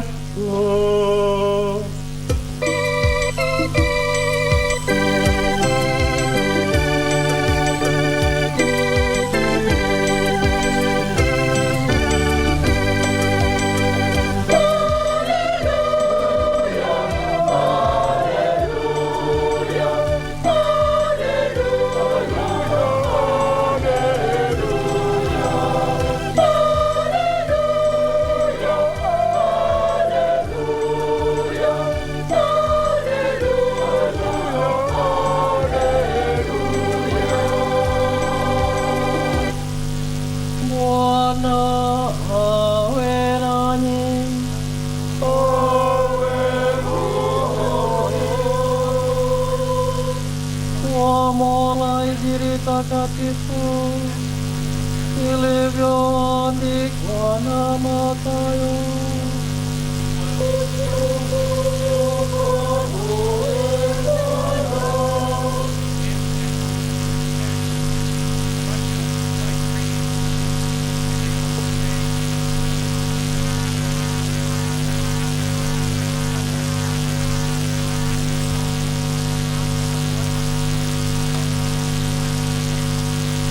Wakati mwana wa mtu anapokuja katika utukufu wake na malaika wote wakiwa pamoja naye, hapo ataketi juu ya kiti chake cha enzi kitukufu, na mataifa yote yatakusanyika mbele yake.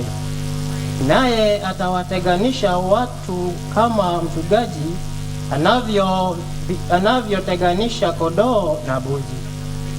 Atawaweka kondoo upande wake wa kulia na mbuzi upande wake wa kushoto. Kisha mfalme atawaambia wale walio upande wake wa kulia, njooni enyi mliobarikiwa na Baba yangu, pokeeni ufalme mliotayarishiwa tangu kuumbwa kwa ulimwengu. Maana nilikuwa na njaa nanyi mkanipa chakula, nilikuwa na kiu nanyi mkanipa maji, nilikuwa mgeni nanyi mkanikaribisha, nilikuwa uchi mkanivika, nilikuwa mgonjwa nanyi mkaja kunitazama, nilikuwa gerezani nanyi mkaja kunitembelea. Hapo hao watu wema watamjibu mfalme, Bwana, ni lini tulikuona mwenye njaa nasi tukakupa chakula, au ukiwa na kiu nasi tukakunywesha maji? Ni lini tulikuona ukiwa mgeni nasi tukakukaribisha, au bila nguo nasi tukakuvika? Ni lini tulikuona ukiwa mgonjwa na mfungwa nasi tukaja kukutazama? Mfalme atawajibu, kweli nawaambieni, kila kitu mlichotendea mmoja wa hawa ndugu zangu wadogo, mlinitendea mimi. Kisha atawaambia wale walio upande wake wa kushoto, ondokeni mbele yangu enyi mlilaaniwa, nendeni katika moto wa milele uliotayarishiwa Ibilisi na malaika wake. Maana nilikuwa na njaa nanyi hamkunipa chakula, nilikuwa na kiu nanyi hamkunipa maji, nilikuwa mgeni nanyi hamkunikaribisha, nilikuwa mgonjwa na mfungwa nanyi hamkuja kunitazama. Hapo nao watajibu, Bwana, ni lini tulikuona ukiwa na njaa au kiu, ukiwa mgeni au bila nguo, ukiwa mgonjwa au mfungwa, nasi hatukuja kukuhudumia? Naye atawajibu, nawaambieni kweli, ila mlipokataa kutendea mambo haya mwapo wa hawa wandogo, mlikataa kunitendea mimi. Basi hawa watakwenda kwenye adhabu ya milele, lakini wale waadilifu watakwenda kwenye uzima wa milele. Injili ya Bwana.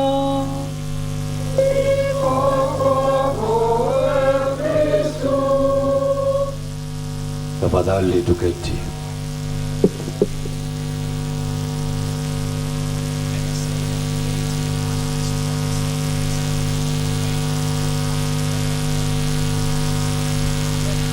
Sasa basi, baada ya kulisikiliza neno lake Mwenyezi Mungu, sasa tutasikiliza mawaidha kutoka kwa homilia yake Baba Askofu.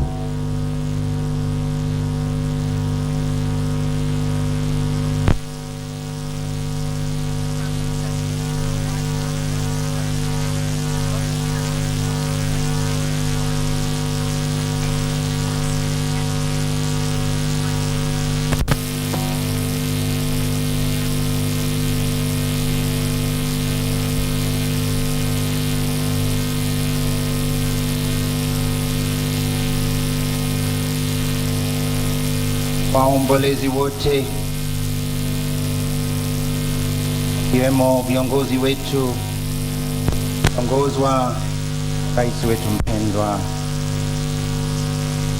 familia ya baba huyu wa nchi yetu Mwai Kibaki, Wakenya wenzangu wote, watu ambao tunamwamini na tunakili imani kwa Mungu Mwenyezi.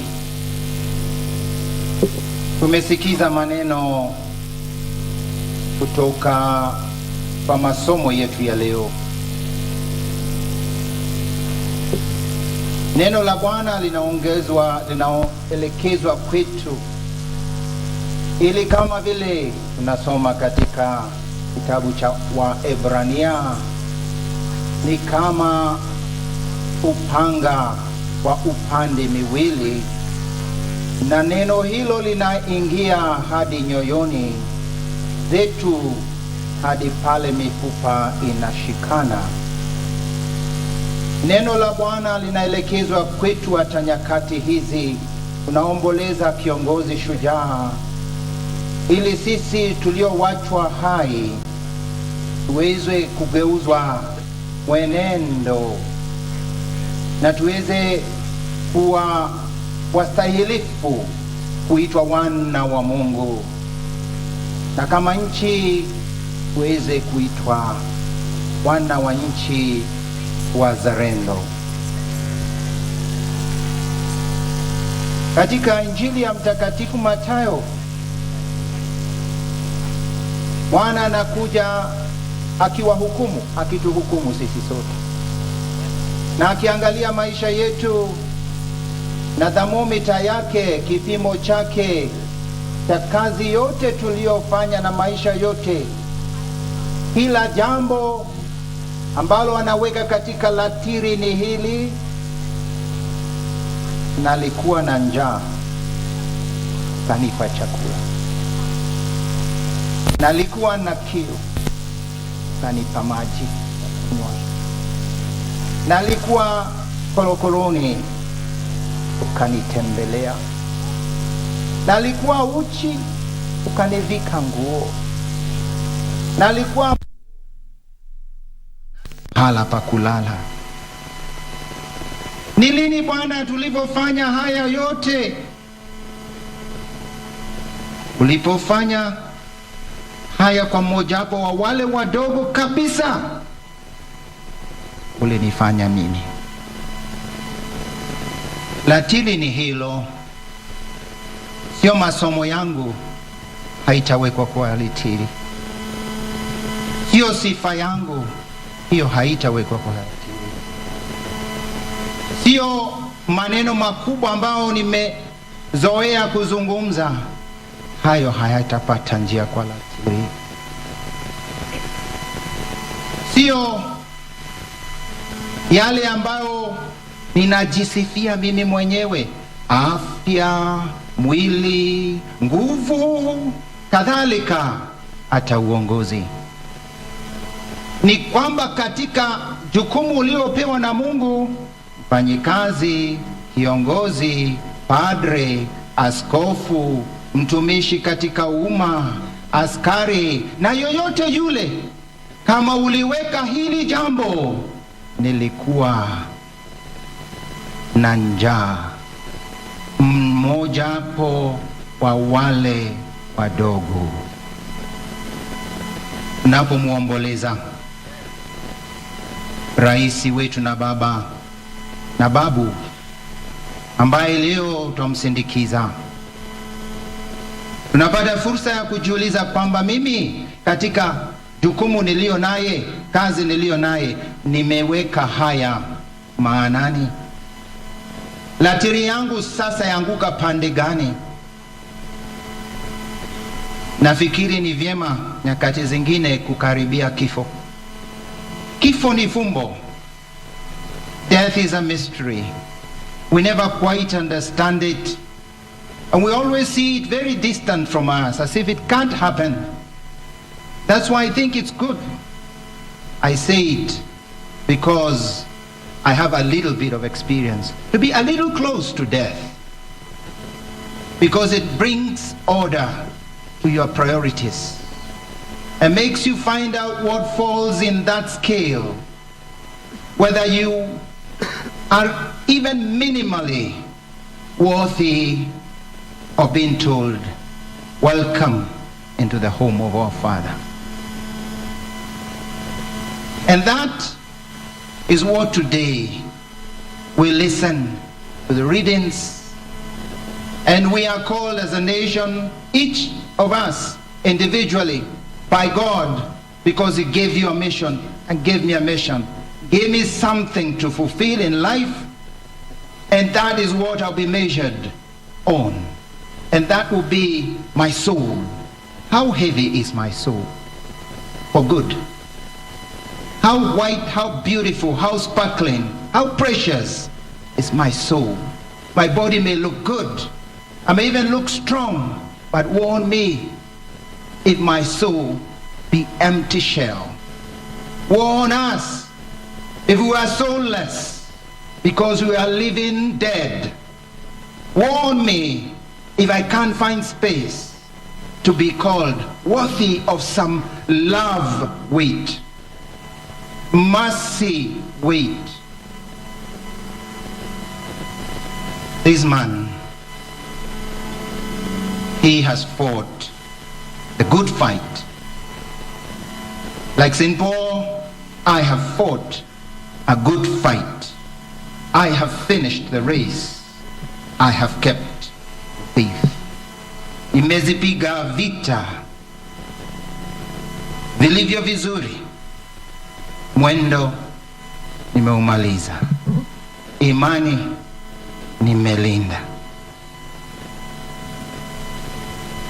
Nimevipiga vita, sio moja, sio mbili, na kwa Kiingereza the fight, not a fight. St. Paul here is speaking about his death, a holy death, a meaningful death, a fulfilling death.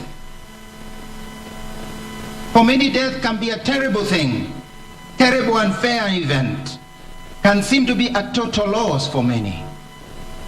Kuna wale wanazoea tamaa za ulimwengu, raha za ulimwengu, na kwa hivyo wanaogopa kifo, kwani kifo kwao ni mwisho. Hakuna chochote unaweza tumania baada ya huo mlango. Ndio maana ni vyema kukaribia huu mlango angalau mara moja kwa maisha. Usikaribie sana tafadhali, sijiweke kwa hatari, sijiweke kwa hatari.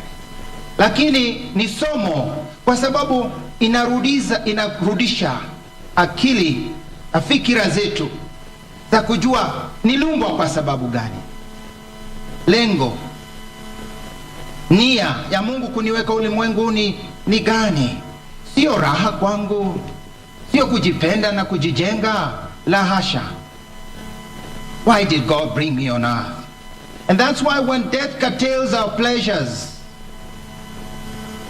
many people see death, fearful end.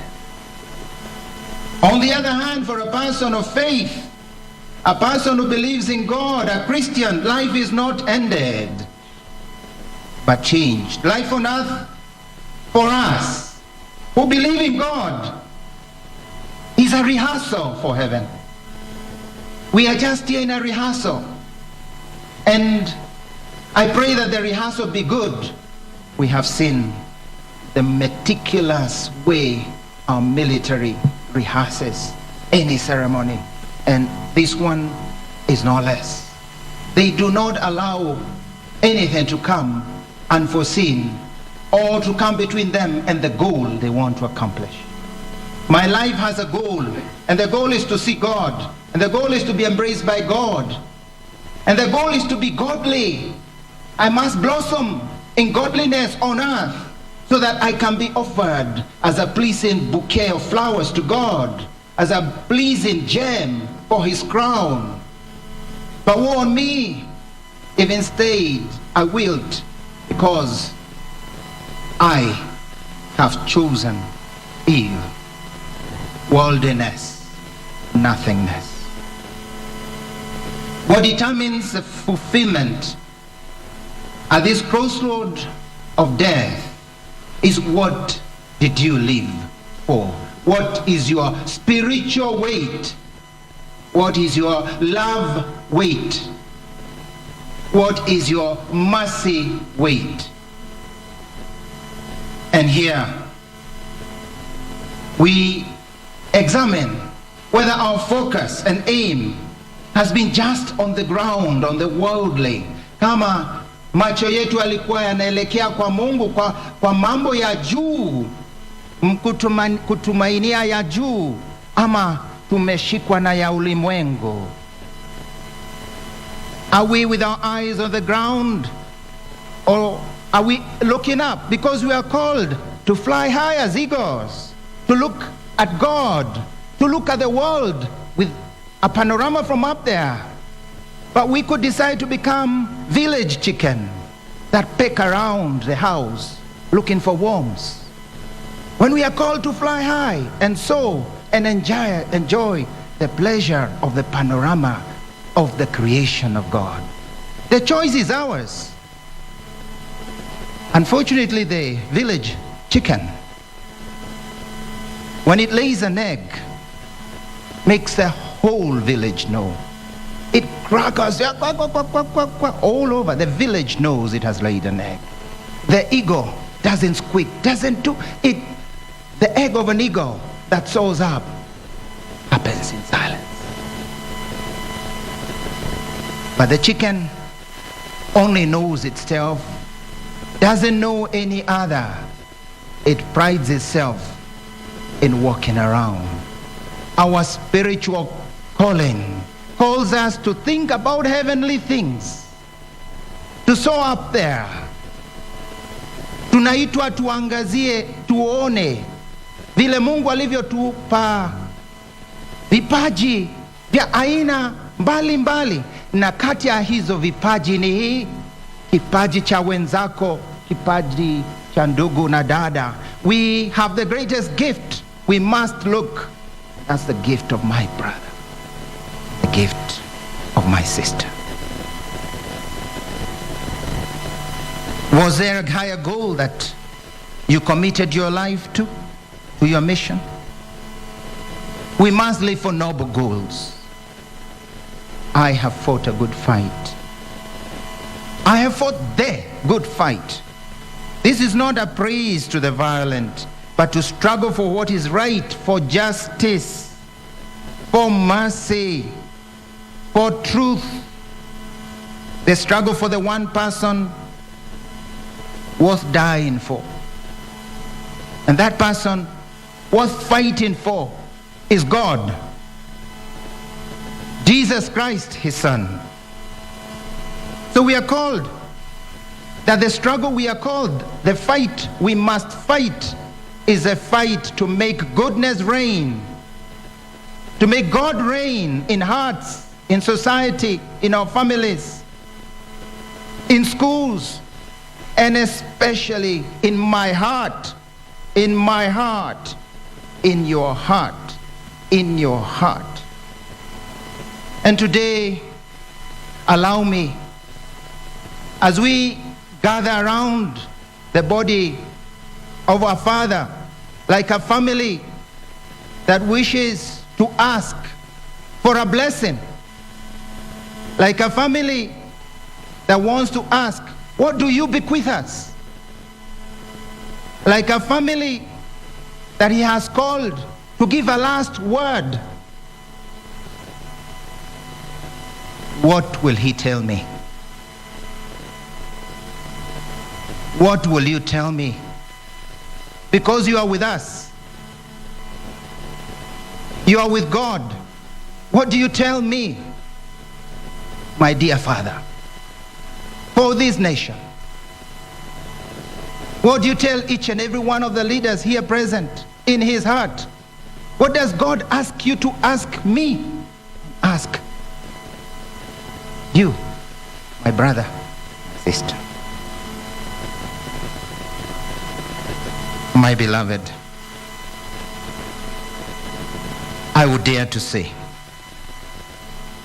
he will ask us to embrace truth. He will ask us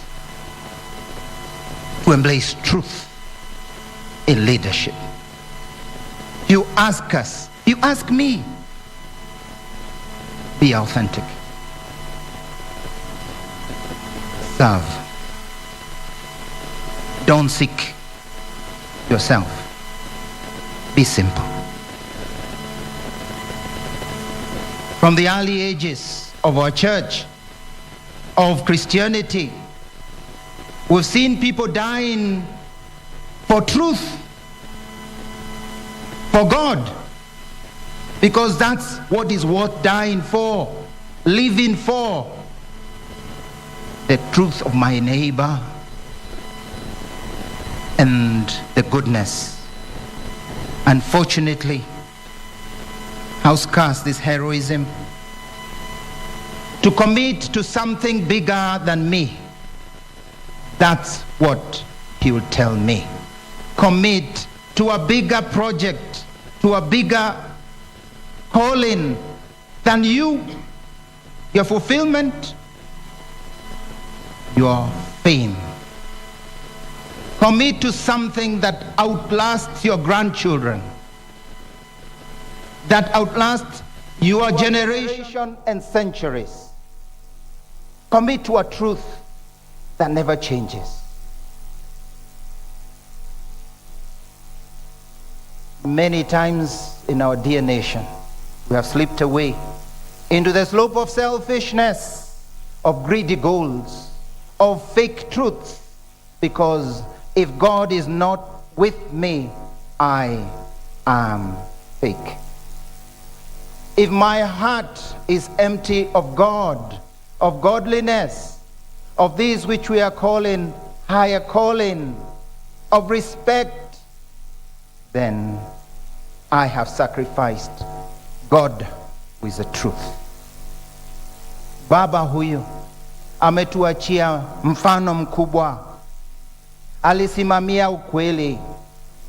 Urithi wake kwetu ni urithi wa kutuambia sisi sote tushike, tulinde ukweli na tuwe vile tulivyo, bila kujitafuta, bila kiburi. What would you tell us to? Excellence, we were told yesterday. Excellence. Tuliambiwa tufanye kazi kwa bidii, na tusitosheke ni kufanya tu kazi kienyeji, nusu mpango, lakini tulenge kumtolea Mungu kazi iliyo bora. Tumtolee ibada safi. With his weaknesses, because he was human, our dear president also knew how to rise up and not compromise for what he knew was the truth. Whenever he had, for whatever reason, found that he had fallen in one thing or another, or failed in one thing or another, yesterday we had too, he would rise up with hope, with optimism, but would never leave the truth. He will never use falsehood as a vehicle for personal gain. Father, our Father in our nation, whom we bury, tell us loudly that we must embrace truth, that we must love this nation so much that I cannot compromise because of my personal gain, that I be ready to sacrifice as you did, because truth and service is more valuable than what I gain personally. God gave him hardships, adversity, his accident, his illness, his public humiliation, deprived of power of the word, even towards the end of his life, a man who was so eloquent. That is difficult. But he did not complain. He didn't lament. He accepted it. That's what we asked. To sacrifice for greater good, for greater goals. A good fight, the good fight that knows no human enemies, only the devil. Can we not learn even for a moment? How can we continue in fights that don't bring goodness? Kenyans, why is it that we find it so difficult to forgive? This statesman had no enemies. He forgave. His smile was always on. It was a sly smile, if I may be allowed to use that word. It's a smile that was, I'm studying you, you know. Let me see what this fellow is saying. He loved the fellow. Oh, by the way, I'm sure he also loved golf. So up there in heaven, he must be getting hole-in-ones. He always wished to do that. He must be just getting hole-in-ones. For the last 1 week, he's just enjoying, yes, the great things, even those that are human. But yes, he knew how to forgive. He never took offense. He never took offense. Even when you told him something he didn't like. How can we Kenyans? Why is it that we are so easily cheated, lied to, hijacked, to hatred of our own brother and sister? Today, what will he tell us? Love the other Kenyan. Love your brother. Love your sister. The only legacy, the true honor and respect we'll give our dear father is that, yes, I can say I will struggle. It might not be easy, but I will struggle to reach out to my brother and not allow hatred to reign. I must work towards becoming a dispenser of God's mercy from the least to the highest. When you did it to the least of my own, you did it to me. Kenyan leaders, why is it that none of you, few of you, have the courage to say, I'm sorry? Why is it that I can assure you, I can confess in public, it's not easy for me to say I'm sorry. But yes, I have had to say I'm sorry often. For us, thank God, the Catholic Church, we have the sacrament of confession. And you know, when I go to say I'm sorry, I kneel. Doesn't matter whether I'm a bishop. I kneel down. I say, please, najua nimemkosea Mungu, nimetenda dhambi. You are called to humility, to ask pardon. Dear leaders, the good fight is a fight of reconciliation, of asking forgiveness, of acceptance. The good fight is a fight to care for the lowly. It is not the rowdy and meaningless chanting against one another. This is what our Father would ask us. And will only be worthy children, worthy grandchildren, if at least we listen to his voice. It's the voice of God speaking in this great man who lies with his life. As we bury this great leader, we must bury the hatchet with my neighbor, with my friend, with my priest who I may have had issues, with the neighbor whose chicken came into my farm, with the other neighbor who has moved the fence to encroach on my land. To whoever, I must say, I must find a meaningful solution.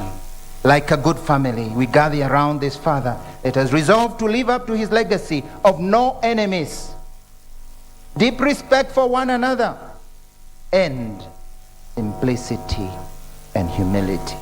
I have kept the faith. Faith is not just saying you believe in God and appearing in church once in a while, or making the sign of the cross for us. It's our entire personality. Faith must be a faith of day and a faith at night, a faith in public and a faith in private. And one characteristic we can highlight of our dear father, President Mwai Kibaki, is humility in spite of his great intellectual stature. He was simple. He never sought to display his power. He was close to the ordinary person. And today he's giving us a lesson, a great lesson, in his desire to be buried in simplicity. No show, no opulence, just plain simple.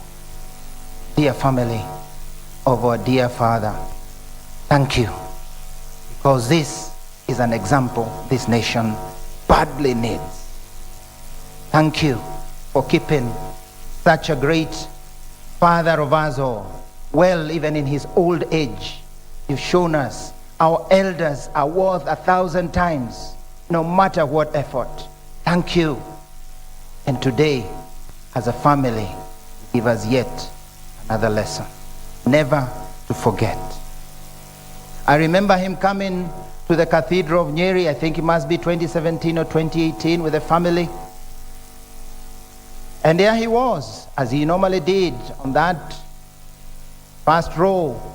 And he was already elderly, and we sent a message through his secretary, you know, he's Mzee, he doesn't have to kneel.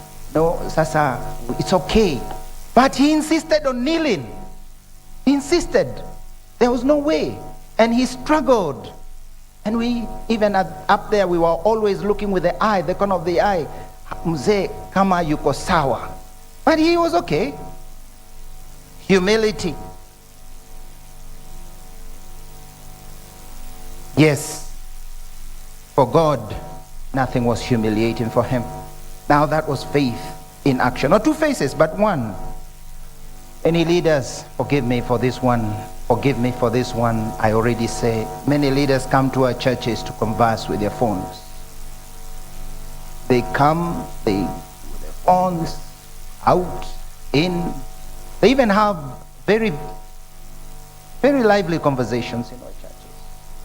We see it. And I say, it's not me to tell you, but Mzee, when he came there, that's it. Nothing, no messages.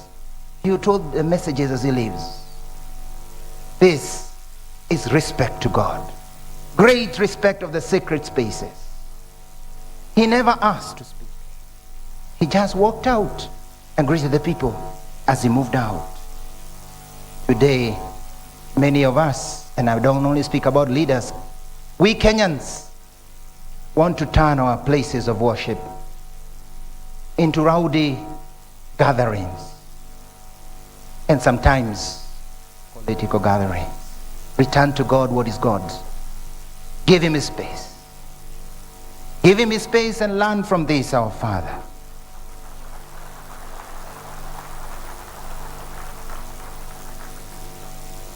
His words would be, Kenya needs us. Kenya needs me. Kenya needs you. Society needs us.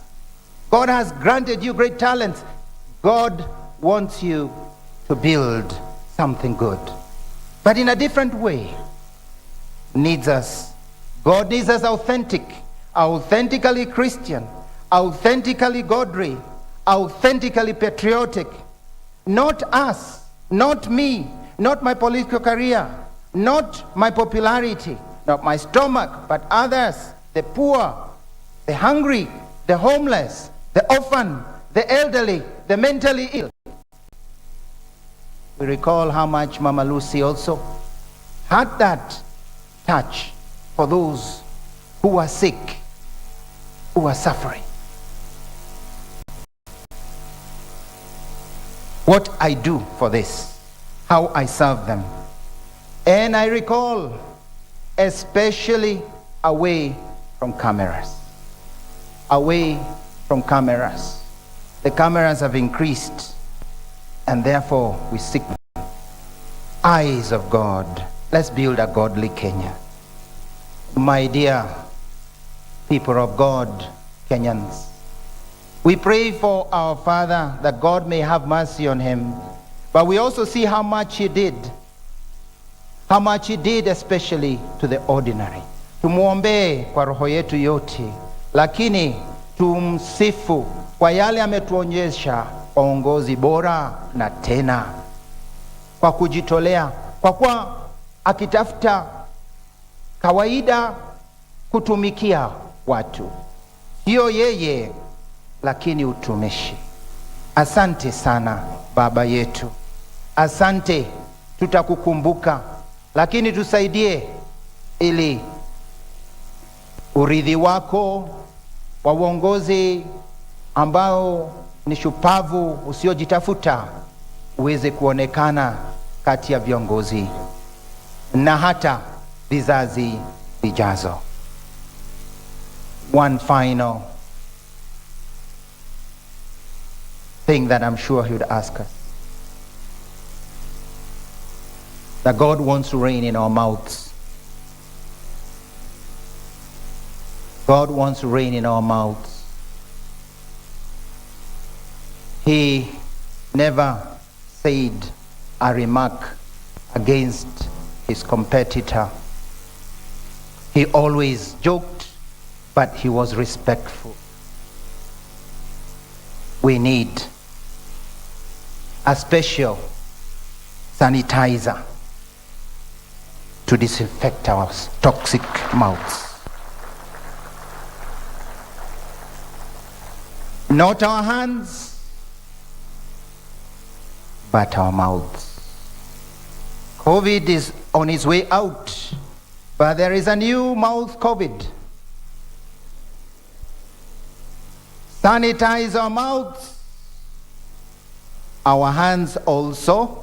COVID is not yet gone, but more our mouths. Let's get the toothpaste sanitizer. That's how we'll keep the faith. This, I'm sure, Mzee would ask. If I misplace his words, Mzee, forgive me. But I am sure he would say just what he loves for our nation. Let God be on our lips.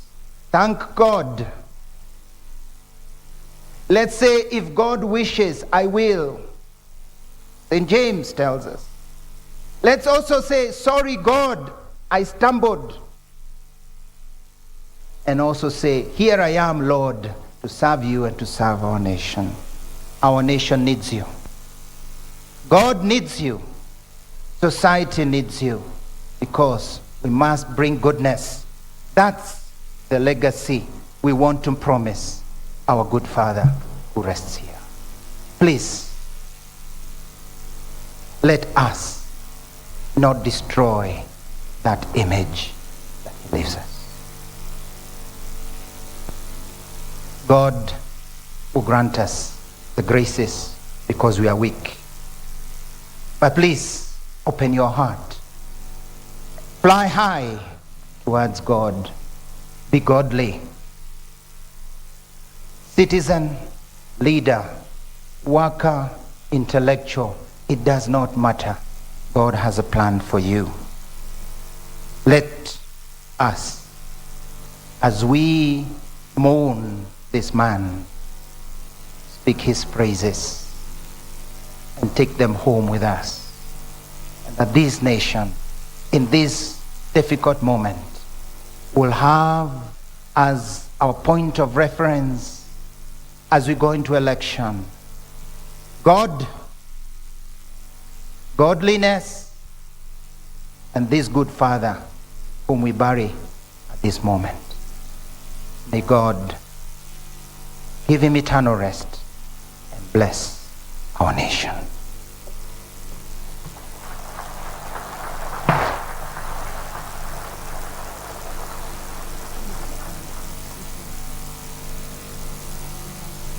Tuweze kupata kimya kifupi, tutafakari maneno tuliyoyasikia.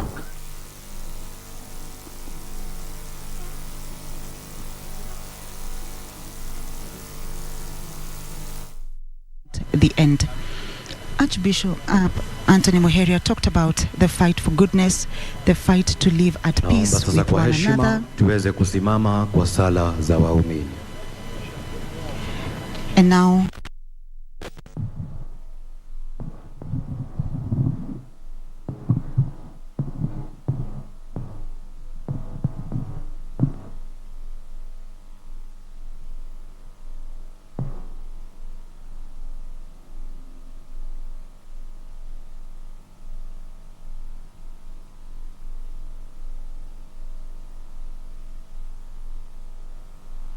tumuombe.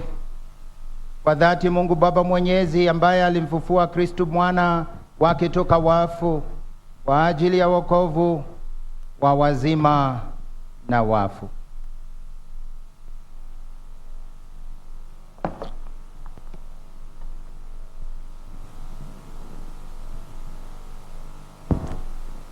Sala kwa ajili ya kanisa.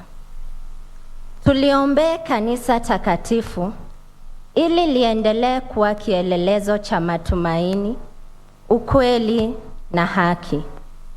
Tuliombee ili liweze kutekeleza majukumu yake ya kinabii, kifalme na kikuhani kwa ujasiri. Bwana utusikie.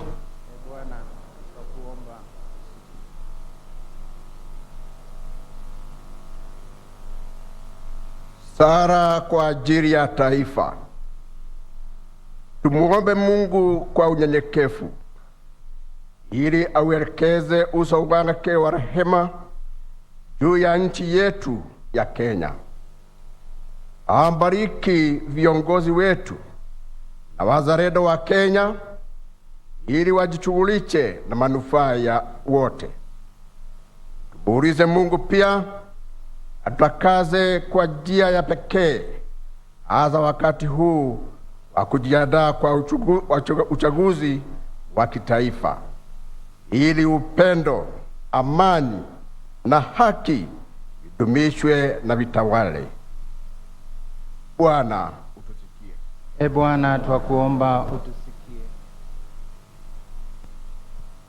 Sala kwa ajili ya familia. Tuiombee familia ya marehemu Rais mstaafu Emilio Mwai Kibaki, ili Bwana wetu ambaye ni chanzo cha utulivu na faraja awajalie amani rohoni wakati huu wa majonzi. Bwana utusikie.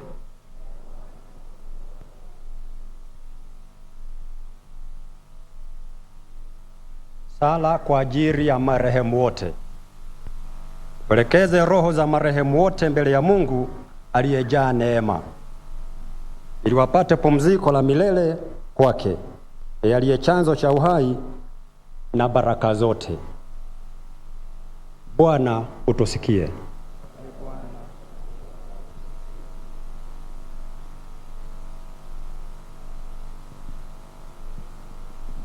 Bwana, tunakuomba dua na maombi yetu yawasaidie watumishi wako marehemu, na sana sana baba yetu Rais Mwai Kibaki, ili wafutie dhambi zao zote na washirikishe ukombozi wako kwa njia ya Kristo Bwana wetu.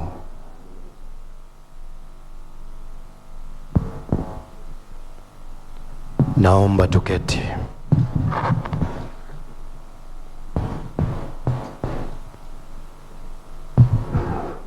Ni wakati wa matoleo, na katika ibada ya leo tutakuwa tuna matoleo ya mkate na divai. Na kwa hivyo ni vyema tujue ya kwamba sisi wote tuliopo hapa hatutakuwa na matoleo ya fedha za mifuko. Kwaya, wimbo wa sadaka.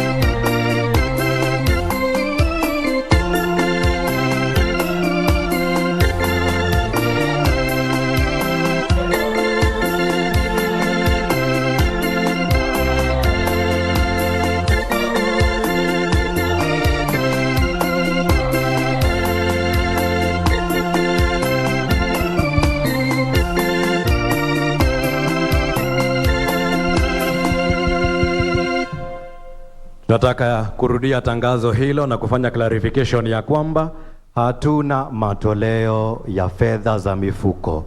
Tafadhali tusipate watu wanaokota sadaka huko mwisho. Kwaya, tuendelee.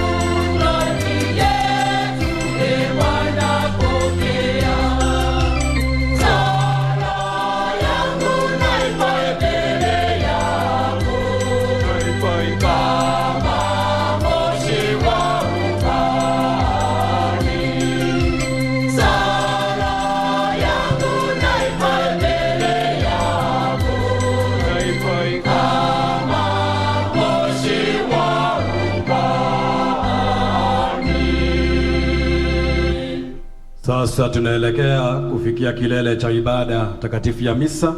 We are now just about to get to the apex of the holy sacrifice of mass, and so we request that we humbly keep upstanding as we get led through the Eucharistic prayer of consecration. Tafadhali tusimame. Salini ndugu na dada. Sadaka yangu na yenyu kubaliwe na Mungu Baba Mwenyezi. Bwana apokea sadaka mikononi mwako kwa sifa na utukufu wa jina lake, na pia kwa mafaa yetu sisi na mafaa ya kanisa lake lote takatifu. Bwana, uwe radhi kuvipokea vipaji vyetu, ili huyu mtumishi wako Emilio Mwai Kibaki, raisi na baba mpendwa, apokelewe katika utukufu pamoja na mwanao, ambaye kwa njia ya sakramenti yake kuu ya upendo wote wanaunganishwa naye, anayeishi na kutawala daima na milele. Bwana awe nanyi. Awe pia na. Inueni mioyo. Tumshukuru Bwana Mungu wetu. Vema na haki. Kweli ni vema na haki, tendo la kufaa na kuleta wokovu. Tukushukuru wewe daima na popote, Bwana Baba uliye mtakatifu, Mungu mwenyezi wa milele, kwa njia ya Kristo Bwana wetu. Yeye ndiye yule mmoja aliyepokea mauti ili sisi sote tusije tukafa, ila mmoja tu alikubali kufa kusudi sote tupate kuishi kwa ajili yako milele. Kwa hiyo pamoja na malaika wa mbinguni tunakusifu tukiungama kwa furaha.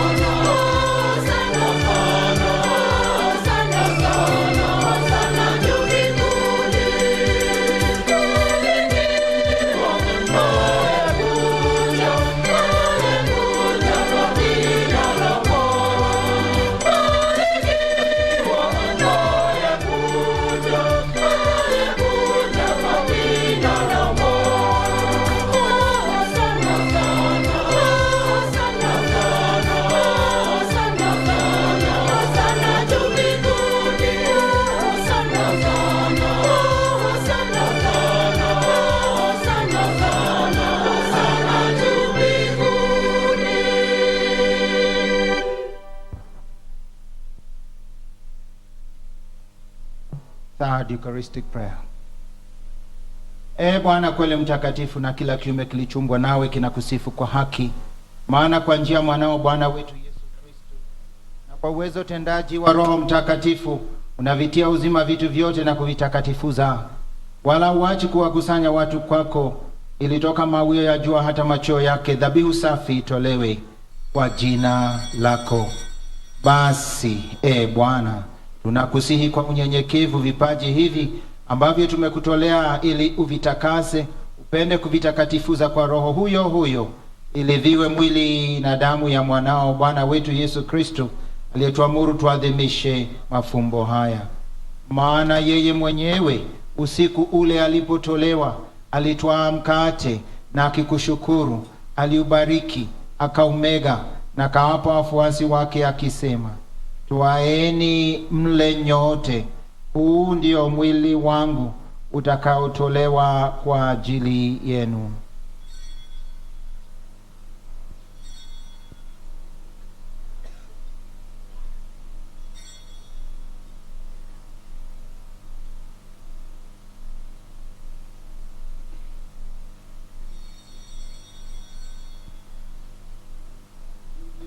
Hivyo baada ya kula, akitwaa kikombe na kukushukuru, alikibariki na akawape wafuasi wake akisema, twaeni mnywe nyote, hiki ndicho kikombe cha damu yangu, damu ya agano jipya na la milele, itakayomwagika kwa ajili yenu na kwa ajili ya wengi kwa maondoleo ya dhambi.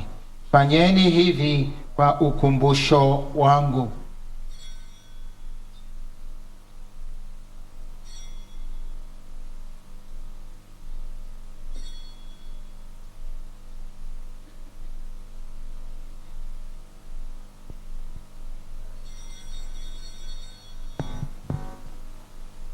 Fumbo la imani.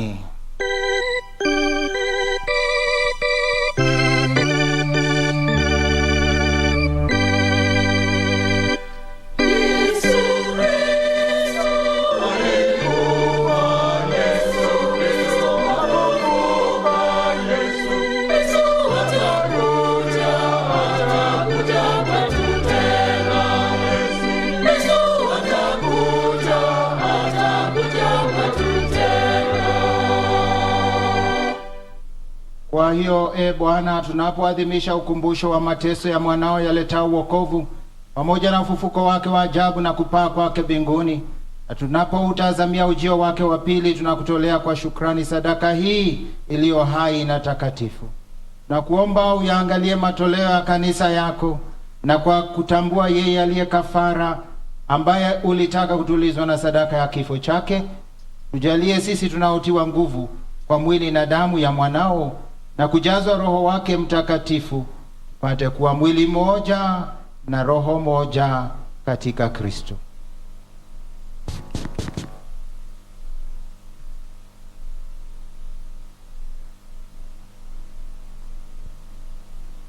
Yeye atufanye sisi tuwe kwako sadaka ya timilifu ya milele, ili tuweze kupata urithi pamoja na wateule wako, kwanza kabisa pamoja na Bikira Maria mwenye heri, mama wa Mungu, na Mtakatifu Yosefu mume wake, na mitume wake wenye heri, na watakatifu wako matukufu, pamoja na mataifa na watakatifu wako wote, ambao tunategemea kupata daima msaada wa maombezi yao mbele yako. Tunakuomba Bwana, huyu aliye kafara na upatanisho wetu, alete amani na wokovu duniani kote.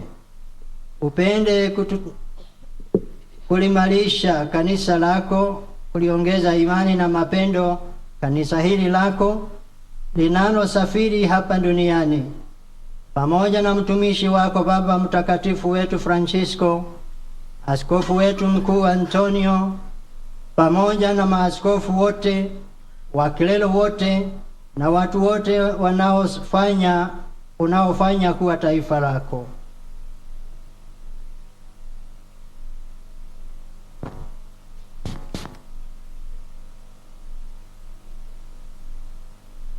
Umkumbuke mtumishi wako baba yetu Rais Mwai Kibaki, uliyemwita kwako kutoka dunia hii. Mjalie kwamba yeye ambaye alishirikishwa kifo cha mwanao kwa ubatizo, hali kadhalika ashiriki ufufuko wake, siku ambayo atawafufua wafu katika miili yao kutoka ardhini. Hapo ataufananisha mwili wa unyonge wetu na mwili wa utukufu wake. Pia wapokee kwa wema katika ufalme wako ndugu zetu marehemu na wote walioaga dunia wakiwa wamekupendeza. Nasi tunatumaini kufika katika ufalme huo, ili pamoja tushibishwe milele kwa utukufu wako. Ndipo utakapofuta kila chozi katika macho yetu, maana kwa kuona wewe Mungu wetu kama ulivyo, tutafanana nawe milele yote na kukusifu bila mwisho, kwa njia ya Kristo Bwana wetu, ambaye kwa njia yake unawajalia ulimwengu mema yote.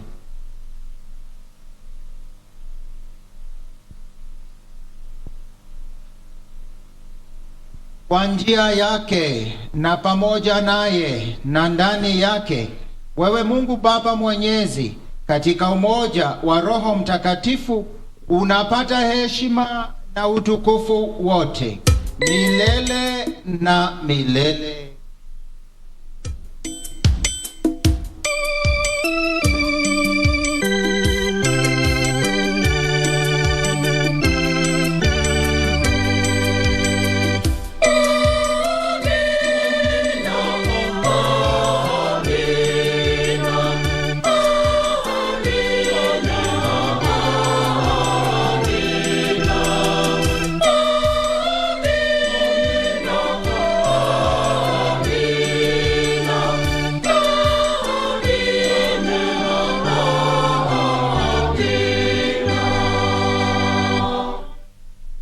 Kwa kulitii agizo la mkombozi wetu na tukifuata mafundisho yake ya kimungu, tunadhubutu kusema: Baba yetu uliye mbinguni, jina lako litukuzwe, ufalme wako ufike, utakalo lifanyike duniani kama mbinguni. Tupe leo mkate wetu wa kila siku, tusamehe makosa yetu kama tunavyo wasamehe na sisi waliotukosea, usitutie katika kishawishi, ili utuopoe.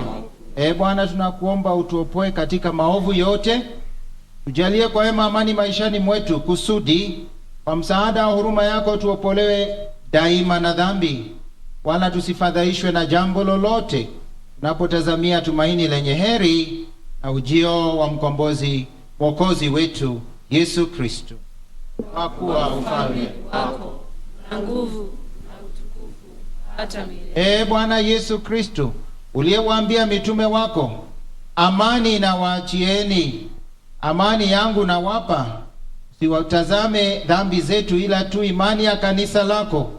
Pende kulijalia amani na umoja kama yalivyo mapenzi yako, na ishi na kutawala milele na milele. Amani ya Bwana iwe daima nanyi. Iwe pia nawe. Peane amani.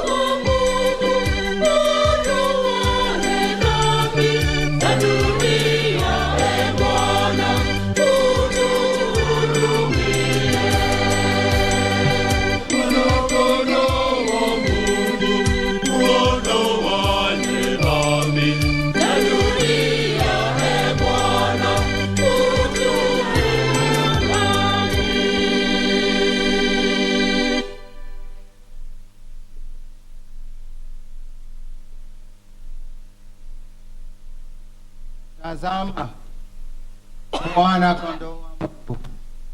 Tazama aondoaye dhambi za dunia. Heri wao walioalikwa kwenye karamu ya mwana kondoo. Bwana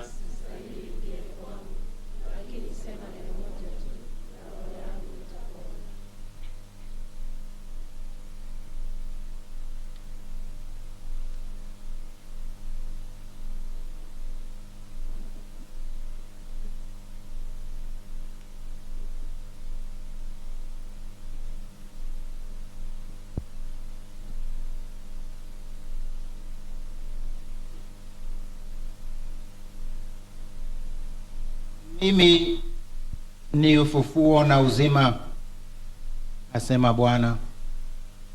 Anisadikie mimi, hata kama atakufa ataishi, na kile anayeishi na kunisadiki hata kufa milele. Haleluya. Tafadhali tuketi.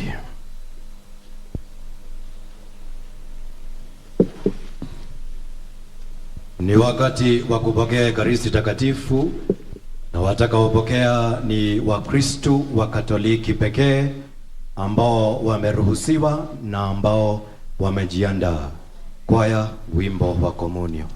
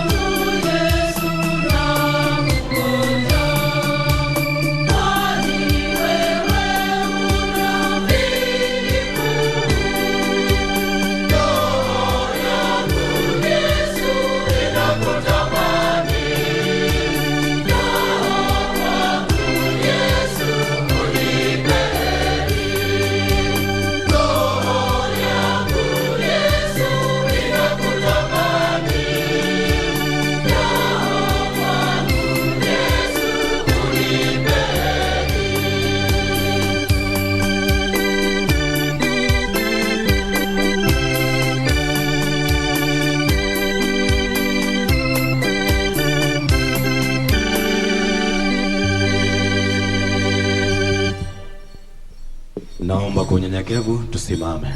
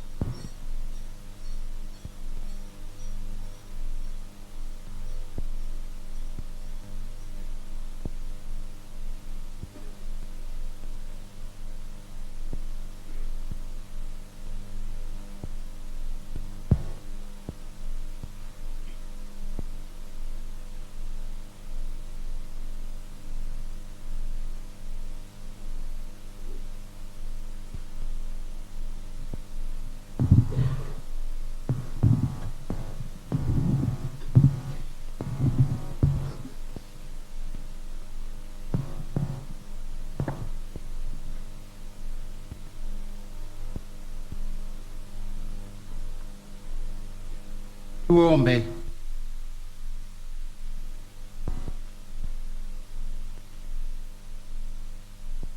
Bwana, tumeadhimisha sakramenti ya Pasaka kwa ajili ya mtumishi wako baba wetu Rais Mwai Kibaki.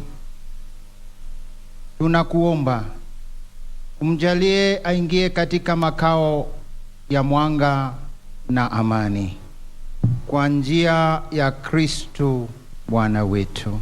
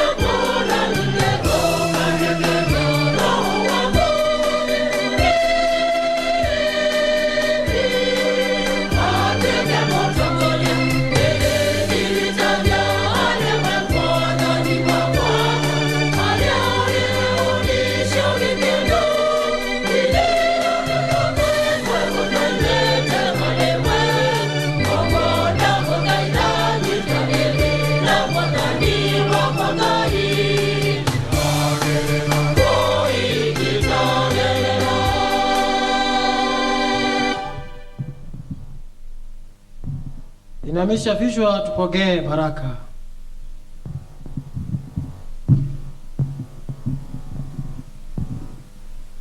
Bwana awe nanyi.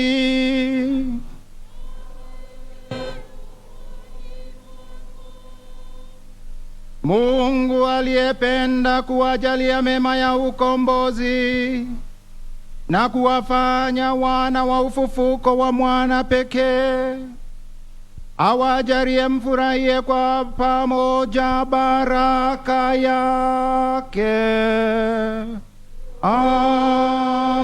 Amina. Naye aliyewajalia zawadi ya uhuru wa kudumu, awafanye mashiriki wa urithi wa uzima wa milele kwa kazi yake ya ukombozi.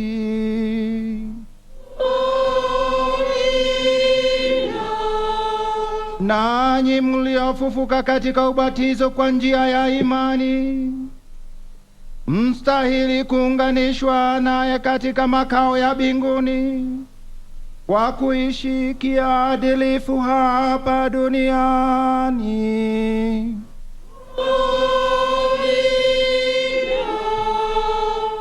Na baraka za Mungu Mwenyezi, Baba na Mwana na Roho Mtakatifu ziwashukie na kukaa nanyi daima.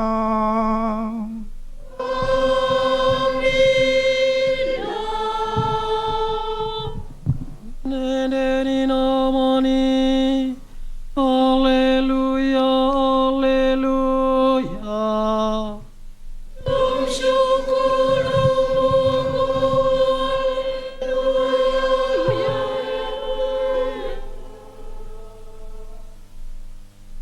Wimbo kwaya.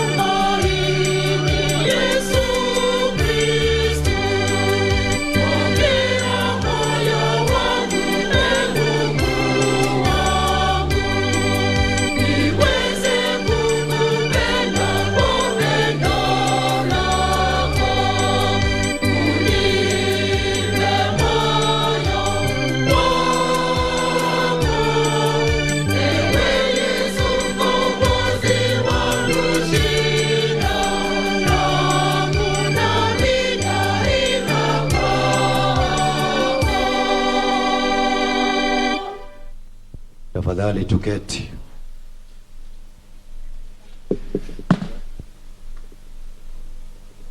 Tukiwa na shukrani kwa kila mmoja wetu aliyopo hapa kwa kushiriki vyema Katika ibada hiyo takatifu ya misa ambayo tumekamilisha, sasa ningetaka kwa heshima kuu kumwalika Baba Askofu Mkuu Anthony Muheria, askofu mkuu wa jimbo kuu la Nyeri, aweze kutuelekeza katika programu ifuatayo. Karibu Baba Askofu.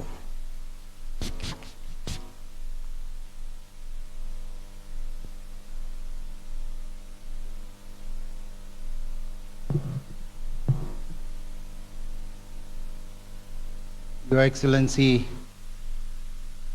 the President of the Republic of Kenya, Uhuru Muigai Kenyatta, Your Excellency, our Deputy President, Your Excellency, our former Prime Minister, all distinguished leaders, especially the governors here present, and all government officials and leaders of all levels. Our dear people of God gathered here to mourn and give a good send-off for our dear father, grandfather, great-grandfather, and mentor president of our country, Kenya. We want to acknowledge all the people here present, and allow me yet again to convey this kind request that from the family and from the wish of His Excellency President Mwai Kibaki, and in his honor, that we will not have political speeches. It is something that we admire this great man and statesman, and therefore all of us who mourn, and yet we have our own desires to express our relation, great admiration for our president.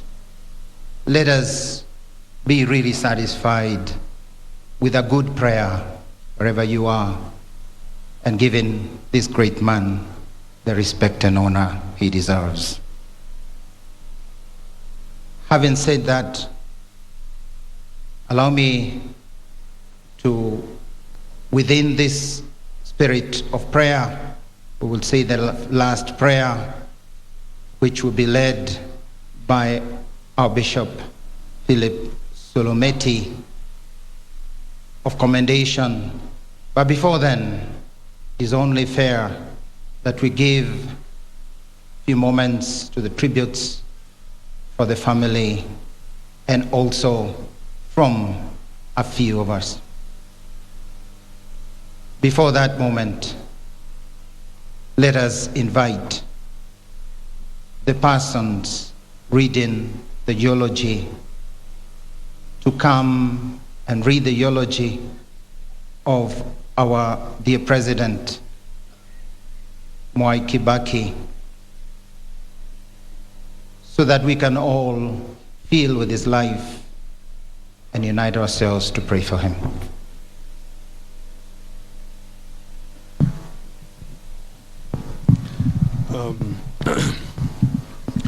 Thank you. Your Excellency, the President of the Republic of Kenya, Uhuru Muigai Kenyatta, First Lady, Margaret Kenyatta, Your Excellencies, the Deputy President and the Second Prime Minister of the Republic, my Lord Bishops, colleague governors, family and friends, ladies and gentlemen.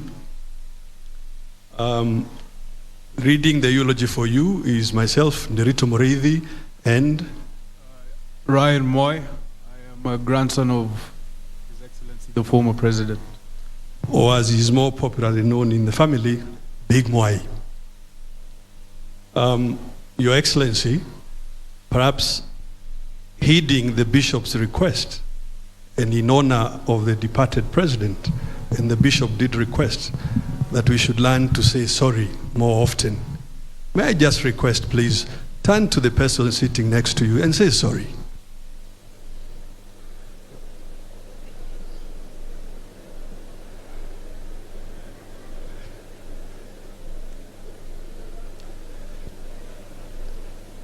Your Excellency,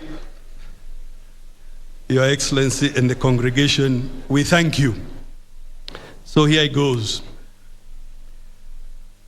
Leo Tolstoy once said that there is no greatness where there is no simplicity, goodness, and truth. And here, therefore, is the life and times of His Excellency Mwai Kibaki, CGH, third President of Kenya. That Mwai Kibaki was a humble man who loved simplicity is well known. That he was a good and great man is an acknowledged fact. That he cherished truth and fairness is not in doubt.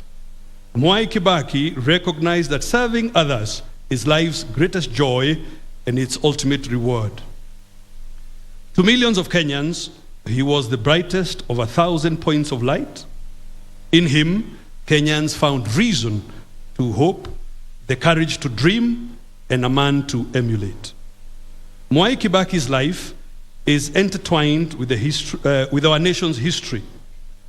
But besides being a story of a commander-in-chief of great accomplishments, it is a story of a deeply devoted family man, a beloved son, a dear husband, a cherished father, and a grandfather, a treasured brother, and a dutiful uncle and relative to many.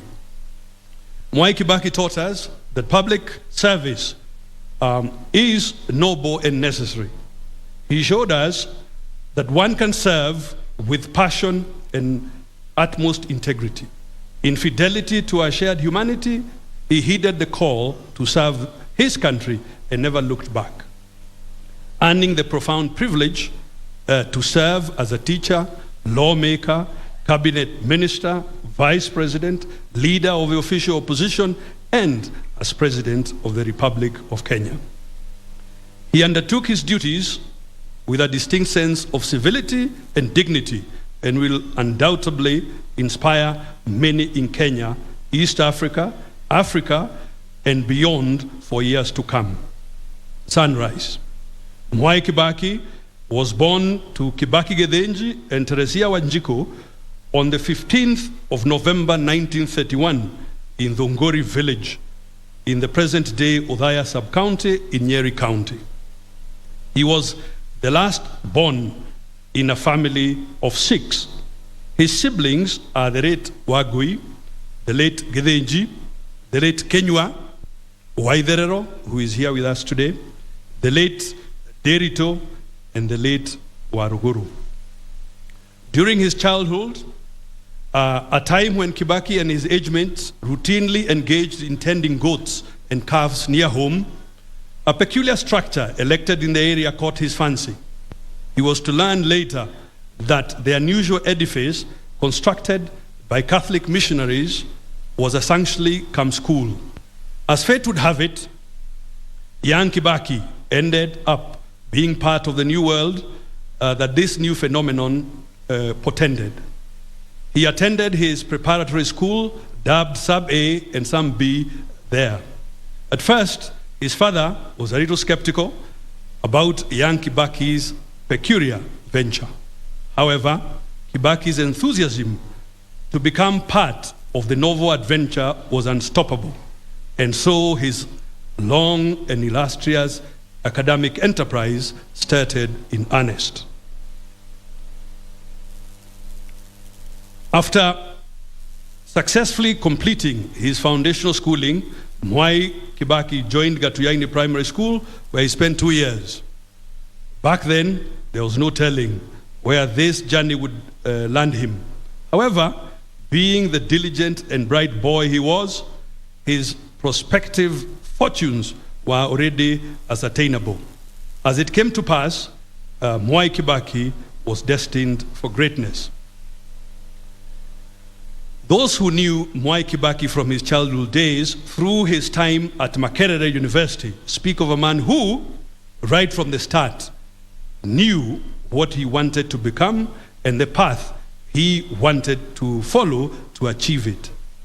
Nothing, it would seem, was coincidental or fortuitous about his life. Everything seemed aligned to purposefulness. Kibaki later joined the Holy Ghost Catholic Missionaries Karima Mission School, which is today Karima Primary School, for another 3 years. From there, he went to Madari School, later named Nyeri High School, before joining the Mangu High School, discovering Yonda. It was at Mangu High School that greatly transformed Kibaki's life. Started by Catholic priests, Mangu High School became the melting pot in which some of the best brains in the country were chaperoned into greatness. The founders of Mangu High School were keen on establishing an institution firmly anchored in the Catholic faith and fully committed to the pursuit of academic excellence. After excelling at Mangu High School, Kibaki joined Makerere University College in Uganda to pursue a Bachelor of Arts degree in economics, history, and political science.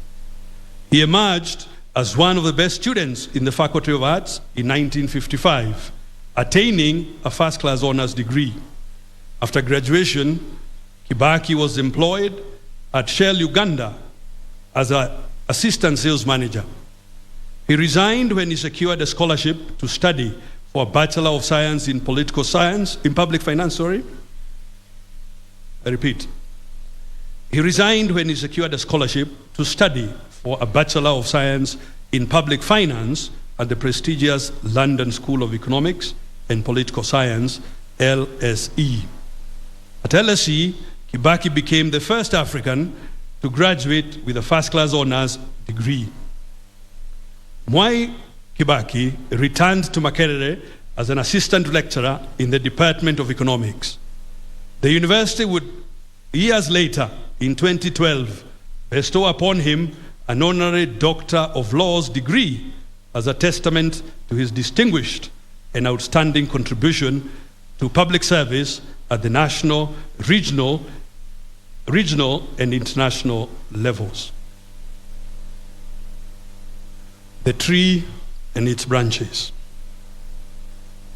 Just as a farmer plants a small seed which grows to become a large tree with branches that yield a bounty of fruits, as well as providing a safe and secure shade, Mwai Kibaki settled back home when he met and wedded Lucy Muthoni in the year 1961.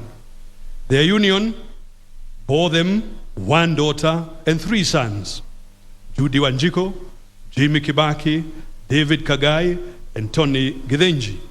Today, the home is also filled with 7 grandchildren, being Joy Marie, Ryan Mwai, Christina Muthoni, George Mwai, Jeremy Mwai, Anna Lisa Muthoni, and Leah Rose Muthoni. Political inclination. Makerere was where Mwai Kibaki launched his political career. He was elected chairman of the Kenya Students Association as well as vice chairman of Makerere Students Guild during a watershed moment marked by heightened political consciousness right across East Africa. This was a time when the agitation to end colonial domination in Africa was at its peak. Kibaki seized that moment and distinguished himself as a champion of emancipation of the African. Mwai Kibaki's career as a lecturer lasted between 1958 and 1961, after which he resigned to become the first executive officer of Kenya's independence party, the Kenya African National Union, KANU. Mwai Kibaki put his best foot forward to strengthen KANU for victory in the 1961 elections. KANU garnered 19 out of 33 elected seats in the House of Representatives. Mwai Kibaki himself was elected Member of Parliament for Donholm in 1963 and appointed Parliamentary Secretary to the National Treasury. He continued to hold his position as KANU's executive officer and gained immense respect across the board, much to the chagrin of his adversaries. Also notable is that Mwai Kibaki was a key architect, together with the late Tom Mboya, of the acclaimed sessional paper number 10 of 1965, titled African Socialism and its Application to Planning in Kenya. Ladies and gentlemen, I want now to ask Big Mwai to proceed.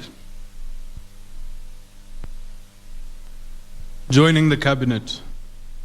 Mwai Kibaki became a full cabinet minister on May 3rd, 1966, when he was appointed Minister for Commerce and Industry.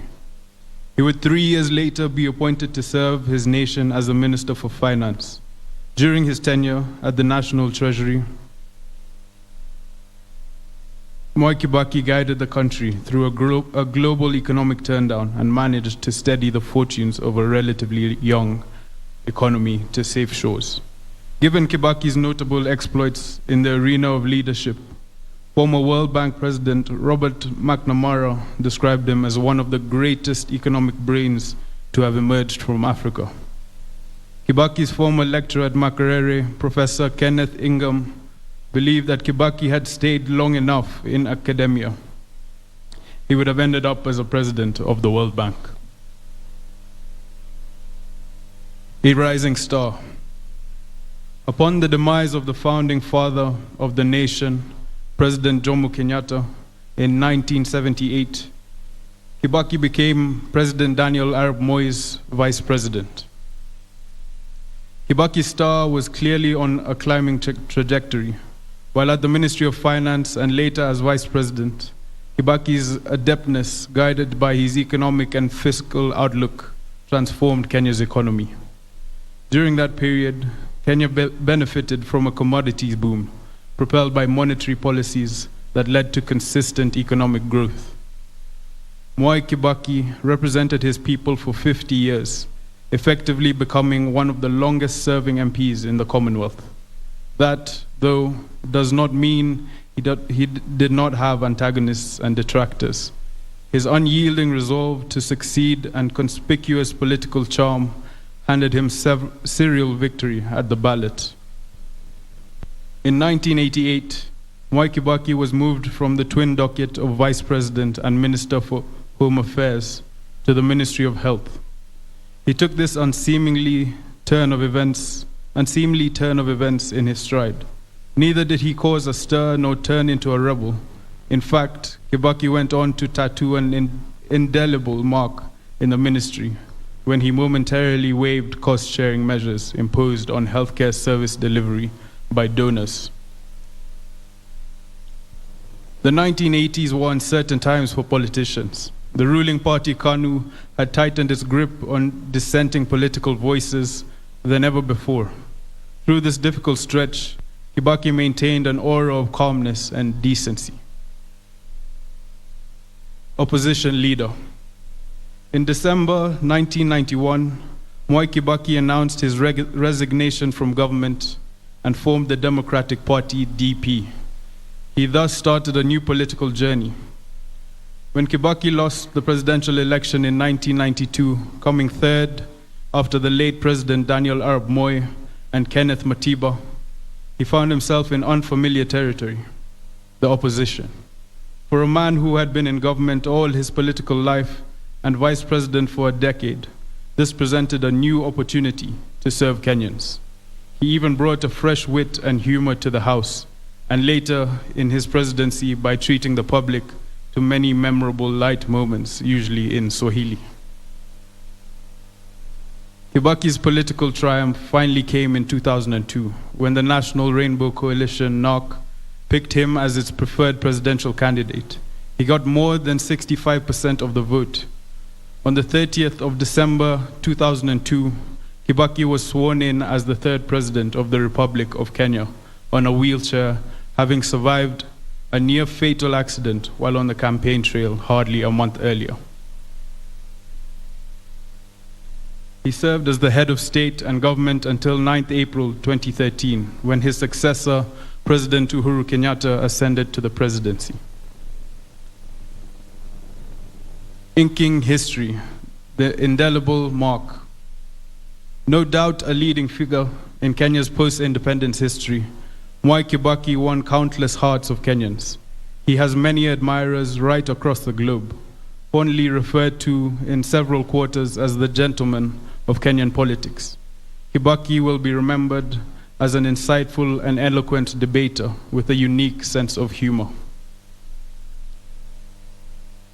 After Kenya dumped the single-party system in the early 1990s, Kibaki became a leading light in nurturing a political culture of vibrant multi-party democracy. The ruling party was kept on its toes, with Kibaki on the wheel as leader of the official opposition. His role in shaping multi-party democracy is etched in Kenya's history. Once Kibaki became president, his government introduced critical reforms in the education sector, foremost of which was the globally acclaimed free primary education program. His administration also instituted comprehensive infrastructure developments in the transport and energy sectors. Access to better healthcare took a new turn during Kibaki's tenure. Kibaki will be remembered for championing the promotion of policies that promoted economic and social empowerment, democracy, the rule of law, and respect for human rights. At the regional level, Kibaki was at the forefront in supporting the objectives of the East African Community Common Market of Trade liberalization for the citizens of the partner states of the East African Community. His commitment and conviction in matters of economic empowerment went beyond Kenya. Perhaps one of the most memorable achievements of the Kibaki era is the promulgation of the 2010 Constitution that ushered in a new dispensation whose far-reaching effects have redefined how Kenya is governed today. For 2 decades, Kenya had expressed their wish to change the constitution the country had inherited at the dawn of independence in 1963. It had been an elusive goal. At Kibaki's first attempt, it did not fly. It was his second attempt in his second term that it was finally realized. During its promulgation in August 2010, Kibaki termed the achievement the boldest step the Kenyan people have taken towards changing their lives. Kenya's 2010 Constitution is definitely a huge part of the Mwai Kibaki legacy. In retrospect, Mwai Kibaki's servant leader credentials offer seminal lessons on how best to negotiate a more rewarding future through prosperity. Kenya is today more desirable in numerous ways courtesy of the solid foundation built by an exemplary icon who no doubt loved his motherland.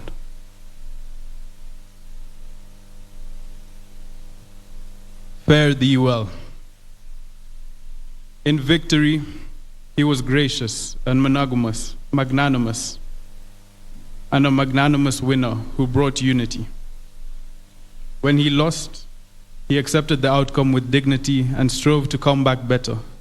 He showed us how setbacks can strengthen us, the value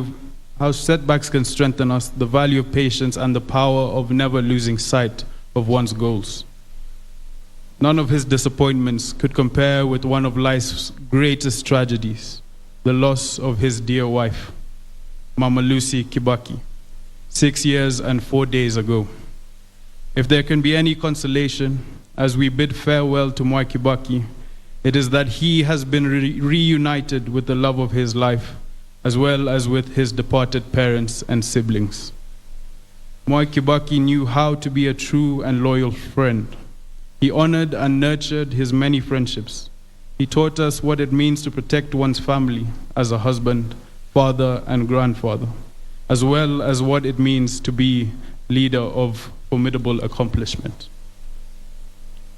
We honor and rejoice in the lifelong companionship he enjoyed with his now departed wife, Her Excellency Mrs. Lucy Kibaki, and his love for his immediate and extended family. Our earnest prayer is that the Almighty God will be kind to Judy Wanjiku, Jimmy Kibaki, David Kagai, and Tony Gidenji and their families. In the outpouring of sympathy and adoration that followed Kibaki's demise on April 22nd, 2022, it became clear that Mwai Kibaki had an impact on his country and the world at large in a unique manner. His ingenuity in matters of economic management, his deep love for his country and dedication to its transformation, and his defining character as the gentleman who stood tall above all the muck of politics became the common chorus of the millions of people who mourned this outstanding son of Kenya and the world. Fare thee well, Your Excellency, and may your soul rest in eternal peace.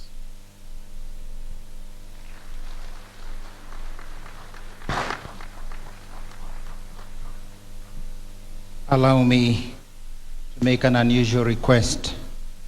Kindly, would we be upstanding after the eulogy of this great statesman? And kindly, can we applaud him so that we can usher him in this way into heaven?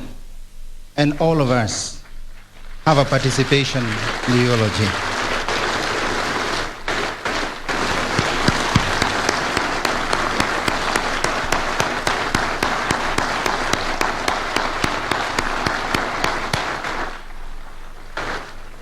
Thank you very much. Please be seated. Tashukuru sana kwenyu nyote kwa kumpa pongezi na kumsindikiza kwa hayo tumesikia maisha yake. We will only do a few tributes, mainly from the family who have kindly requested that they make a few tributes. It is a large family, so they will only, representatives will come up to make some brief tributes. Kindly, may I now ask, still in this spirit of prayer, that we invite Madam Judy Kibaki to make her tribute. She will be followed also by the family members thereafter of the family and of the extended family. Kindly now, I invite Judy Kibaki to just make a tribute to her dear father on behalf of the whole family.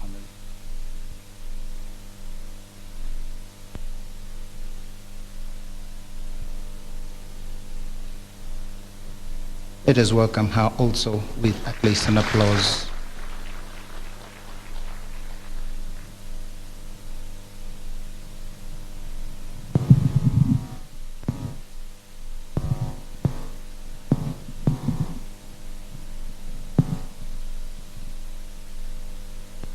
Good afternoon, ladies and gentlemen.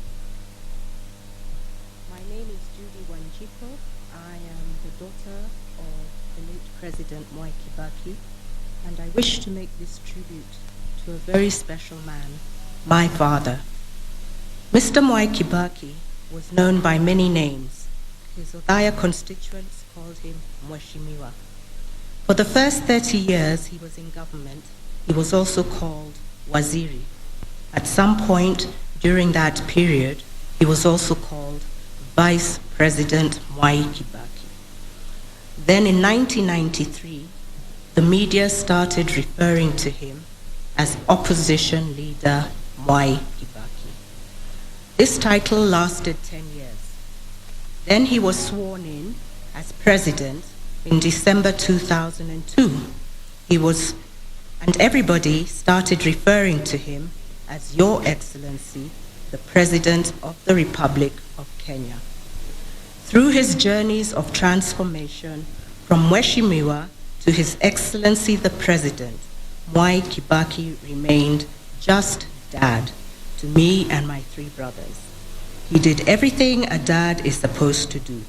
He drove me to school when he did not have important early morning appointments.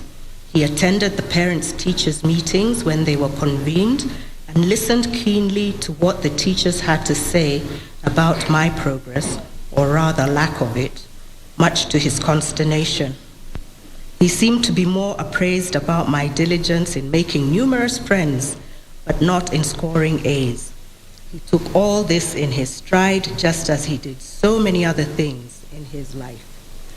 Many people have referred to my dad as their mentor. Mwai Kibaki was my mentor too. He mentored me on so many aspects of my life. Patience was one value I learned from him. He taught me that nothing good comes instantly. You must work hard at it.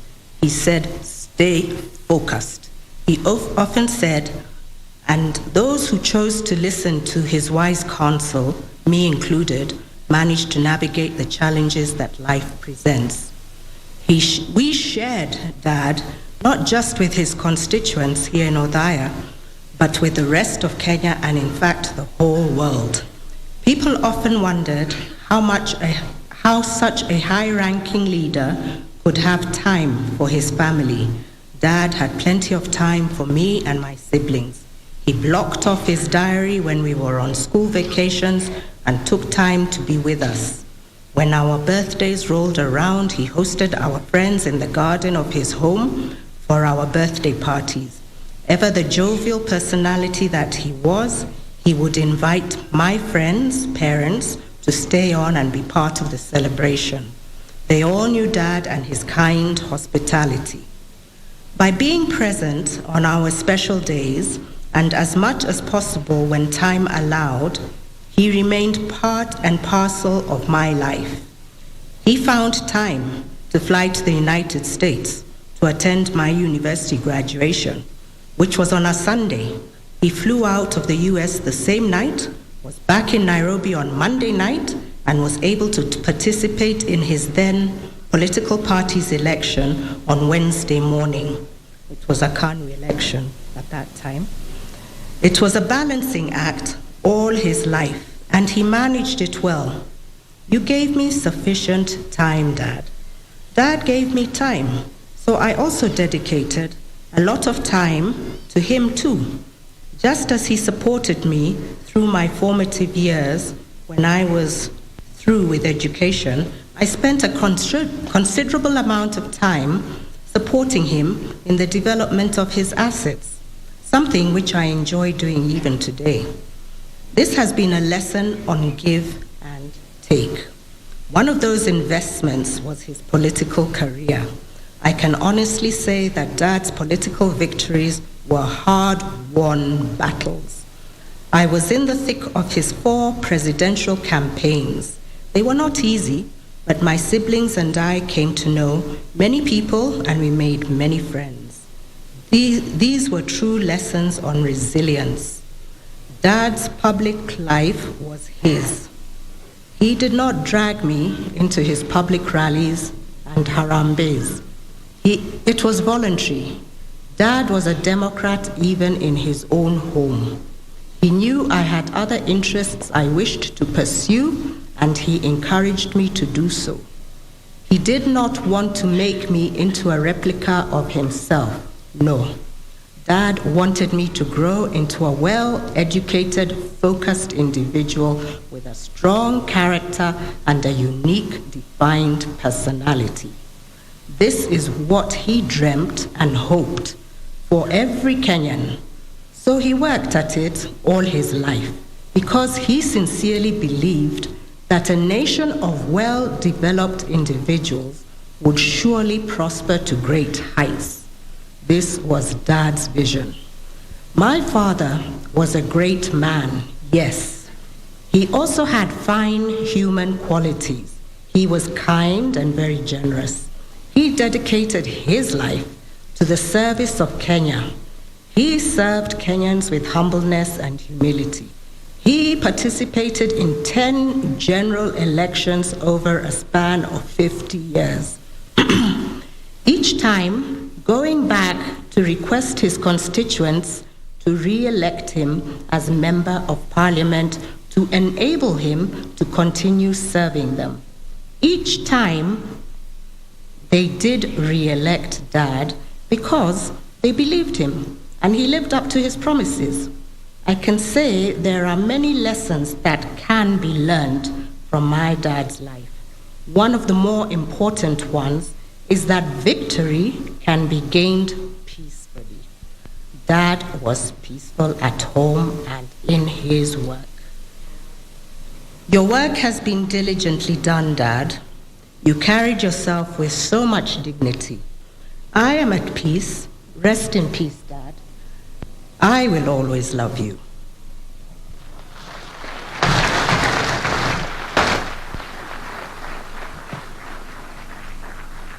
Thank you very much. We continue with the tribute to the family.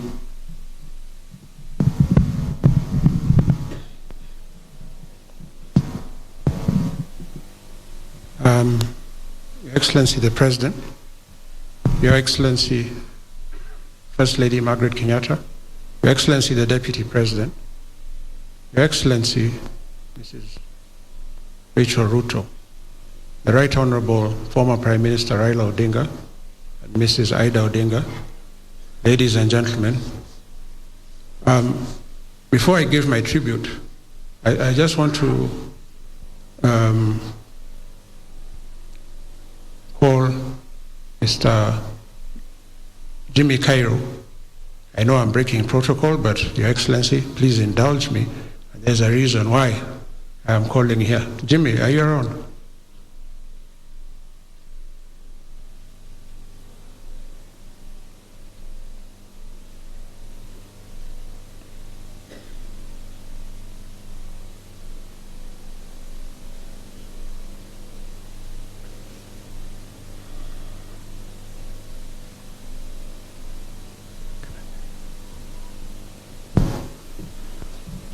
Jimmy Cairo, for those who don't know him, he's the son of the late Honorable David Munene Cairo. And for, I'm sure many of you know, the relationship between his father, his late father, and now my late father. It was one of those great friendships. His father was a very close friend of my father, and my mother actually.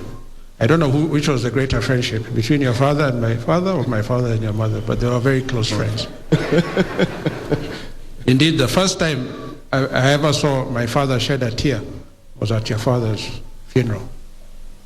David, in honor of that friendship, David had requested me if he could read a tribute. And here he is, go ahead. Thank you very much, Jimmy. Your Excellency the President, First Lady, Deputy President, Right Honorable Raila Amolo Odinga and your family, and to the family of our friend, Honorable Mwai Kibaki, His Excellency. Mine is just a short tribute, and Jimmy, thank you very much for yielding your time. A tribute for